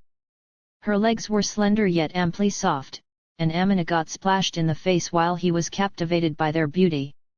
Mahiru was giggling, wearing a happy, carefree smile. Amina couldn't tell whether she had known where he was looking, or whether she had done that on purpose, but, for the time being, he splashed her lightly to get back at her, and Mahiru's smile widened. Now you've done it, hey! She had probably been trying to snap him out of his trance. Mahiru launched another water attack against him, and Amina smiled a little and struck back. But since Mahiru was rather immobile in the inner tube, she made for an easy target. With the palm of his hand, Amina gently splashed some water onto Mahiru's chest, and she did the same back at him. She must have also been holding back as this attack only reached his chest. Amina was fully soaked. The water still felt cool on his skin. He smiled with his whole face and splashed Mahiru some more. He was going easy on her because Mahiru seemed liable to flip over if he overdid it, but she was cheerfully kicking the water in a stroking motion, splashing away. Each time she kicked, she was thrown a little off balance. Mahiru, hey! It would have been awful if she tipped over with the inner tube, so Amina leaned against the ring to stabilize her, and Mahiru clung tightly to him. She was still frightened of falling into the water. If you thrash around too much, you're going to fall over. Sorry. I'm right here, so it's fine, but if I wasn't with you, I wouldn't have been playing around so much, she whispered quietly. Against his better judgment, Amina stared at Mahiru. She wrapped her arms around his back, buried her face in his chest, and continued, but I am with you, and I'm having so much fun. The whole world is sparkling. Besides, I knew you would help me if I needed it. I don't know what to say when you tell me cute things like that. Amina's face automatically turned red at her whispered words of love. It made him want to groan. How can she be so cute in every way? I really love this girl. Of course, this wasn't a surprise, but Amina could feel his chest grow hot just from the affection she was directing his way. He felt overwhelmed with love. If they had been at home, he would have stroked her hair and never let her go, but since they were in a public space, he knew he had to restrain himself. And so after hugging her for a moment, he whispered, "Once we get home, I'll show you how much I love you," and then he let her go. Even though Mahiru was soaked through with water, her face was as red as a boiled octopus. "That's all I've ever wanted," he heard her murmur. Ultimately, it was Amina who ended up sinking. Holding back a groan, he closed his eyes and tried to think about something else. Seeing Amina like that, Mahiru smiled with great satisfaction, her cheeks still red, and whispered, "I want to show you my love, too." Amina glared at her, wondering if she wasn't already doing so, with the way she was acting, and she smiled at him again. "I want a chance to be in control, too. Recently, you've completely outwitted me. No way, you came onto me so aggressively before we were dating. It's still my turn. We're skipping over too many of my turns. I want to get the chance to embarrass you, too.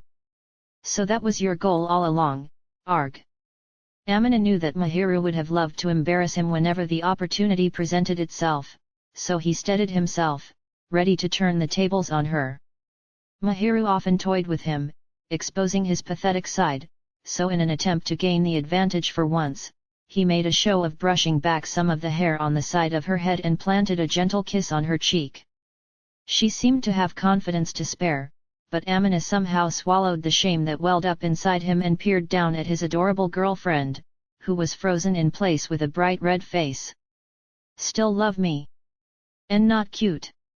Well, I've never been much of a charmer. Here, let's go take a break, shall we? I'll go buy us some drinks." When he ruffled her soaking wet hair, Mahiru seemed to unfreeze. She mumbled sulkily, "I'll have an orange juice," and then she head-butted him. It was obviously an attempt to hide her embarrassment, so Amina laughed quietly and patted her head again. "So this is what happens when I take my eyes off you." When Amina returned from buying drinks, Mahiru was being hassled by two guys. "This is why I didn't want her out of my sight. This is my fault, but..." Even though it was a weekday, there was still a long line at the food court, so it had taken him some time, and sure enough, two guys had come up to talk to Mahiru. They were in public, so obviously the guys were less likely to force her to go with them or anything, but as her boyfriend, Amina was not amused. He didn't even want random people to talk to her. Mahiru herself was not even attempting to hide her annoyance. Apparently strange men hitting on her didn't get an angelic smile. She had zipped the front of the rash guard all the way up and wasn't smiling, giving them no openings. Amina sighed softly. They can't even tell how much they're bothering her, so I doubt they're going to be able to pick up any girls, but to begin with, they should have been able to tell that a girl sitting alone, wearing a men's rash guard, who looked like she was waiting for someone, might already have a partner. If they hadn't been able to guess, that didn't speak well for their ability to pick up girls. And if they were able to but decided to try to pick her up anyway, then they were real jerks. Amina was probably thinking such harsh thoughts because he was annoyed that it was his girlfriend they were hitting on. Mahira was sitting politely on the bench and probably hadn't been able to escape from the men because she didn't want to leave that spot until Amina came back. Deciding that he would apologize to her later for making her wait, he hurried over. Sorry for the wait. The moment he spoke, holding their drinks in both hands, Mahiru's face lit up. It was obvious that they had been bothering her. Mahiru's expression made her look like a completely different person, and the guys gaped at her as if they had been caught off guard. They turned to look at Amini. The two exuded a subtle sense of superiority as they sized him up, probably because he hadn't dressed up that day after all. He couldn't use styling wax when going to the pool, so he'd only brushed and combed his hair, and it didn't look as good. Sorry, but she's with me, so I'd appreciate it if you would leave us alone. Amina was used to people looking down on him, so he wasn't bothered by their stares and smiled at them stiffly. The guy's smirks turned even nastier. She's with you? Seriously? What a bad match. A sad sack like you, with a girl like this? Unbelievable. Sorry for being a sad sack. Amina knew he was plain looking, he wasn't going to argue that point. But as to whether he was a good or bad match for Mahiru, well, he figured that these guys had to be even less worthy of her. There was no way that the kind of gaudy guys who walked around making passes at girls would ever appeal to someone as elegant, beautiful, and ephemeral as Mahiru. The whole situation was a headache, and when Amina was puzzling over how to argue with them without making them angry, Mahiru suddenly chuckled quietly, "Ha ha." He looked at Mahiru, who had laughed out of nowhere, and she was elegantly holding her hand over her mouth, covering her smile. "They're right," she said. "If I had to say whether you were sunny or gloomy, you're a gloomy one. Don't laugh.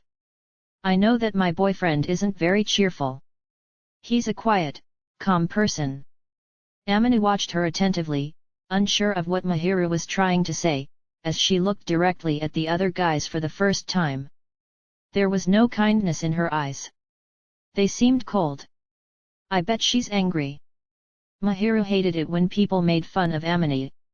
So he expected her to show the guys how she felt. She seemed to despise them. And even if he is gloomy, what's wrong with that? Mahiru's words didn't sound particularly angry. But in a tone that said they didn't really understand the problem, the would-be pickup artists responded with a dumbfounded, "Hey! I love him, whether he's sunny or gloomy, it doesn't matter. I fell for the whole package, his personality, looks, and attitude. Whether he seems like a good match is irrelevant. My love for him isn't such a flimsy thing that I would ever worry about such questions." Mahiru made this definitive assertion, then smiled sweetly at Amini. He felt his chest grow hot as it was full of love and affection, a smile she never would have shown the other guys. Amina had never imagined anyone would tell him they loved him in such a bold way, and while it was a little embarrassing, the feelings of happiness came to him first. "I hope that you boys meet wonderful girls someday who think of you in the same way." Mahiru beamed, but it wasn't the sticky sweet smile like gooey honey and chocolate mixed together that she always used toward Amini. Mahiru finished them off with the perfect angelic smile that she used in public, and the guys stared at her, flabbergasted. Their faces were red, like they'd been scalded by Mahiru's radiant smile. Amina briefly thought that if she had shown them her real face, the one that she only showed him, they would have been reduced to ash. "Ah, well, Stammering, one of the guys tried to reach a hand out toward Mahiru. Hey, guys, over there. Amina casually brushed the outstretched hand away and pointed past them. The guys turned to look where Amina was pointing and saw that there was a man in a lookout tower who was watching them. The pool management took safety very seriously, so there were lookout towers all over the place. The people posted there were to caution patrons against roughhousing near the water's edge and to keep anybody from drowning, but of course they were also monitoring whether there were any suspicious characters lurking about. Once the two guys realized that the employee was looking at them, they ran off in a hurry with embarrassed expressions. Amina didn't feel bad for laughing at them for being cowards, despite having had the courage to chat up a girl out of their league who looked like she was already there with a guy. It was finally just the two of them, so Amina sat down beside Mahiru. Sorry for taking so long. He figured the first thing he needed to do was apologize. After all, Mahiru had been placed in an uncomfortable situation because he had left her alone. No, it was busy, wasn't it? Plus, that happens all the time when I'm by myself. I'm sure that's true, but it's my fault you were left alone. I bet you were scared. They seemed to understand what I was saying, so I wasn't afraid. I doubt they were listening to you, I think they just left because other people started staring. The exchange probably would have gone on a little longer if the pool employee hadn't been there. Amina would have gotten fed up with it halfway through and tried to take Mahiru's hand and leave, but whether the other guys would have let them go was a different matter. Amina handed Mahiru the orange juice she had requested and drank some of his own soda through a straw. You weren't scared? He asked.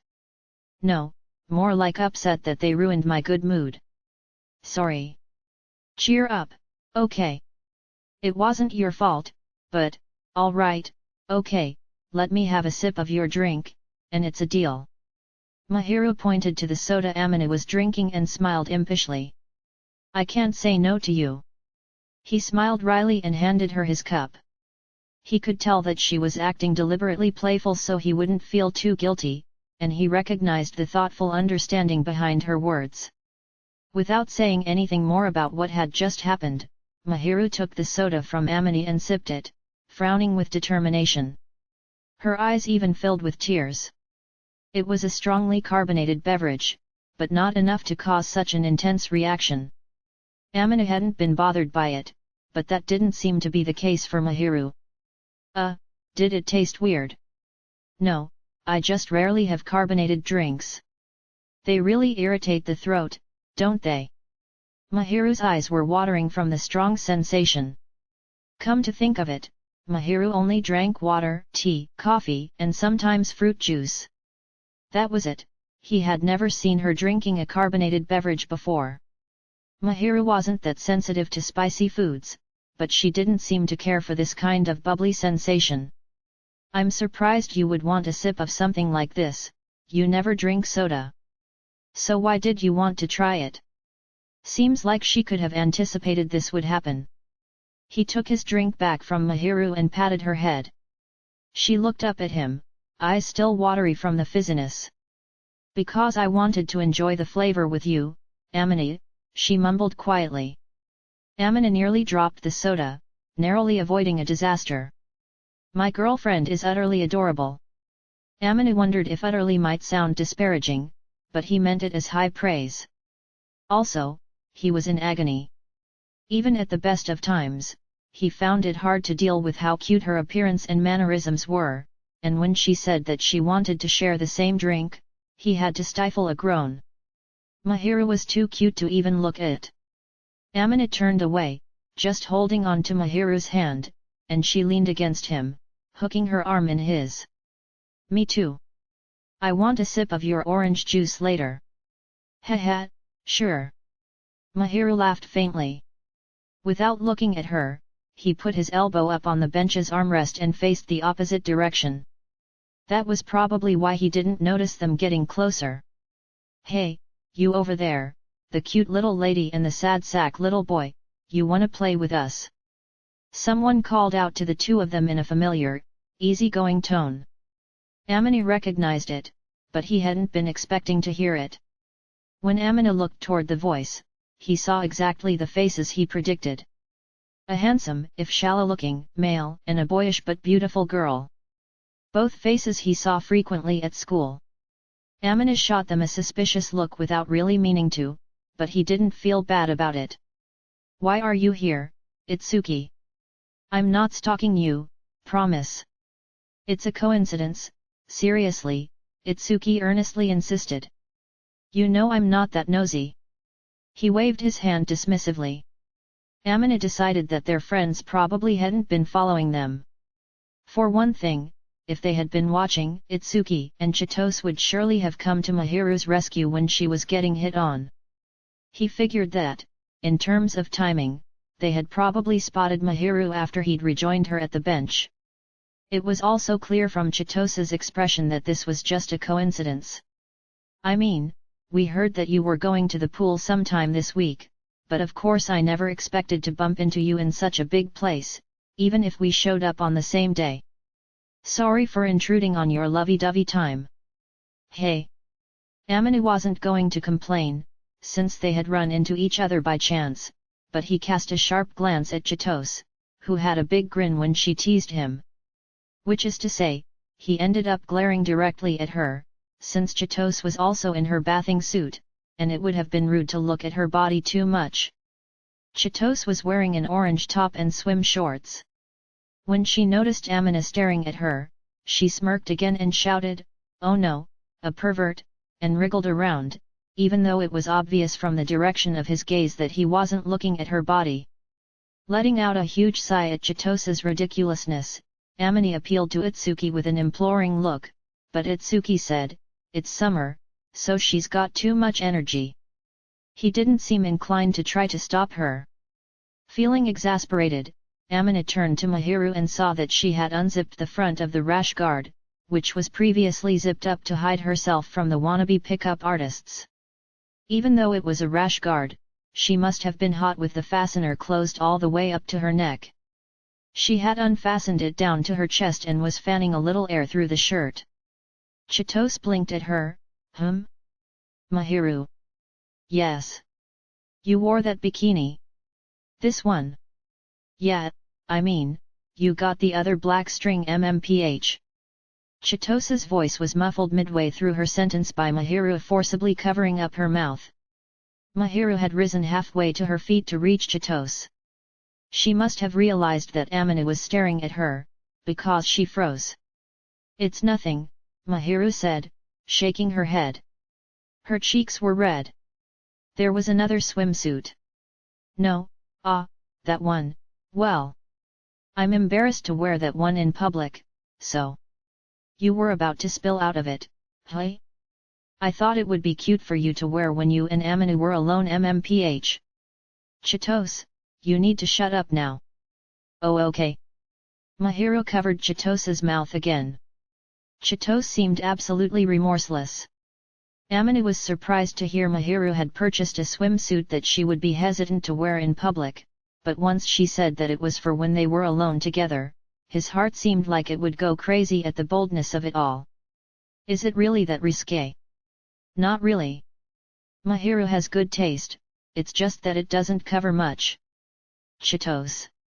"If I say any more, I think she's really going to get pissed at me, so please understand you'll just have to see it for yourself, Amina." I am not showing." Mahiru rejected the idea outright, her face as red as a ripe apple. Amina didn't feel guilty about being a little disappointed. Of course, if Mahiru was opposed to it, he wouldn't tell her he wanted to see it no matter what, but still, it would be a lie if he said that he didn't want to see his girlfriend like that. From the way Chitose was talking, the other bathing suit wasn't just revealing, it was a bold expression of Mahiru's fine style. At the moment, Amina was having a very hard time looking straight at her, but assuming that the other one revealed even more skin, Mahiru's refusal was probably his saving grace. But of course, as a young man, he would have liked to see it. Maybe he looked a little disappointed, because Chitose smirked, and Mahiru repeatedly glanced at him with uncertainty. "You won't show him?" Chitose asked. "That's not up for discussion right now," Mahiru feebly responded. "Then, as if to escape from Chitos's and Amina's gazes, she put up the hood on the rash guard and hung her head. Even if Amina couldn't see her face, he could imagine that it was burning red, enough to make it look like she had gotten a sunburn. Chitos, don't tease her too badly. And, Mahiru, you don't need to worry about what I think. But she's such a cutie. Why say something so obvious? Oh, this boy's a natural. Mahiru being cute was an indisputable fact, but when he agreed with her, Chitos looked at Amina with faint amazement in her eyes. Before they started dating, Amina already knew from the beginning that Mahiru was cute, so it wasn't that surprising of a thing to say. But his friends seemed to be bewildered to hear him say it, and their eyes went wide. Well, if you didn't wind up infatuated in the end, Amina. You used to say you would never get a girlfriend and never fall in love, but look at you now. Shut up. You know, the feeling of being in love will change a person. Will you two quit making fun of me? First of all, Mahiru being cute is a well-known fact, and anyway it's normal to think that your girlfriend is attractive. Itsuki, you're constantly bragging about how cute Chitos is. Itsuki had been going on and on about his girlfriend ever since Amina had known him. Compared to that, Amina hadn't said much at all. When Amina turned the tables and looked fed up with the two of them, insisting that it wasn't such a strange thing for him to feel that way about Mahiru, they shrugged defeatedly. Amina glared at them, feeling slightly irritated by their attitude, but Itsuki just smiled wryly. Ah, but I think we'd better leave it there for now. What do you mean? Mahiru looks like she's having a hard time. At Itsuki's mention of Mahiru, Amina looked over and saw she was holding the hood down over her head and trembling, probably feeling extremely self-conscious.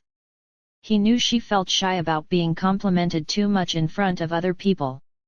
She looked up at him, her eyes filled with tears of mortification. That's a good and bad thing about you, Amina, she mumbled, hiding deep within the hood. Amina couldn't do anything but wait for Mahiru to pull herself together. Once Mahiru recovered from her embarrassment, the four of them hung out together, which was great because it made it much harder for any other guys to approach Mahiru. As long as the four of them moved as a group, no one would be left alone, and Amina was paying close attention to make sure it didn't happen again. Moreover, since Itsuki was obviously outgoing and handsome, the platonic ideal of a cheerful guy, and the type who had a friendly aura about him, any men who might have been aiming to pick up one of the girls probably thought better of it after one look at him. However, since Chitos, Mahiru, and Itsuki were all extremely attractive, Amina couldn't help but feel like all eyes were on them. Mahiru, Mahiru, take this. Kaya, geez, come on, Chitos. Without saying anything, Mahiru had pushed the group toward playing in the shallow pool. Mahiru and Chitos were happily splashing each other, while Amina sat on the edge of the pool and watched them. It was charming, watching two girls who were such good friends cheerfully playing around. Also, they were both exceptionally beautiful in different ways, so watching them was a feast for the eyes. Man, it's so nice to see the girls getting along like that. Itsuki was sitting beside Amina, watching them with a grin. You sound like a creepy old man, Amina replied. How rude. You're one to talk, ogling them while they play. I'm not that bad. But I bet you were thinking about how nice it was to watch, you taciturn guy. I could say the same about you. At least I'm honest about it, Itsuki quipped, gazing idly at Mahiru, who was giggling as she splashed Chitos with water. So why were you watching her with that faraway look in your eyes? Itsuki asked, wiping the foolish grin from his face. He leaned forward a little bit and peered at Amina. Well, how do I put this? Mahiru seems to have gotten even cuter than before. Listen to you, going on about your girlfriend, too. I'm not bragging, it's just she smiles a lot now. She didn't used to smile this way at all. We never saw her back then, but, do you mean she was cold? Yeah. She was always cool and had a sharp tongue. It was because she didn't trust anyone. I was thinking it's nice to see her this way now. Compared to when they first met, Mahiru smiled much more openly now. She had a carefree smile and honesty to her that seemed unrecognizable compared to the distant and sharp-tongued Mahiru of the past. Amina felt proud that Mahiru had changed because of him, but it was also thanks to Chitose. Since they were both girls, they could talk about things together and understand each other. Whenever he saw the two of them having fun together, as they were just then, he felt really happy. I agree, I've also been thinking that Mahiru has changed a lot. She used to be like some kind of statue, and hard to approach, but now all I can see is a super cute girl who loves Amina. Who loves me? Listen. I mean, it's easy to tell, with that much pure affection directed your way. Even on a normal day, it's obvious that she treats you special. By the way, I want to ask, from what you could see, has Mahiru been interested in me for a really long time? If anything, she was brimming over with love, wondering what was taking you so long. Seriously. He'd had a vague inkling that she liked him since before they started dating, but apparently Itsuki had seen it even before Amina had considered the possibility. I think that Mahiru probably started to change around the time she started to trust you and like you, Itsuki said. I wonder. And having Chi around maybe helped, too. She's excitable and friendly, for better or worse, so she pulled Mahiru out of her shell.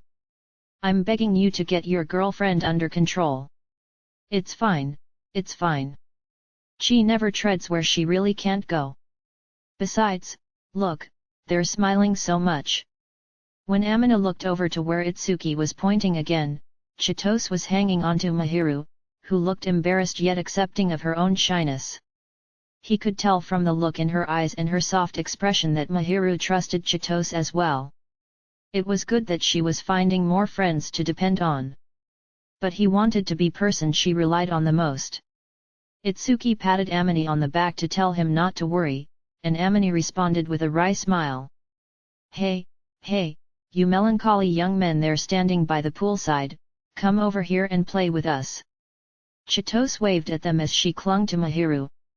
Mahiru waved her hand reservedly, too, looking like she wanted Amina to join them.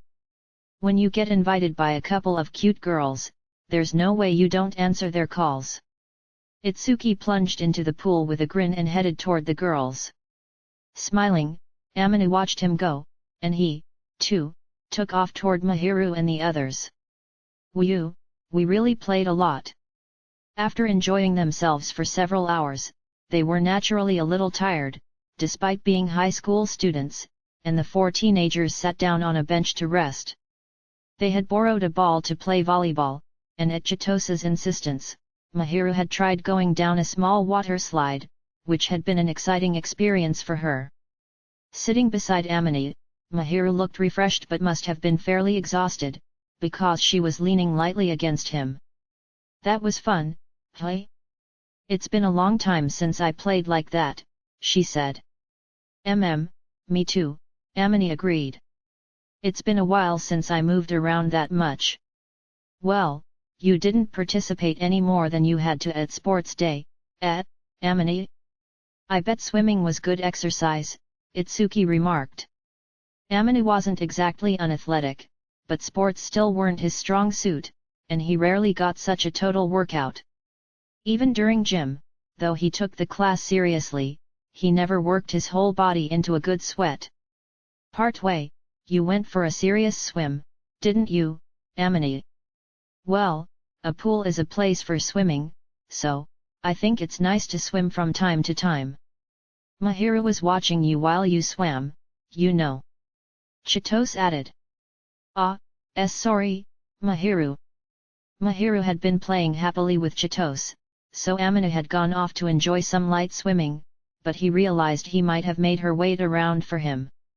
But Mahiru shook her head. Why, you don't need to apologize, but, it must be nice. After a little thought, Amina figured out what she meant. Mahiru didn't know how to swim, so she must have been jealous of Amina, who could do so without any issues. But he definitely wouldn't out her in front of Chitose and Itsuki, so he just smiled softly and stroked her hair. If they had another opportunity, it would probably be good to practice swimming. Let's go to the pool together again sometime, Amina suggested. Oh okay. Hey, what's that? Chitose interrupted. You say you want to see Mahiru's black bikini. You idiot, I definitely don't want to suggest she wear that in public. But you want to appreciate it when you're alone. Chitose prodded. That's different, since I'm her boyfriend, right? Thinking about Mahiru wearing a black bikini in front of everyone made Amini uncomfortable. Even though she wore his rash guard, he would have liked it if she had also put on swimming shorts. Come on, Mahiru, you're not gonna show him. I said we'll talk about it later. Mahiru turned away uncooperatively. Amina smiled slightly and patted her head gently again. The group left the water park together and went to a diner. It was 6 o'clock, which was usually a little early for dinner, but they had been swimming, playing, and using up so much energy that they were hungry and figured it was the perfect time to eat. Mahiru had never had the chance to go to a diner before and was a little nervous. She looked cute fidgeting, and Amina laughed in spite of himself. She slapped him from an angle that Chitose and Itsuki couldn't see, and he reined it in. That reminds me you're going to Amina's parents' house over the summer break, right, Mahiru? Chitose asked as she cut into her hamburger steak. Mahiru had probably told her she was going with Amina to his family home so they could make plans together. Now, of course, Chitose was smirking at him. Oh yeah, that you're going there to introduce yourself, right? Itsuki asked. Unfortunately, Mahiru has already met my parents. Oh, that's right. Well, at this point, it's more like a wife accompanying her husband for his homecoming, hey. Yeah, say whatever you like. The two of them weren't even close to being married or even engaged. So Amina's first thought was to question what Itsuki was saying. But it was unusual for high schoolers in a relationship to go for such a long visit with each other's parents, so there was at least something to his friend's observation. Amina quickly let the subject drop and took a bite of the rolled omelette from the Japanese set menu.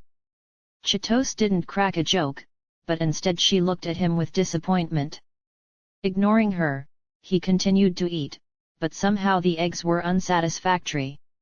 They had a bland, flat taste, unlike Mahiru's omelettes, and though he didn't complain, they left him feeling unsatisfied. Convinced that Mahiru's cooking was the best after all, Amina glanced over at her and saw she looked slightly embarrassed. Apparently the talk of her being his wife made her shy. So you're going to Amina's house, hey?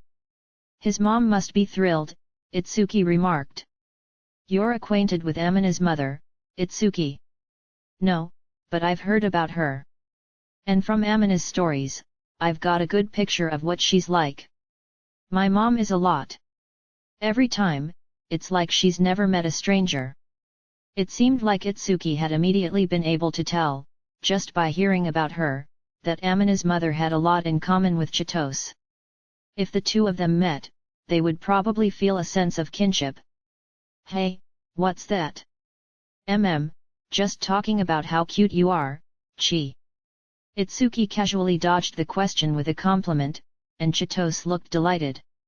Oh, you, she fawned. Ah, and by the way, Amina, let me know as soon as you've decided the dates for your trip home. I want to hang out with Mahiru before you go. Sure thing. We'll probably go in August, so you can have at it until then. Just don't forget to do your homework. Why do you sound like my mom? I believe last year you made a big fuss about not being done with your homework, so. Chitose was the type to procrastinate and then panic, trying to get everything done before the end of the break. On the other hand, Amina was the type to get it done early then review a little every day, while Itsuki liked to work slowly but steadily, so both of them had gotten stuck helping Chitose with her work before. This year Amina had already finished his assignments, and Mahiru had as well, so they had been reviewing together. But I don't want to do it. Ah. Maybe this year I can get a sweet angel to teach me. I don't mind teaching you, but the next time you call me an angel, I'm rescinding the offer. Ah, so strict. But I love stern Mahiru, too. Thinking how charming it was to see Mahiru sharing friendly banter with Chitose, Amina took another bite of his food before it got cold. Mahiru, tomorrow I'd like to eat omelets. She was sitting beside him, and when he told her this in a quiet voice, Mahiru's gaze shifted to the tray in front of Amina. You're eating one right now, aren't you? This one's no good. Somehow the flavor is lacking. Yours are the best. Haha, you're hopeless. All right, I'll wake you up tomorrow with breakfast. During summer vacation, Amina stopped getting up early, so he would be grateful for Mahiru if she did. It would probably be bad for his heart to see her face first thing, but there could be no doubt that it would be an extraordinary way to start the day. Amina was in a good mood, and as he looked forward to tomorrow's breakfast, Itsuki stared at him in astonishment. You're basically living together. Shut up. Only half living together, but he didn't say that out loud and quietly sipped his slightly cooled miso soup. Chapter 12, Homecoming, and Revealing the Relationship. Did you lock all your doors and windows? You watched me do it, didn't you? In the hallway in front of their apartments, Mahiru reminded Amina as if she was his teacher or something, and he answered with a small, wry smile. Normally she wouldn't go out of her way to say something like that, but she seemed to be worried, since their places would be vacant for a while. They were leaving that day to go back to Amina's family home for about 2 weeks, and Mahiru was making sure that nothing would happen while they were away. I did see you do it, but I'm asking just in case. Okay. My turn. You didn't forget anything, did you? I didn't. We already sent everything we needed ahead of time, and I checked my handbag again early this morning. Everything is locked up tight, and I took out the garbage from your place, and then I went over the contents of the fridge, so you can rest easy. Thanks for going to all that trouble. Naturally, there was no way they could carry everything they needed for 2 weeks with them, so she had employed a parcel service so nothing would go overlooked. On top of that, Mahiru had taken care of everything at Amina's apartment. He was no match for her. Feeling grateful that she paid attention to such details, Amina took Mahiru's bag from her and replaced it with his hand. After blinking several times, Mahiru said quietly and bashfully, "That's one thing I like about you, Amina," and squeezed his hand. Amina's family home was located a little more than an hour's distance away by bullet train from where he and Mahiru lived in the city. The two of them sat down in their reserved seats and amused themselves by chatting and enjoying the scenery, and in no time the train was pulling into Amina's hometown. It had been about a year since he had seen that station, but it felt longer, and an inexpressible wave of nostalgia came over him as he pulled Mahiru along by the hand to the rendezvous spot. "So this is your hometown?" "Well, that's not exactly right, since you can't get to my house without changing trains or going a little farther by car. The bullet train only stopped at major stations, so they'd had to get off here, but it would actually take a little more time to get to where they were going." This time, his mother had been available, so she had offered to come meet them, and they had taken her up on it. Her offer was probably motivated by the desire to see Mahiru as soon as possible. Walking toward the large pillar near the ticket gates that was often used as a meet-up spot, Amina spotted his mother, even at a distance. Naturally, Amina felt awkward about holding hands in front of his mother, so he let go of Mahiru's hand. He sensed a slight air of dejection coming from her, so he patted her back lightly. "Forgive me just this once, since we haven't told her we're dating yet." It had become routine for them to hold hands, so he was likely to take her hand without thinking about it, which he would need to be more careful of while they were visiting. Even Mahiru, who was a little reluctant to let go, seemed to understand once she spotted Shihoko and regained her usual expression. Once Amina's mother saw the two of them, she put on a charming, cheerful smile as they approached. "So nice to see you again. Welcome, Mahiru dear. I'm so glad that you came. Amina smiled wryly, thinking it was just like his mother to greet Mahiru first. Mahiru seemed a little overwhelmed by Shihoko's energy, but she gracefully bowed with a smile. Thank you very much for inviting me. And thank you for allowing me to join you during your precious family time. Never mind all that, we wanted to see you, Mahiru dear. Actually, we wanted to see you over spring break, too, but it didn't work out.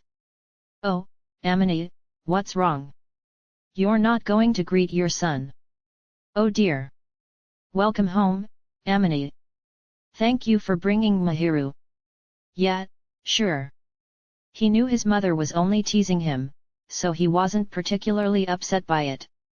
When she noticed how brusque he was, she pressed him further. Oh, quit sulking, dear. Of course I'm happy you've come back to visit, Amina. He couldn't help but be irritated by the way she smirked at him. Brushing off his mother's hand with a huff, Amina looked around. He was surprised his father hadn't come to meet them as well. Amina was sure he also had the day off from work and had thought that both of them were coming. Where's Dad? Your father's at home now fixing lunch. Got it. That made sense once she said it.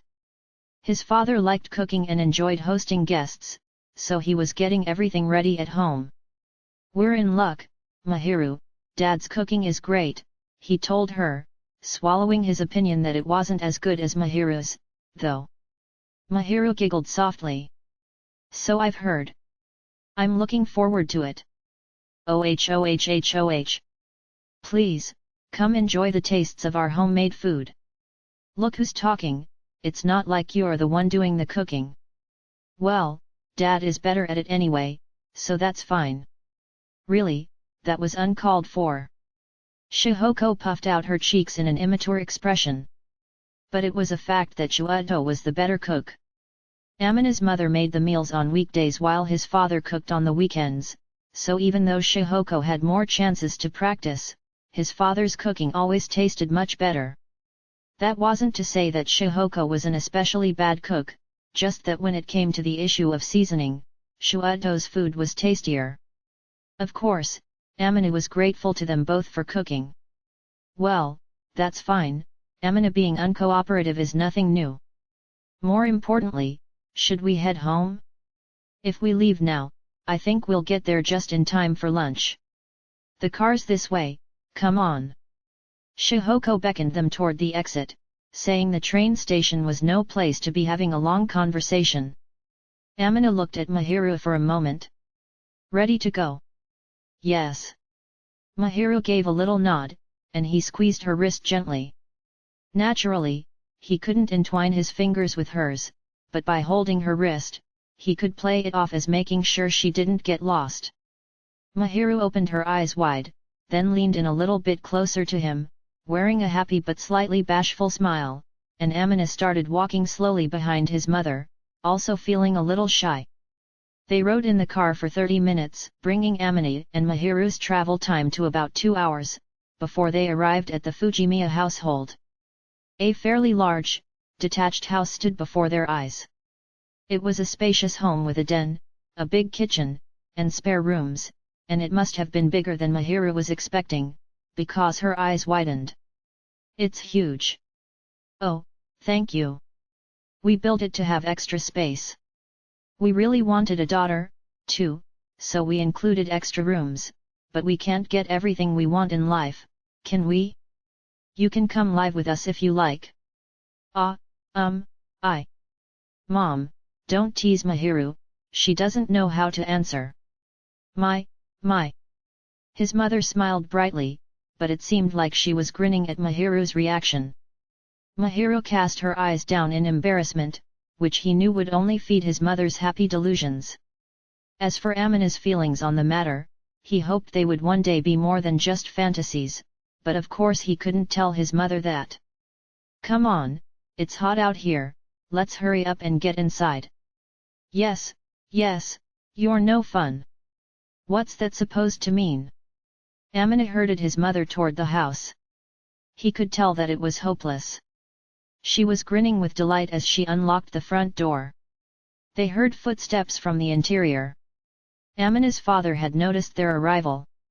"Welcome home." When they stepped inside the house, as expected, Shuato was waiting for them.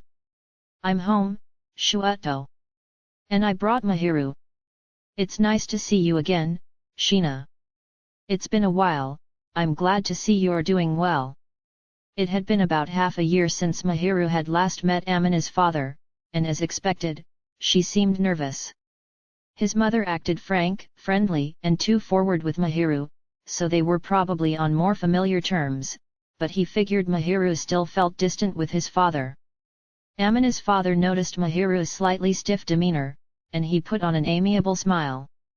"Oh, you don't have to be formal around an old man like me," he said. "Oh no, I wasn't. The problem is that you don't look like an old man, Dad." "Oh, what a nice thing to say." It was true, Amina's father looked much younger than his actual age. He had what they called a baby face.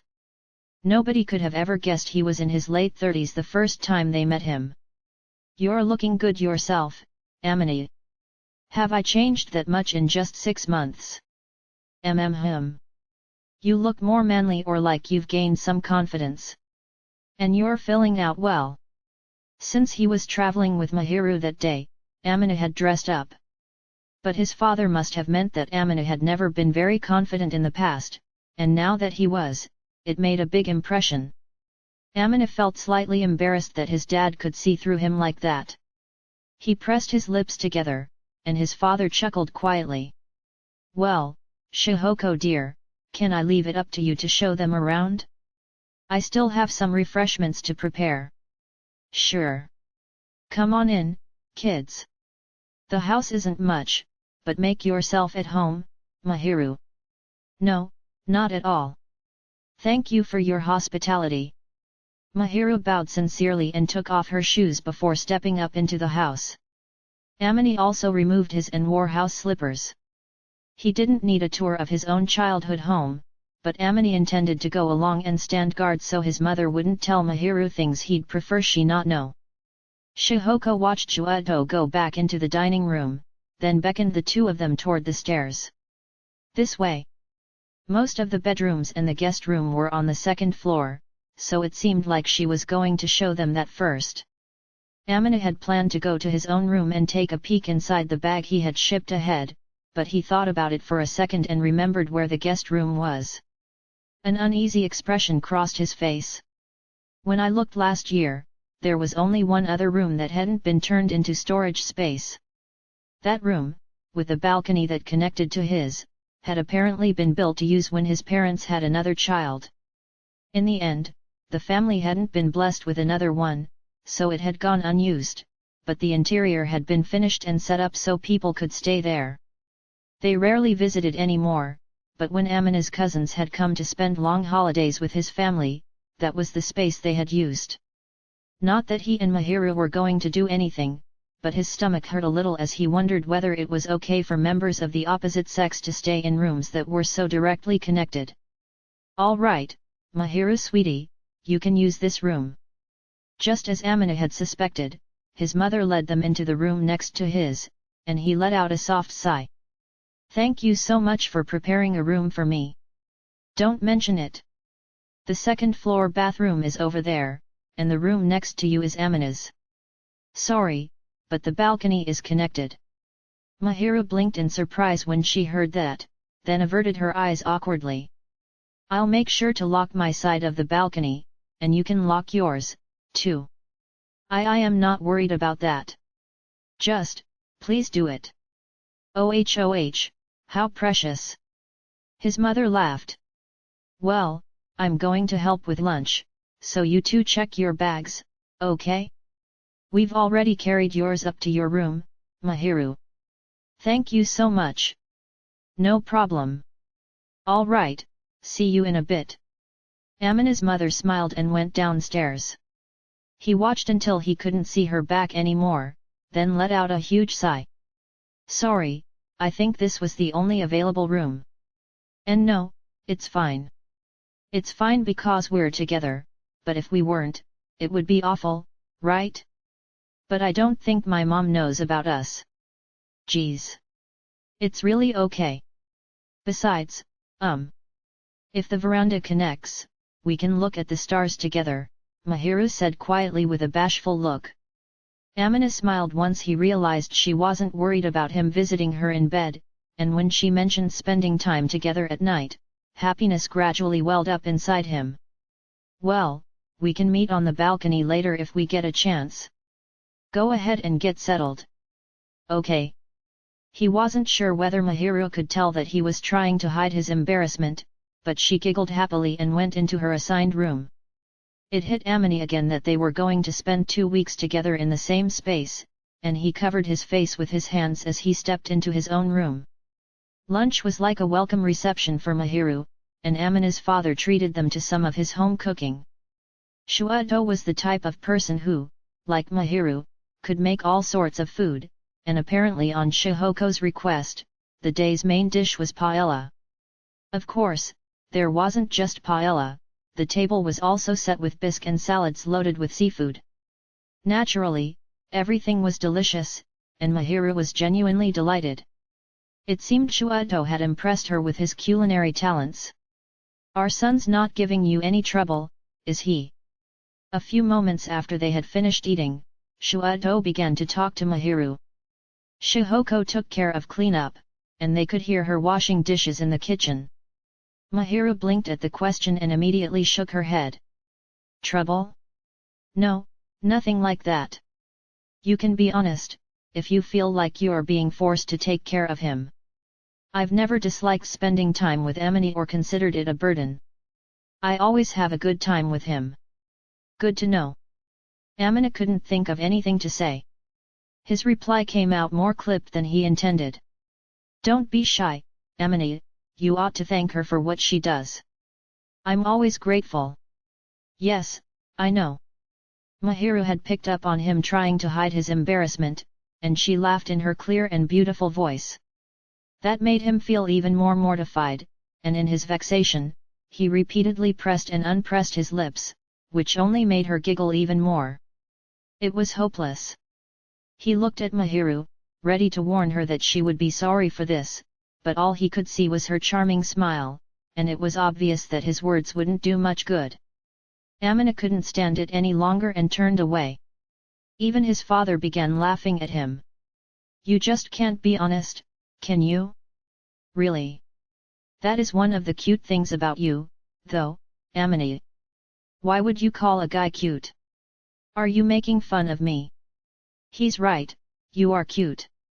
Mahiru, we're going to have to talk about that later. Okay. Let's talk later. She answered cheerfully, and Amina was at a loss for words. Mahiru was being more assertive than usual. He had been worried that she might be feeling nervous, but she seemed to have loosened up. Simply by sharing this kind of exchange with Amina, she was showing how familiar they were. Amina's father watched their exchange with interest. Suddenly, he blinked dramatically, as if he had just remembered something important. Oh, right, Sheena, if you don't mind, would you go shopping with me? Shihoko asked me to pick up a few things. Why are you trying to take her with you? Amini objected emphatically. His father continued smiling calmly. Relax, it's not like I'm going to drag her all over town chatting and giggling like your mother, you know. I know that, but... Anyway, you can stay home and watch the house. What? Why? Well, because I'm going to tell her about old times, and it'll be a nuisance if the centerpiece of the story is there. Did you just call me a nuisance? Amina demanded. I did, his father smoothly confirmed. Amina was again at a loss for words. His father looked at Mahiru. So you don't mind going on an errand with an old man? No, not at all. It would be my pleasure, Mahiru said. Great, I'll be glad to have you accompany me. He smiled broadly. While we're out, I want you to help me pick out a present for Shihoko. Mahiru looked bewildered. Present? Is today an anniversary or something? Dad often buys mom gifts, even on days that aren't anything special. Amina's father was a ladies' man who was extremely kind to women and especially to his beloved wife. He frequently gave her gifts, even when there wasn't any kind of occasion. He said that he did it out of gratitude for the things she did every day, as proof of his love, and because he wanted to see her happy face. Amina had also accompanied his father on such shopping trips when he visited home. His father had probably invited Mahiru so he could get suggestions from a female perspective. But his main goal was definitely to tell stories about Amina. "You're a lot like your father, Amina. I don't do as much as he does, though. You found me stuffed animals and cute little things and bought them for me, didn't you?" It was true he had bought gifts that he thought would make Mahiru happy or look good on her, but he gave her those things because of how he felt about her and as thanks for looking after him on a daily basis. Maybe that did mean he was like his father, but he didn't think his efforts were as frequent.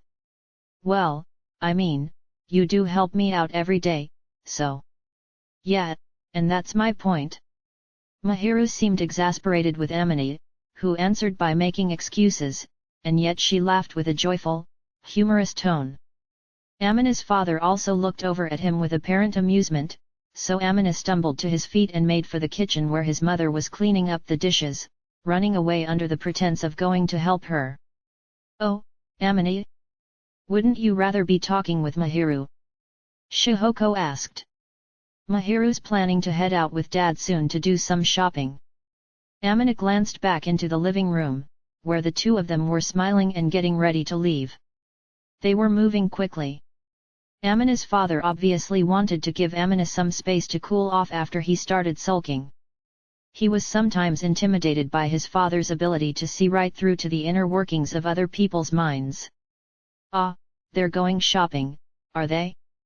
And I think your father has some things he wants to ask Mahiru, so this is probably a good time." "What is he planning to ask her?" "Just normal stuff, probably. It's not like I always know what Shuato's thinking." Amina's mother handed him the paella pan after she had washed it and put it on the burner to dry, so he obediently returned it to the shelf where the cookware was stored. While he was doing that, Mahiru and his father departed. Amina gave a somewhat forlorn glance across the living room, in the direction of the door they'd left through, and then went back to help his mother finish washing up, drying the clean dishes and putting them back on that same shelf. It was work that he frequently helped Mahiru with, and Amina was proud of how skillfully he handled the task. His mother's eyes widened when she saw him. "You've really mastered those movements, Amina. Thanks for noticing. I'm relieved to see that you're not just making Mahiru do everything.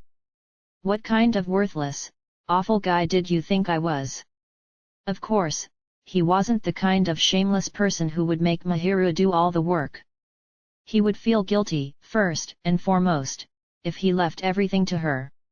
She handled the hard work of cooking for him, so Amina figured he should help where he could and be sensitive to her needs. He looked pointedly at his mother, as if to say it was only reasonable that he would help. Still looking impressed, she addressed him again, "Say, Amina. What is it? How far have you gone with Mahiru?" "PFF." Amina sputtered.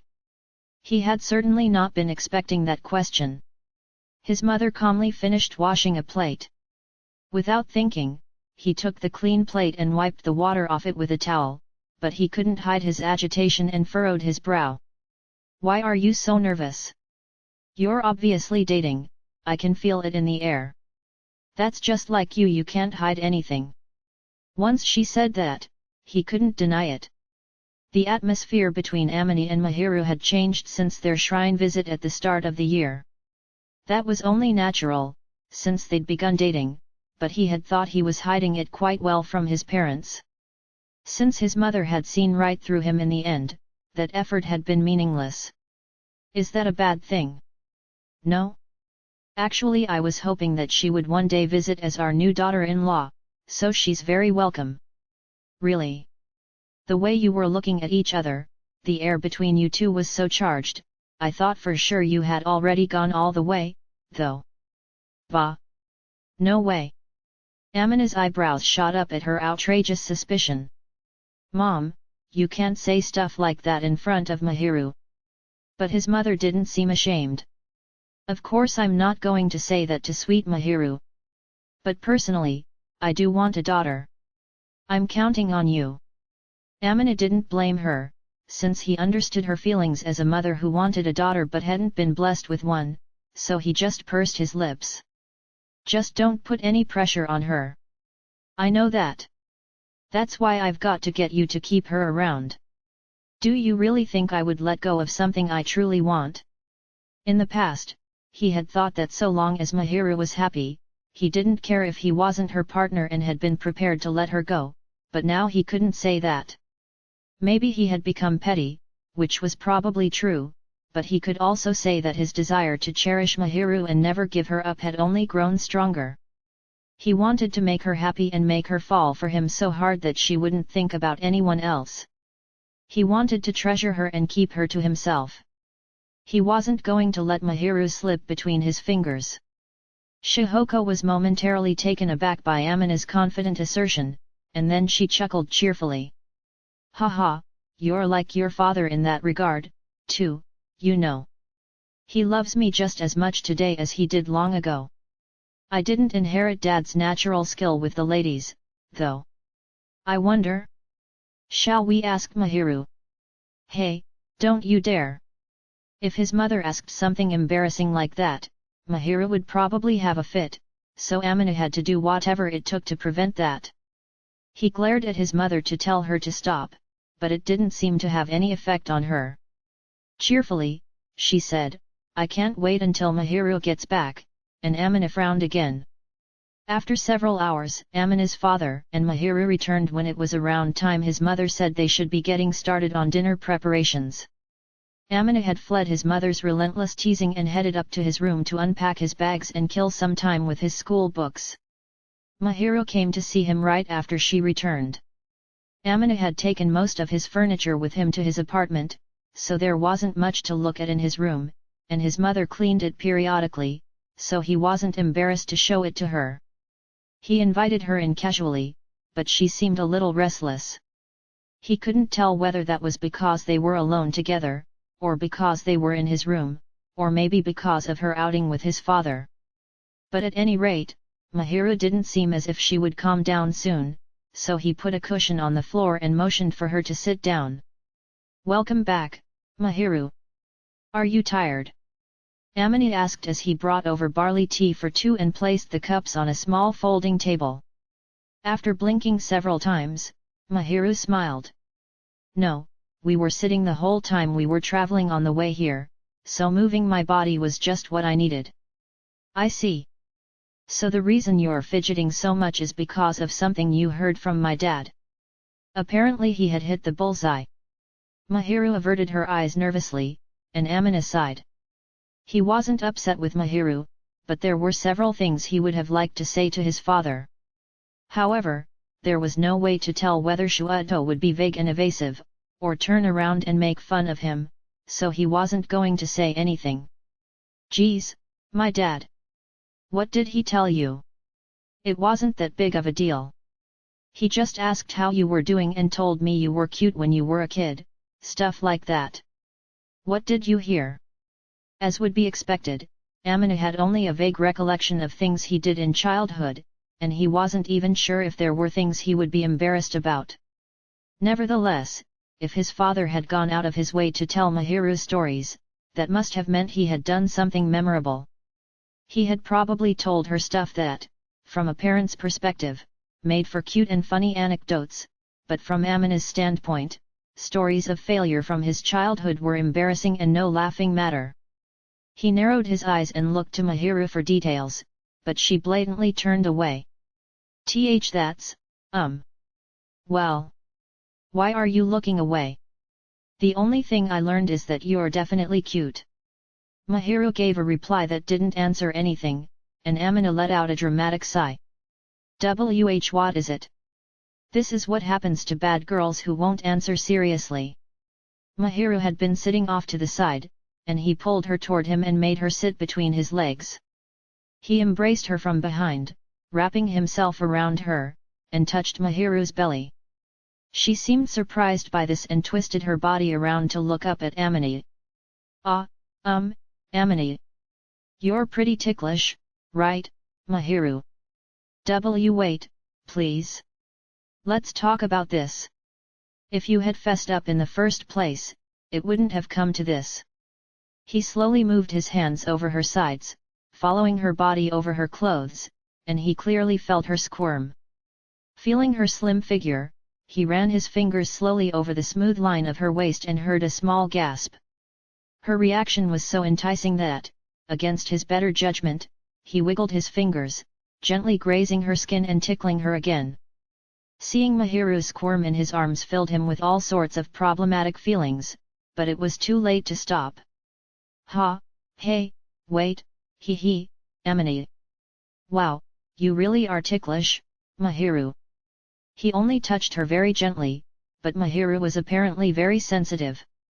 She was clutching her knees to her chest, trembling, and letting out little gasps of air. Amina wasn't sure whether to think it was cute or be shocked by how stubborn she was.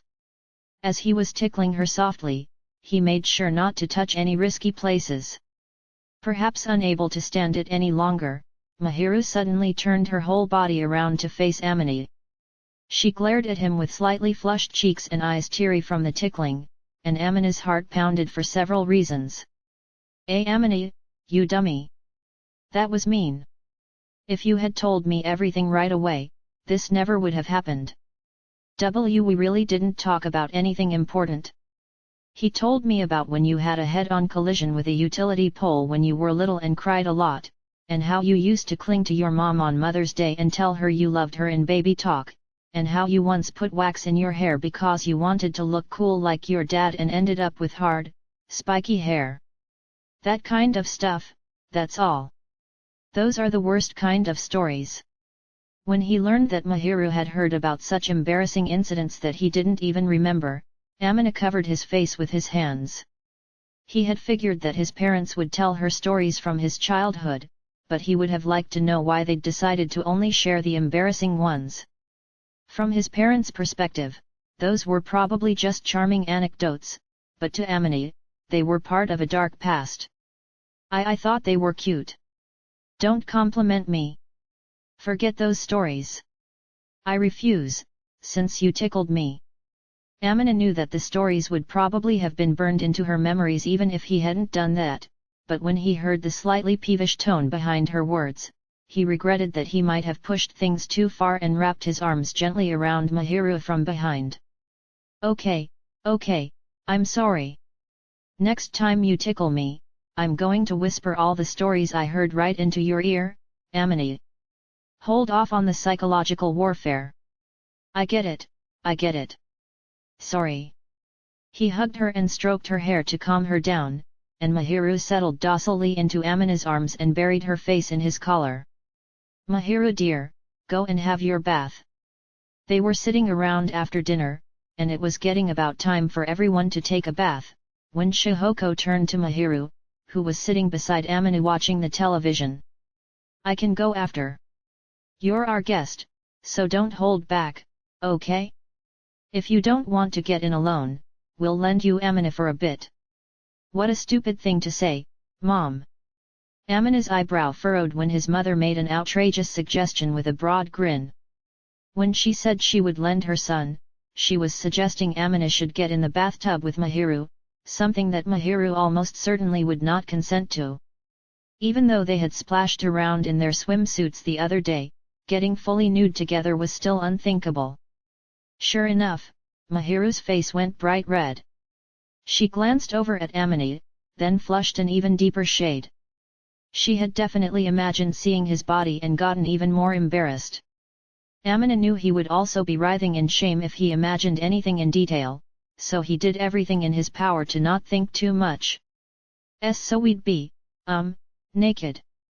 Oh, should I lay out an extra towel? And no, thank you. Goodness, you don't need to be so embarrassed. Shuado and I bathe together all the time. That's. Mahiru, don't take her too seriously. I mean, Mom and Dad do get in the bath together a lot, but we don't have to do that." His mother had been joking around, but there was more to it. Amina's parents were intimate with each other all the time. If they went out walking together, they invariably held hands and smiled at each other, and when it was time to sleep, they both shared a bed. They were that consistent. No matter how you looked at it, the two of them were head over heels for each other, which was kind of embarrassing for their son. But around town, they were known as a couple of lovebirds. The two of them even took their baths together. They believed that spending lots of time with one another was important to maintaining a happy marriage. Shihoko may have only been teasing, or she may have honestly considered it their chance to get closer. Either way, it's none of her business. Amina was quite likely to dye the bathwater red with a nosebleed if they got in together. "You don't want to? What's the matter with you young people? Whether we want to or not, do you think I could stand to do that in my parents' home? But I heard you were considering it at your apartment. That's not up for discussion right now." He had realized what a convenient phrase that was the other day at the pool when Mahiru had used it. Amina could see that her eyes were darting around in embarrassment, but in his heart, he couldn't say that he didn't want to bathe together, so the best he could do was dodge the question. Honestly, he knew it would be incredibly awkward and that the both of them would probably die of shame if they tried. But at the same time, as a teenage boy, he couldn't help but want to do it, just a little. He didn't think it would happen, though. Amina's father had been listening to the conversation with amusement. He looked at Amina's stiff face and curled his lips upward in somewhat of a wry smile. "Shihoko dear, don't tease them too much." "All right, fine," she relented. Amina was immensely grateful for his father's intervention. "Go on, ignore my mom and go have your bath." "Oh okay. I'm going, then." "You're such a cold fish, Amina. Have a good soak, Mahiru dear." Amina showed Mahiru to the bathroom to prevent Shihoko from delaying her all night, then returned to the living room. When Amina's father saw how exhausted he looked, he chuckled and gave him a sympathetic smile. Once Mahiru finished her bath, Amina's turn was next. Knowing that his parents were going to get in together and flirt happily in the tub, Amina had to take it before them. He felt his heart beat as he passed by Mahiru on his way to the bathroom, and he quickly went to bathe. He wasn't able to soak long because the thought that he was sitting in the same water Mahiru had used kept popping into his head, making him feel restless and dizzy. Once Amina got out, his parents took their turn, so he was left alone in the living room with Mahiru. "They're very intimate," Mahiru mumbled almost unconsciously as she watched them go. Shuato had his arm around Shihoko's waist. "They've been like that for as long as I can remember. I'm used to it. I think you have a great family." "Thanks for saying so. Sometimes they give me heartburn, though." "Haha." Amina rubbed his chest and stuck out his tongue, and Mahiru giggled quietly, covering her mouth. "Just asking, but are you going to be all right staying here? You're not worn out or anything." "I'm fine. The two of them are being so nice to me. Like, they're treating me as if I'm their real daughter." "Well, I guess it's because my parents always wanted one. Now that such a cute, nice girl has shown up, they probably want to dote on you." "Are right." Amina's parents had readily accepted Mahiru. Of course, they were impressed with Mahiru's sweet personality. Shihoko was practically smitten and keen to spend plenty of time with her. Mahiru's cheeks were faintly red, maybe because she felt bashful from being called cute. "If you like, I don't mind letting my parents pamper you. Ever since I left home, they have been starved for someone to spoil. If there's anything you want, or any place you want to go, just tell them, okay?" His parents, especially his mother, seemed like they would grant any wish Mahiru had with big smiles on their faces. "Why, you know I couldn't pester them like that. But I would like it if we could all go out together. I've always wanted to go on a big family outing." At those final words, which she added in a truly fragile voice that was barely louder than a whisper, Amina felt a great pressure thumping in his chest. He knew that Mahiru had a poor relationship with her own family. Amina figured that, for Mahiru, being able to develop a rapport with his parents allowed her to experience something she never had with her family. He hoped she would come to feel that way, but he knew it wasn't something he could force. So instead, he decided not to mention it and just focused on treating Mahiru as if she was part of his family. Is that so? Well, I'll tell Mom. Although I'm warning you, if you don't have a particular place in mind, my mom will probably pick whatever she wants. Some amusement park or shopping mall, most likely. If there's somewhere you want to go, you should ask, otherwise she might take us to some weird places. Haha, as long as I'm going with you and your parents, anywhere is fine. If you say that, my mom's going to take us someplace strange. Mahiru smiled happily at Amina's words, and Amina felt quietly relieved. Then he told her about some of the odd destinations they had gone to in the past and coaxed even more smiles out of her. Chapter 13, Always by Your Side. Whether it was due to exhaustion from traveling or from dealing with his parents who were giving him a hard time, Amina woke up late the next morning, if it could even be called morning, since it was almost noon by the time he got out of bed. Amina picked up his terry cloth blanket from where it had fallen onto the floor at some point in the night, and as he began folding it, he let out one big yawn. I don't think we have any plans for today. There was Mahiru's request for the four of them to go on an outing together, but Amina hadn't told his parents about that yet, as he had been planning to stay at home for the first few days to rest. It was summer vacation, so he figured it was all right to get up close to noon, though he couldn't help feeling like he was being lazy. Amina changed his clothes at a leisurely pace. Once he finished dressing and made it down to the living room, he saw that of course Mahiru had made it there before him. She was sitting at the table with his mother and father. Mahiru was peering down at some large object that resembled a book, and what she saw was making her eyes sparkle. Good morning. What you looking at? Oh, good morning, Mahiru greeted him, without a shred of sleepiness to be found in her expression. Then she lowered her gaze to the book on the table again. Amina looked down, too, curious as to what it could be, then covered his face with his hand. Wait a minute, why are you looking at a photo album without me? He saw a picture of a familiar, mud-caked little boy and groaned. Amina's parents were the type to take commemorative photographs, and they treasured their memories, so it wasn't surprising that they kept photo albums. The problem was that they were showing one to Mahiru. The pictures in the album, which was lying wide open, were of Amina when he was young. It was filled with photos of a charming and cherubic little boy, who was doing something embarrassing in most of them. Amina felt annoyed as he glared at his mother, who had been showing Mahiru photographs of him covered in mud or on the verge of tears with obvious delight. Oh, did you want to see your cute photos, too? You should have said something earlier. No, I meant don't show her without my permission. Was it wrong of me to look? It's not, but, it's just embarrassing. But you're so adorable. That's not considered a compliment for a guy, you know. If she had called him cool or something, that would have been better, but adorable was not what he wanted to hear. Even though he knew she meant his childhood antics were cute, he wasn't happy about it. Amina turned away in a huff and could practically feel all three of them smiling at him. Come on, it's fine, isn't it? His mother prodded. Mahiru's clearly crazy about you. I'm sure she just meant that the pictures were cute, he scoffed. Oh, only because of how different you are now. Sheena here must really like you, Amina. As your father, it makes me happy that you have such a level-headed girl by your side.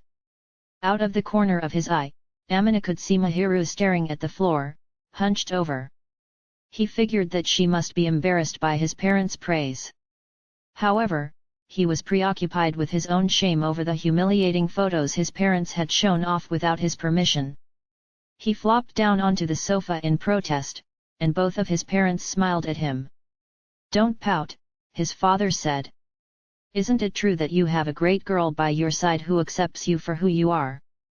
That is true, but the one thing that makes us a little sad is that you didn't tell us, though.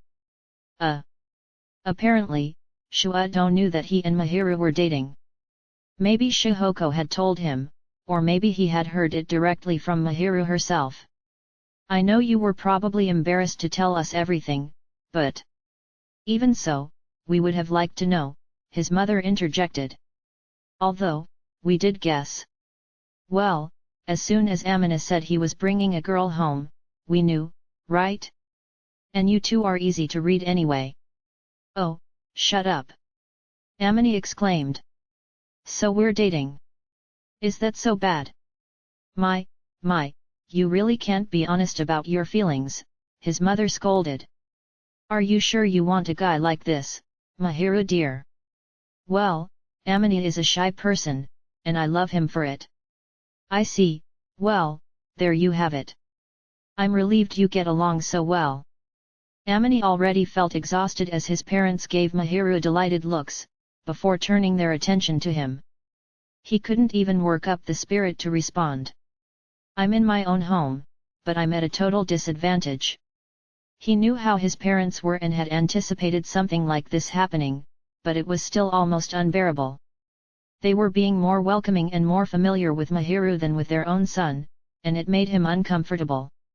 Amina sighed and, with a feeling of desperation, set the album on his knees and started flipping through it. The photos that Mahiru had been looking at so happily were, as he expected, mostly records of embarrassing moments. Some had been taken to commemorate special occasions, but the majority showed him looking foolish. He was disheartened to see that they also had pictures of him wearing girls' clothes.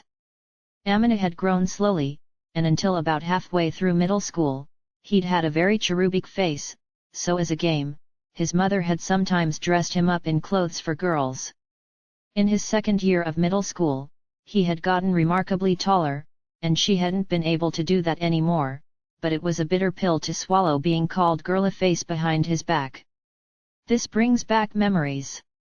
Amina couldn't help but think of the boys who'd once been his close friends before they'd had their falling out.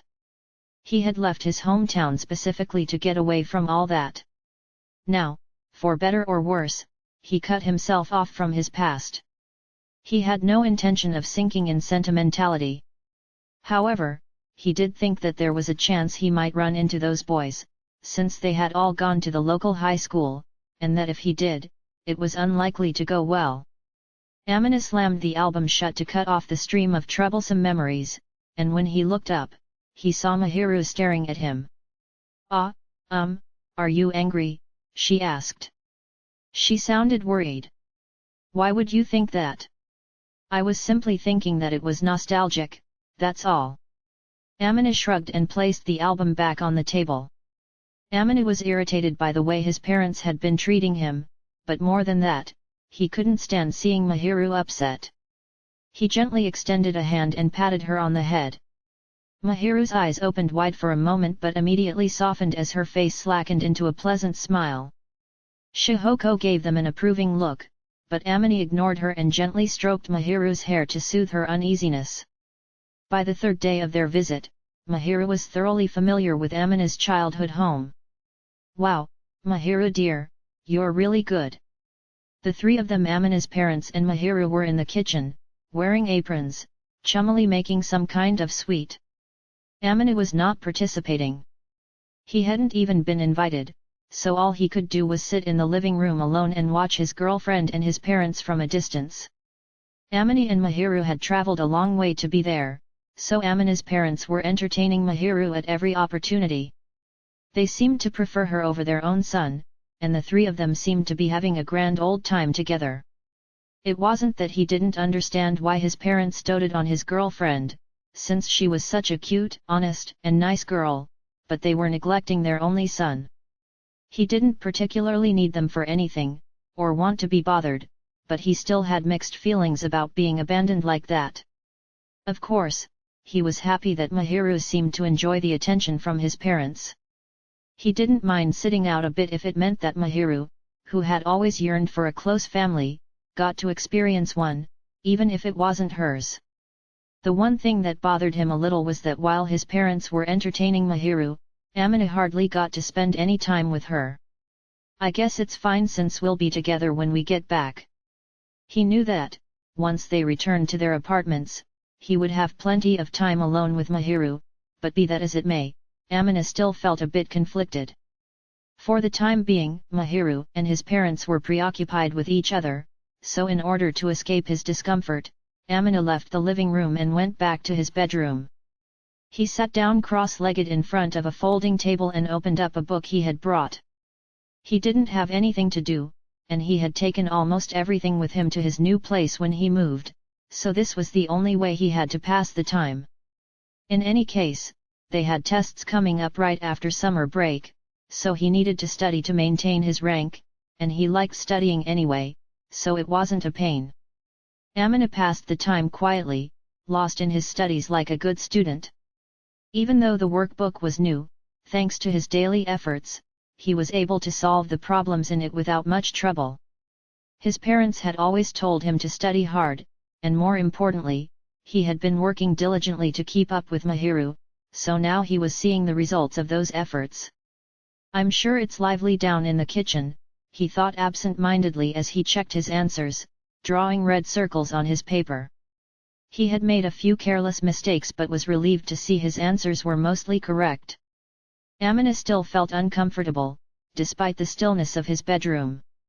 It's always been normal for me to spend time by myself.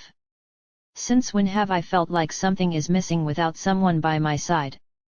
Without a doubt, it was because of Mahiru. He had gotten used to having her around, so he now felt weirdly incomplete when he was alone. Idly spinning his red pen around and around in his hands, Amina let out a small sigh. He would finish the workbook soon, a thought that should have made him happy, but just as he was about to exchange his red pen for a mechanical pencil with a mournful grumble, the sound of 3 hard knocks sounded from the bedroom door. Amina, he heard Mahiru's reserved voice ask. He had thought she was cooking down in the kitchen, but when he glanced at the clock, he saw that 2 hours had passed. They had probably finished already. What's up? Nothing, just you disappeared without us noticing, so. I was only studying. I had some time, so. He could hardly believe that 2 hours had gone by, but that just showed how focused he had been. Actually, in a way, he had been more distracted than focused since he'd only started studying to drive other thoughts from his mind. Is that so? Is it okay for me to come into your room? It's fine, but wouldn't you rather be talking to my parents? Right now, I want to talk to you, Amina. She was probably concerned about him. If not, she wouldn't have bothered to come visit him in his room. He thought he was acting immature with his responses, but there was no reason for him to turn her away, so he opened the door and said, "Come on in." On the other side stood Mahiru. She was holding a tray and looking at him timidly. On the tray were 2 café au lait and 2 cream puffs, which was apparently what they had been making earlier. Pardon the intrusion. Mahiru entered hesitantly, making Amina feel a little awkward, too. He hurriedly cleared away his workbook and writing implements, pulled out a cushion for Mahiru, then took the tray from her and set it down on the folding table. The beautifully baked cream puffs were magnificent to behold, like something you would buy from a bakery. And since Mahiru had made them, Amina knew they would be delicious. We just finished making them. They're not that chilled, but… Thanks. He was full of gratitude that she had gone to the trouble of bringing them up to him, so he said so honestly. But for some reason, Mahiru cast her eyes downward uneasily. Amina, you're not mad, are you? Why do you ask that? The air around you feels prickly. Like it's hard to get close to you. Apparently, she had picked up on the fact that he was upset, although he wasn't actually mad, like she seemed to think. Amina's feelings were very complicated, and he did feel lonely. But he wasn't angry whatsoever. After all, there was nothing wrong with what his parents or Mahiru were doing. Amina was just in a funk all on his own. I'm really not mad at all. It's just I was feeling lonely because you got taken away, he admitted. Ah, well, that's... Sorry. I know you're having fun spending time with my mom and dad. I'm just being sulky. It's childish, even for me. He laughed and shrugged, then took a sip of the café au lait she had poured for him. Amina knew that Mahiru was hungry for a loving family, and he felt bad about leaving her alone earlier. He should have been enjoying watching her, instead of worrying about feeling out of place. Amina was happy as long as Mahiru was happy, but it felt sad to be left behind, and he was the one who had chosen to isolate himself further. He had selfishly worked himself into a bad mood, and he couldn't blame that on Mahiru or his parents. Amina set down his cup and sighed, and Mahiru slowly looked up at him, then quickly launched herself at his chest. To be more exact, she got close and leaned her body against his chest, but Amina was caught off guard by the sudden physical contact. He wondered what was wrong all of a sudden, but for the moment, he gently patted Mahiru's back to comfort her. She slowly lifted her face and looked Amina directly in the eyes. Of course I have fun spending time with your parents. It does make me happy, but I need you to know that my favorite thing is being with you, Amina, she whispered, then brought her lips to his cheek nervously. By the time he had registered the faint, soft pressure, Mahiru had already pulled away. When he saw her cheeks, suddenly redder than they had been before, and her eyes welling with tears, Amina instinctively planted his own kiss on her soft cheek. I've been a fool. He had been acting like a complete idiot, pouting for no reason, when Mahiru had been so concerned about him. He realized again how much he loved her, and he tried to express his overflowing feelings with that action. Even if it was just on the cheek, Amina wasn't used to kissing yet. Mahiru was the same and shivered when Amina's lips made contact. At first, she seemed like she was going to run away out of shame, but as Amina held her tight and touched her gently, she gradually relaxed into his arms and closed her eyes in comfort. Mahiru bashfully kissed Amina's cheek in return, and overcome by her cuteness, he squeezed her even tighter. Hey, Mahiru! After they had kissed each other on the cheeks for a while, Amina peered down into Mahiru's eyes. She looked back up at him with an expression filled with both embarrassment and joy. Listen, tomorrow, let's go out together. My parents have work. Just the two of us. I haven't shown you around my hometown yet, have I? Though, it's not like there's much to see, not like where we live. He had only suggested it because he wanted to spend time with her, but Mahiru's eyes widened, then she put on an even softer smile than when they had been kissing. Let's go. I'll go anywhere, as long as I'm with you. But today, I want to stay here like this for a little while longer. Your parents also told me I should spend some time with you. It's none of their business, is what I'd like to say, but they saw right through me. I guess I am bad at hiding my feelings. It seemed Amina's parents had been worried about him as well. Amina laughed at how needlessly foolish he had been as he slowly pulled away from Mahiru. She looked hurt for a moment, but then Amina pointed at the cream puffs and whispered, I want to eat the sweets that you made, and she immediately cast her eyes down bashfully. Shall we eat them together? Yes. Instead of embracing, Amina sat by Mahiru's side, holding her hand and smiling warmly. Chapter 14, A Chance Meeting with the Past. The two of you are going out today, right? Shihoko inquired as the four of them took their seats at the breakfast table. Amina's parents looked very pleased, and Amina started to regret telling them that he and Mahiru had made plans. But his mother didn't mean to tease them. I'm sure you're bored being cooped up in the house, she added quickly. Well, we're not really going anywhere in particular, he replied, just taking a little walk. We haven't gone anywhere yet, so I'm looking forward to it, Mahiru added. In the 3 days since they had arrived, Mahiru had gone shopping with Amina's father on the first day, but aside from that, they had passed the time at the house.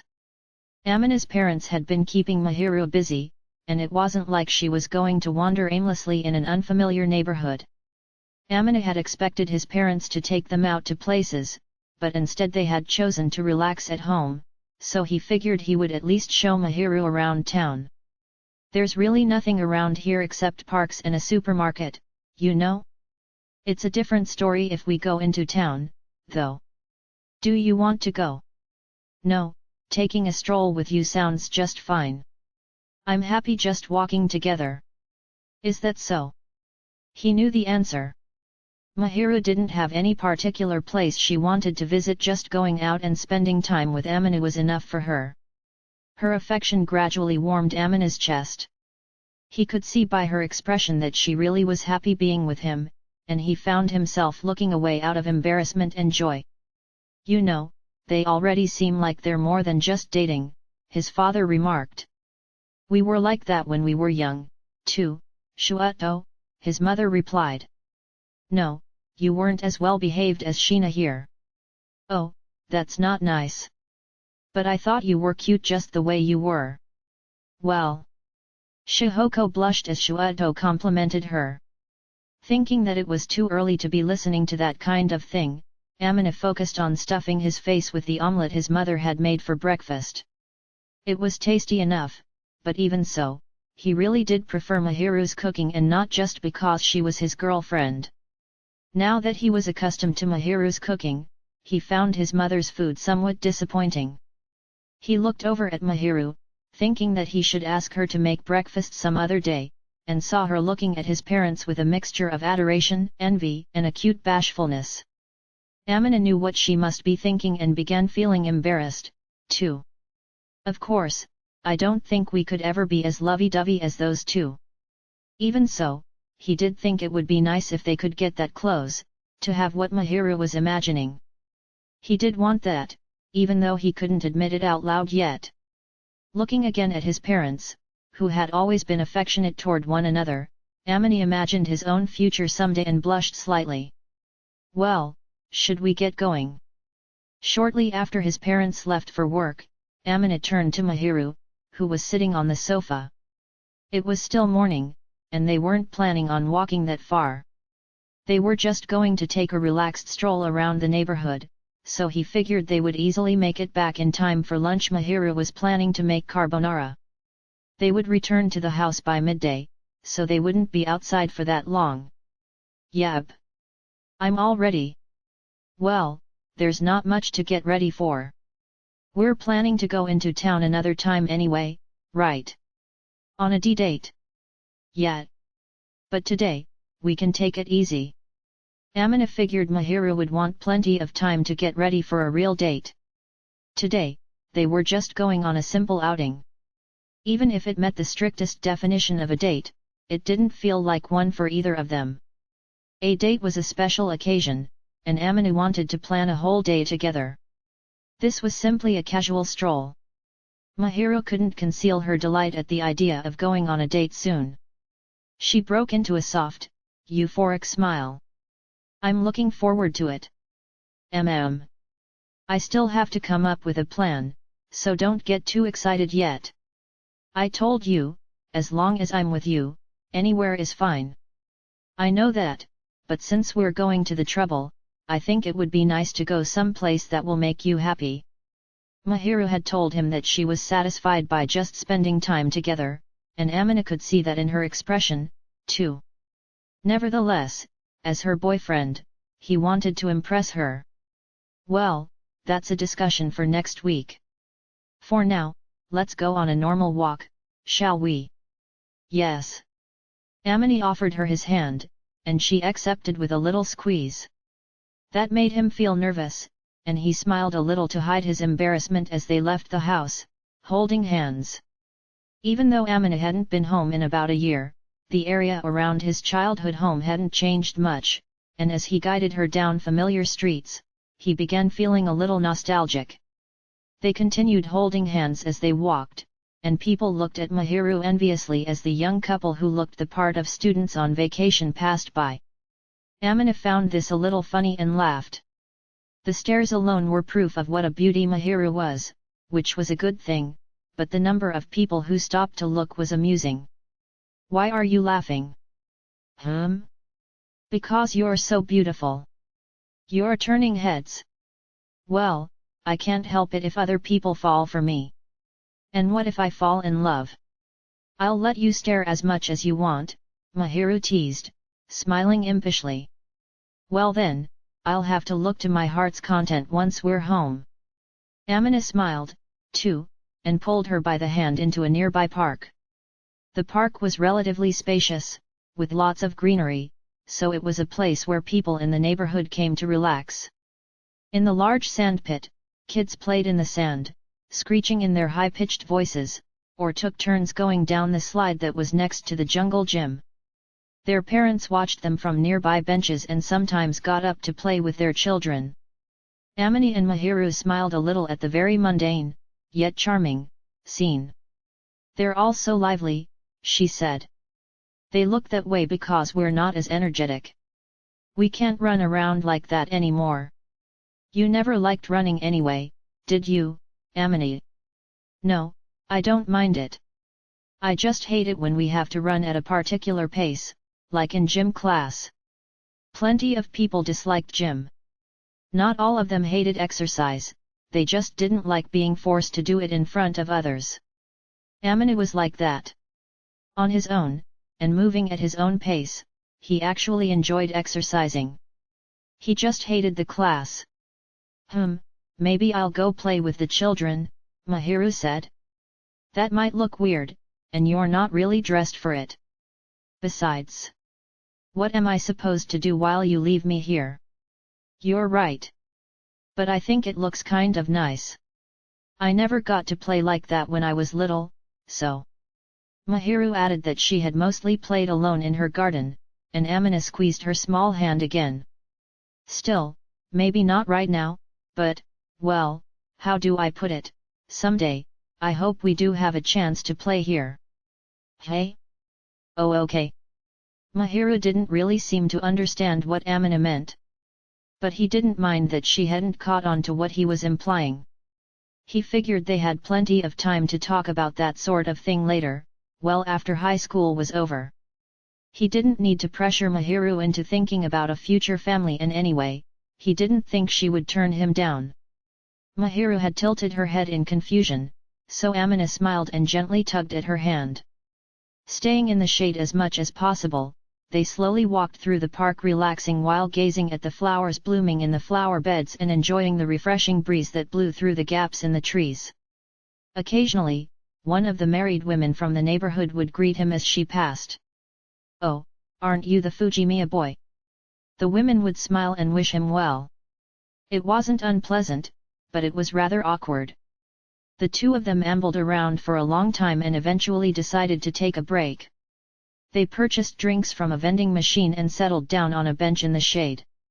Come to think of it, you're already totally used to my parents' house, aren't you, Mahiru?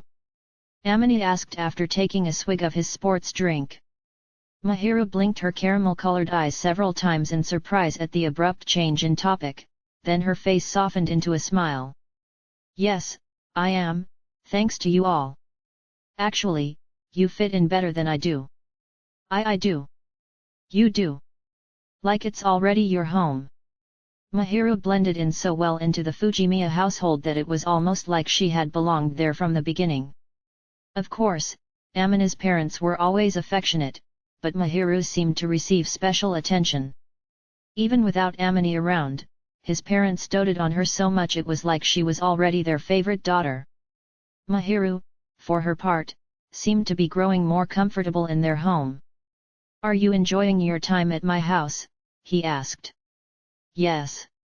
Haha, it's really been nothing but fun since I arrived at the Fujimiya household. Your parents have been so kind to me. They're doting on you even more than I do. Amini, you mustn't pout. I'm not pouting. Not while you're with me. Okay. Amini was glad to see that Mahiru was being welcomed into his home, even if it did mean that he was somewhat neglected. He was hopeful that eventually she might one day become a permanent member of the family. Amini was happy as long as Mahiru was with him, and she had already shown him that she would always come back to him. So he didn't have a problem with his parents monopolizing her a bit. And he knew that once they returned to their apartments, he would be able to have her all to himself again. Mahiru seemed embarrassed by Amina's words, and she pressed her forehead against his arm to hide her face. He reached out to stroke her hair, thinking that she was so cute when she did that. Fujimiya. His hand stopped at the sound of someone's voice calling out to him. When he looked up, he noticed someone else nearby. He had been so absorbed in his conversation with Mahiru that he hadn't seen the other person approaching. Oh, that's right, I knew there was a chance I would see him if I came home. The voice belonged to someone Amina had tried for the longest time to forget, even avoiding him in his dreams. He had left his hometown to get away from that person, although he'd always known that they might run into each other again someday. In the recesses of his heart, Amina had been anticipating their meeting. This time, however, Mahiru was there beside him, and Amina stayed calm and composed. He took a deep breath, letting his hand fall, and turned to face the voice, to face a boy who stood at the center of so many memories. Chapter 15, Farewell to the Past. It really is you, Fujimiya. I didn't know who you were for a second until I heard your name, the boy who used to be Amina's friend said. Tu Zhao, who Amina no longer considered a friend, stood there staring at him. The last time Amina had seen Tu Zhao's face was at their middle school graduation, and his appearance and attitude hadn't changed much since then. On the other hand, Amina had changed a lot, on the outside and inside, over the 2 years that had passed since they had their falling out. And he had styled his hair and dressed up for the day's outing, so he certainly ought to have been difficult to recognize. Ever since he had made his relationship with Mahiru official, Amina had felt like anybody who had known him before would scarcely believe that he was the same person. There was nothing surprising about Tu Zhao's reaction. Tu Zhao wore the same irreverent smile he always had. Like Itsuki, he was a flashy, confident guy, but they didn't have anything in common otherwise. Sure, Itsuki liked to joke around, despite looking like a fresh-faced, agreeable young man. But Tu Zhao had a genuinely cruel sense of humor. At first, Tu Zhao seemed a little uncomfortable with Amina's lack of response, but right away he broke into a broad smile. It's been a long time, hey, Fujimiya. Yes, it has. You left home, didn't you? You're back now. It's summer vacation, so I'm just visiting, Amina answered smoothly. Glad to see you're looking well.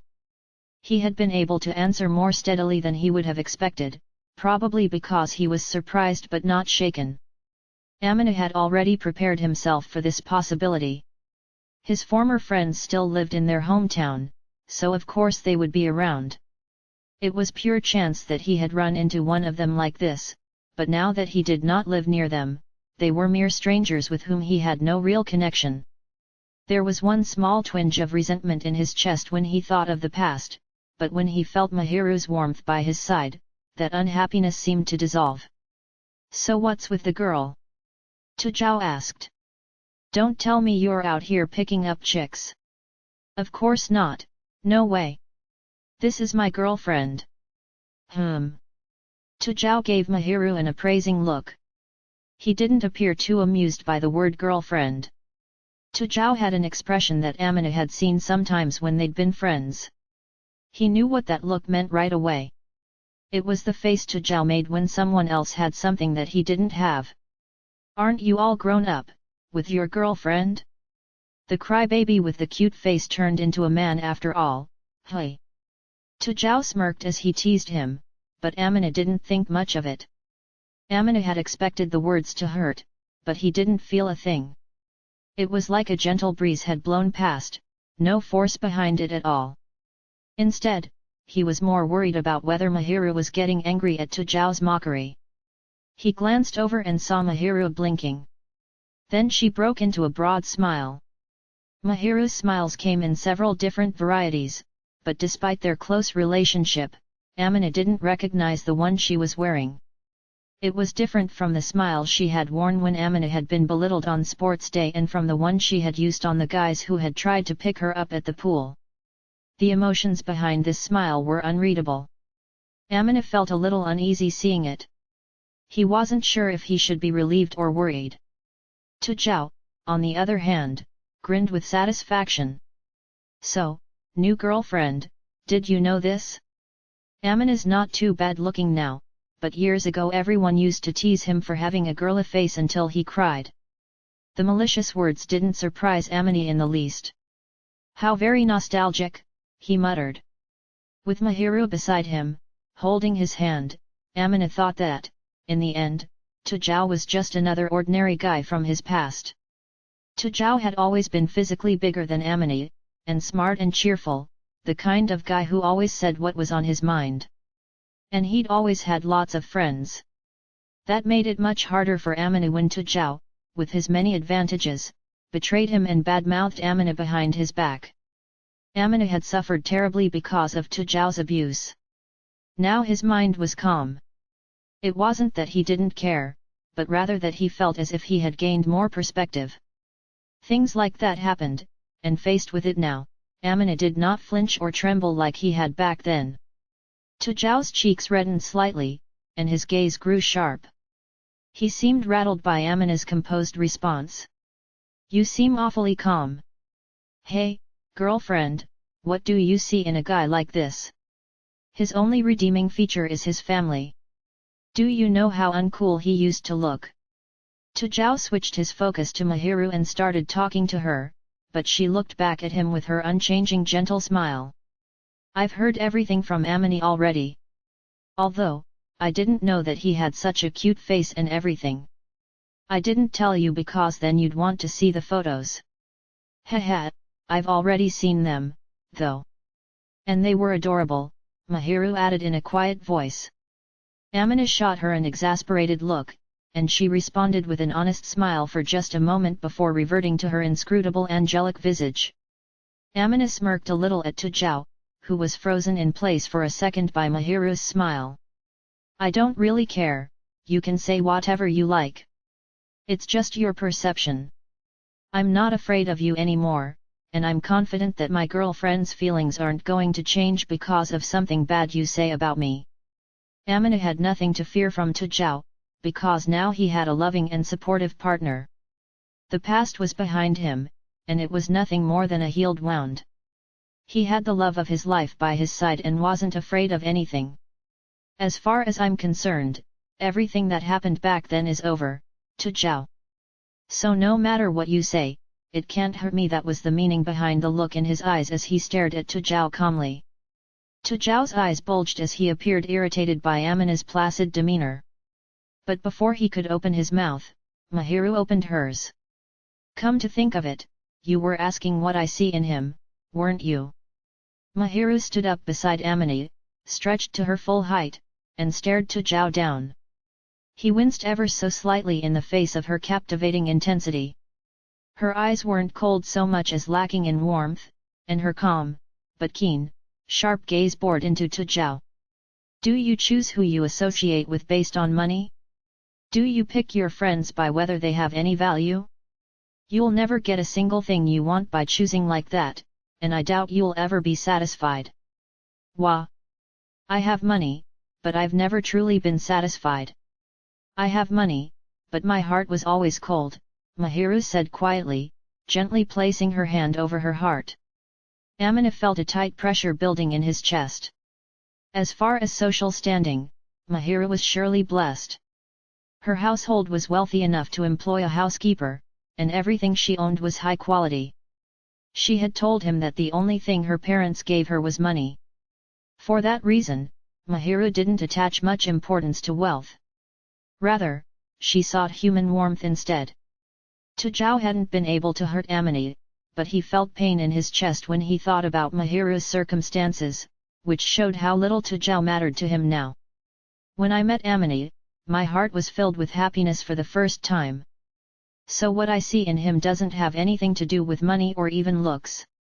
It's what's inside that matters. I don't think anything else is important, Mahiru asserted. Without pitying or dismissing Tu Zhao, she held his reflection in her intently calm eyes. If wealth is all that matters to you, that's fine, I suppose, she continued. I'm not trying to deny other people's priorities in life. But to me, Amina has more value than any other person, and as long as he understands that, it's good enough for me.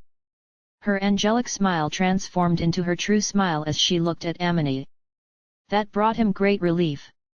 That's plenty, Mahiru, Amina said. But... No, listen, I'm getting really embarrassed from hearing you say all that, but it does make me happy. You can tell me all that stuff when we're alone together. Okay. If he'd let her, Mahiru would have probably moved on to listing everything she liked about Amina. But her enchanting smiles were wasted on Tujao, who was less than a stranger to him now. Thank you, he whispered quietly as he stood up and took a step to stand in front of Mahiru. Facing Tujao now, everything that had happened before seemed very distant. Years ago, Tujao had seemed so dazzling and huge, he had looked so frightening, but Amina had grown a lot, physically and mentally, and he wasn't afraid of him anymore. He didn't have to look up at him anymore, either. When Amina straightened up and faced Tujao, he actually had to look down a little. Amina didn't tremble in the least, even with Tujao staring right at him. Tujao, Amina said his name quietly. What is it? Came the flustered response. I really have gotten past it, hey? Amina didn't feel anything looking at Tujao. He really had let go of the past. Amina was calm, something he never could have imagined when he left his hometown because he feared confronting the other boy. Behind him, Mahiru sensed Amina's mood and didn't try to stop him. I guess it's time to make a stand. A stand against the past that I tried to ignore, and against Tujao, the symbol of it all, and against the weak version of me who was hurt back then. In a certain sense, coming back home may have been fate. It gave me the chance to put these things behind me. Tujao looked flustered at Amina's cool demeanor. He looked like he was wondering what Amina was going to say. Seeing Tujao like that, Amina smiled a little. At this point, I feel kind of grateful to you.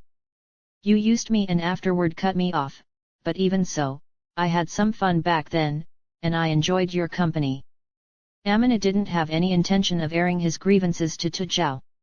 In the past, he had been hurt and had suffered, but he had learned, since then, to accept it as just another kind of experience. One that had been a key part of his development. Amina liked who he was now. He'd met Mahiru and started a wonderful relationship. So in the end, I'm glad I spent time with you guys. Because of it, I was able to meet Mahiru. Actually, I think you using me was good for both of us. You did hurt me, but I think I probably became a bigger person because I was able to overcome what happened. It was hard, but I found something important, and it's all thanks to you guys. In a certain sense, Tujao and the rest of Amina's former friends who were not present, had been major factors that had led him to Mahiru. And now they were no more and no less. Thank you. Now, I've got nothing more to do with you and nothing else to talk about, so that's all I have to say. His words of thanks were also words of parting. Amina didn't have any desire or even a reason to get involved with Tujao. Amina lived in another town and went to another school. He was planning to go to university there, too. Attending different schools, they would go on to live in different places and learn different things. Tujao was just someone he used to be friends with and was now a stranger. Tujao stiffened as if he had been hit by a bolt of lightning when he heard these words coming straight from Amina's heart. Amina turned his back to him. All the lingering discomfort he felt toward the other boy had melted away. Well, Mahiru, shall we go? Yes. He took Mahiru's hand, feeling faintly embarrassed. Mahiru had already lost any interest in Tujao and was looking only at Amina. Amina gave Mahiru a small, wry smile, and without looking back, as if he did not care for the former friend who was not yet far behind, they left the park together. That evening, Amina closed his eyes in bed and waited for sleep to find him. But as he lay there, he did not feel sleepy. Amina usually never had trouble falling asleep, but that night he couldn't even catch a moment's rest. He was strangely alert, He knew it was probably because of his encounter with Tujao earlier in the day. His former friend was one of the people who had caused Amini a lot of heartache, but Amini no longer held even a small fragment of ill feeling or uneasiness in his heart toward those boys. He felt refreshed after encountering Tujao and even a little emotional over it. Meeting Mahiru and spending time with her, earning her trust and support, had helped him grow a lot. He felt indescribably moved by it. I'm glad I got out of this town like Dad suggested. If he had remained there, Amini would have never gotten over his past and wouldn't have matured like he had. He probably would have pretended not to see his pain and would have lived his whole life trying to ignore it.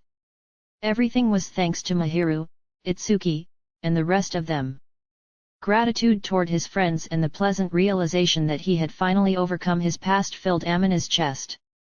But it didn't seem like he was going to get any sleep. So Amini decided to take in the outside air and got up, put on his slippers, and went out onto the veranda. The moment he opened the door, the hot, uncomfortably humid air rushed into the air-conditioned room behind him.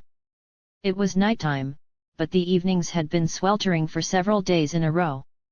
Even so, the sky was clear, and he could easily see the stars now that he was away from the lights of the city. It was the perfect setting to kill time and boredom until he got sleepy. While Amini was leaning against the railing, enjoying the quiet atmosphere and the twinkling of the stars, there was a sudden sound of a sliding door being opened. It wasn't coming from his own room. When he turned toward the noise that came from the other room connected to the veranda, he saw Mahiru dressed in a long nightgown, poking half her body out to look at him. "Mahiru, you're still awake." He had never expected her to still be up. The night was late, and his family was fast asleep, plus Mahiru had told him that she kept a regular schedule and always went to sleep before midnight. It was surprising that she was still up and moreover that she would step out onto the balcony. "Somehow, I just couldn't sleep." "What about you, Amini?"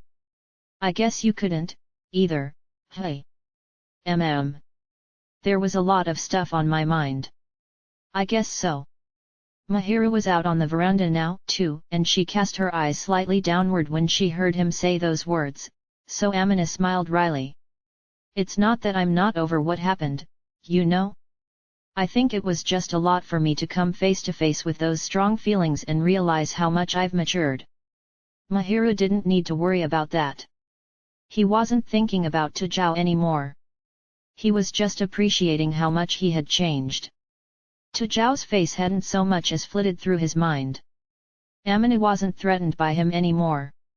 Mahiru looked relieved when Amina told her this with a smile, and she put on a small one of her own. "Haha. You've become stronger, Amina, and grown up, too.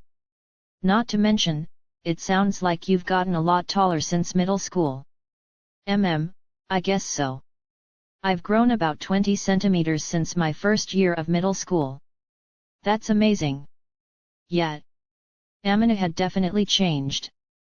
His height was one thing, but in the past year, his mental state and his perspective on everything had shifted, too. Thinking about it now, he saw that in the past he had been unsociable, cynical, and rude. His former friends hadn't been entirely at fault, but it was still a fact that Amina had not made it easy for anyone to get to know him. He thought his current self was more composed than before. The reason for that composure was because of the beloved girl by his side. "It's like you said, Amina. You have matured. Mentally and physically." "I guess I have." "You're more confident now, right?" "Yeah." "That's good, then. Even if you lose your confidence, I'll support you." "I'm grateful for that, truly." Mahiru smiled gently and looked at the sky, placing her hands on the railing beside him. Her loveliness threatened to overwhelm him. Mahiru nestled close to Amini and smiled. By his side, she supported him. She encouraged him. This incredibly lovely, precious person wanted to be with him. "Hey, Mahiru." "Yes. I want to touch you." "Hey." Mahiru turned slowly toward him at these abrupt words. She looked surprised, mostly, and Amina felt embarrassed, but he didn't want to retract his request. He stared into Mahiru's eyes as she shook with bewilderment. "I feel like I want to touch you, is that bad?" He very much wanted to. He wanted to feel the warmth of this girl who loved him, cared for him, and supported him. He wanted time to really appreciate her being there with him. Under Amina's direct stare, her caramel-colored eyes wavered, then looked down in embarrassment. "It's not bad," she answered quietly. Amina felt the warmth within his chest grow again. As he was still taking in Mahiru's acceptance, Amina extended a hand toward her. But he was hesitant to embrace her there on the veranda, so he just touched her palm. As they walked together, Amina took her hand, which was so delicate, yet had always encouraged him and guided him. He led her into his room. It was late at night, so he closed the door quietly, and Mahiru sat down on the bed. There was no sofa in the room, so the bed was the only place for her to sit. But the moment she sat down, Mahiru's body stiffened, and she looked at him awkwardly, which made him smile in spite of himself. "I'm not going to do anything," he assured her. "Oh, okay. Were you expecting me to?" That's not what I thought at all. In that case, I have some complicated feelings, as a man." "Hey. Just joking. Right now, I just want to feel you, Mahiru." Mahiru looked nervous for a second, but Amina wasn't intending to do anything that she had to worry about. He wanted her full consent when she was ready to give it. He would never force her into anything. Mahiru finally relaxed, and Amina slowly wrapped his arms around her. She returned the embrace, and his chest steadily filled with indescribable euphoria from her softness and familiar sweet smell. Feeling the love well up inside him again, he squeezed Mahiru tight to have his fill of her. In his arms, Mahiru closed her eyes pleasantly. She didn't say out loud that she was happy, but a satisfied smile crept across her face, and she seemed content, so Amina was sure that Mahiru felt the same way he did. "I love her so much." Day by day, the feelings deep in his heart keep growing, filling him with passion and joy from head to toe. Even when he thought he couldn't possibly love Mahiru anymore, his feelings grew steadily stronger and more ardent, and he knew they would probably never disappear. Just like his parents, his feelings of love would only deepen. His love would be gentle, elegant, and dazzling, and it could transform into a deeper love that would never fade or dissipate. He loved her, truly from the bottom of his heart. Filled with irrepressible emotion, Amina spontaneously lifted Mahiru's chin and gave her beguiling lips a kiss. He saw her caramel-colored eyes blink dramatically up close. Then, the next moment, a dull pain hit his forehead. He pulled his face away from the impact. This time it was Amina's turn to blink, as he recoiled from the steadily spreading pain. Mahiru, the probable source, looked obviously bewildered, her eyes wavering unsteadily. "Ow. Sorry. You surprised me. And no, I'm the one who suddenly. I'm sorry." He realized she had bumped into him in her surprise, and he couldn't possibly blame her. He was the one who had kissed her without her permission. From Mahiru's reaction, Amina thought regretfully that he ought to have held out a little bit longer. Her eyes darted around the room, and she hunched over. I didn't dislike it, so, you just really startled me, is all." Try once more, please. It'll be all right this time." Her shy voice trembled, but she squeezed her eyes shut and turned her face upward, arranging herself into a posture ready to accept a kiss. Amina smiled a little and obliged her.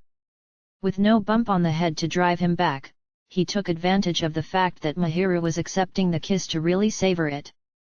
Her lips were softer and juicier than his own. He was suddenly worried about whether his own lips were dry and causing Mahiru any discomfort, but she didn't seem displeased, not that he could see. She was shaking a little as if he was tickling her as he nibbled at her softly, and he found her indescribably precious. He pulled away for a moment, but Mahiru was so cute, and his desire to continue overruled his self-control, so he pressed his lips against hers again. He heard a muffled groan and couldn't tell if it was conveying surprise or objection, but in an attempt to soothe her, he gently caressed her lips, then settled into giving her lots of little pecks. Sometimes he garnished his kisses with small happy sounds. He narrowed his eyes, thinking how cute she was, and gently kissed her repeatedly, holding her petite body in his arms. After tasting her lips again and again, he eventually did pull away, and Mahiru buried her face in Amina's shoulder. "Why you didn't ask me if you could do it so many times? Did you hate it?" "And no. I just wasn't ready, and I'm embarrassed, is all. It's my first time," she whispered quietly. Amina heard another meaning in those words, and his heart skipped a beat. "Amina, was that really your first kiss? You seemed more confident than me." "Not at all. I wanted to kiss you so much I couldn't stand it, so maybe I was a bit pushy. And no, it wasn't bad. I knew you were going to do it, so it was fine." Do it some more now," she said with her eyes turned upward. Not even Amina was enough of a wimp to refuse her. Even as he kissed Mahiru again, he tried to match her pace and forced himself to take it slow. He placed his palm on the back of Mahiru's head, and she didn't pull away. When Amina shifted to get a better angle to enjoy her soft lips, he noticed his heart beating so hard it was practically deafening. "Ha." Mahiru laughed quietly in the interval between kisses and placed her hand on Amina's chest. Holding Amina at bay, she looked up at him. "Before I fell for you, Amina, I wondered what the point of kissing was. But as someone who loves you from the bottom of my heart, it makes me incredibly happy." "Are you happy now?" "Yes. Me too." "Ha, then we agree." Mahiru seemed embarrassed, but she put on a carefree smile. He kissed her once more, and as he was tasting the slight sweetness of her lips, he felt her body tremble slightly. Worried he had made her uncomfortable, he backed away, but Mahiru smiled awkwardly. "It's fine." She drew her body in closer to him. "You're nice and warm," she whispered. "Are you cold?" "I guess I am, the timer on the air conditioner doesn't seem to have cut off yet, so."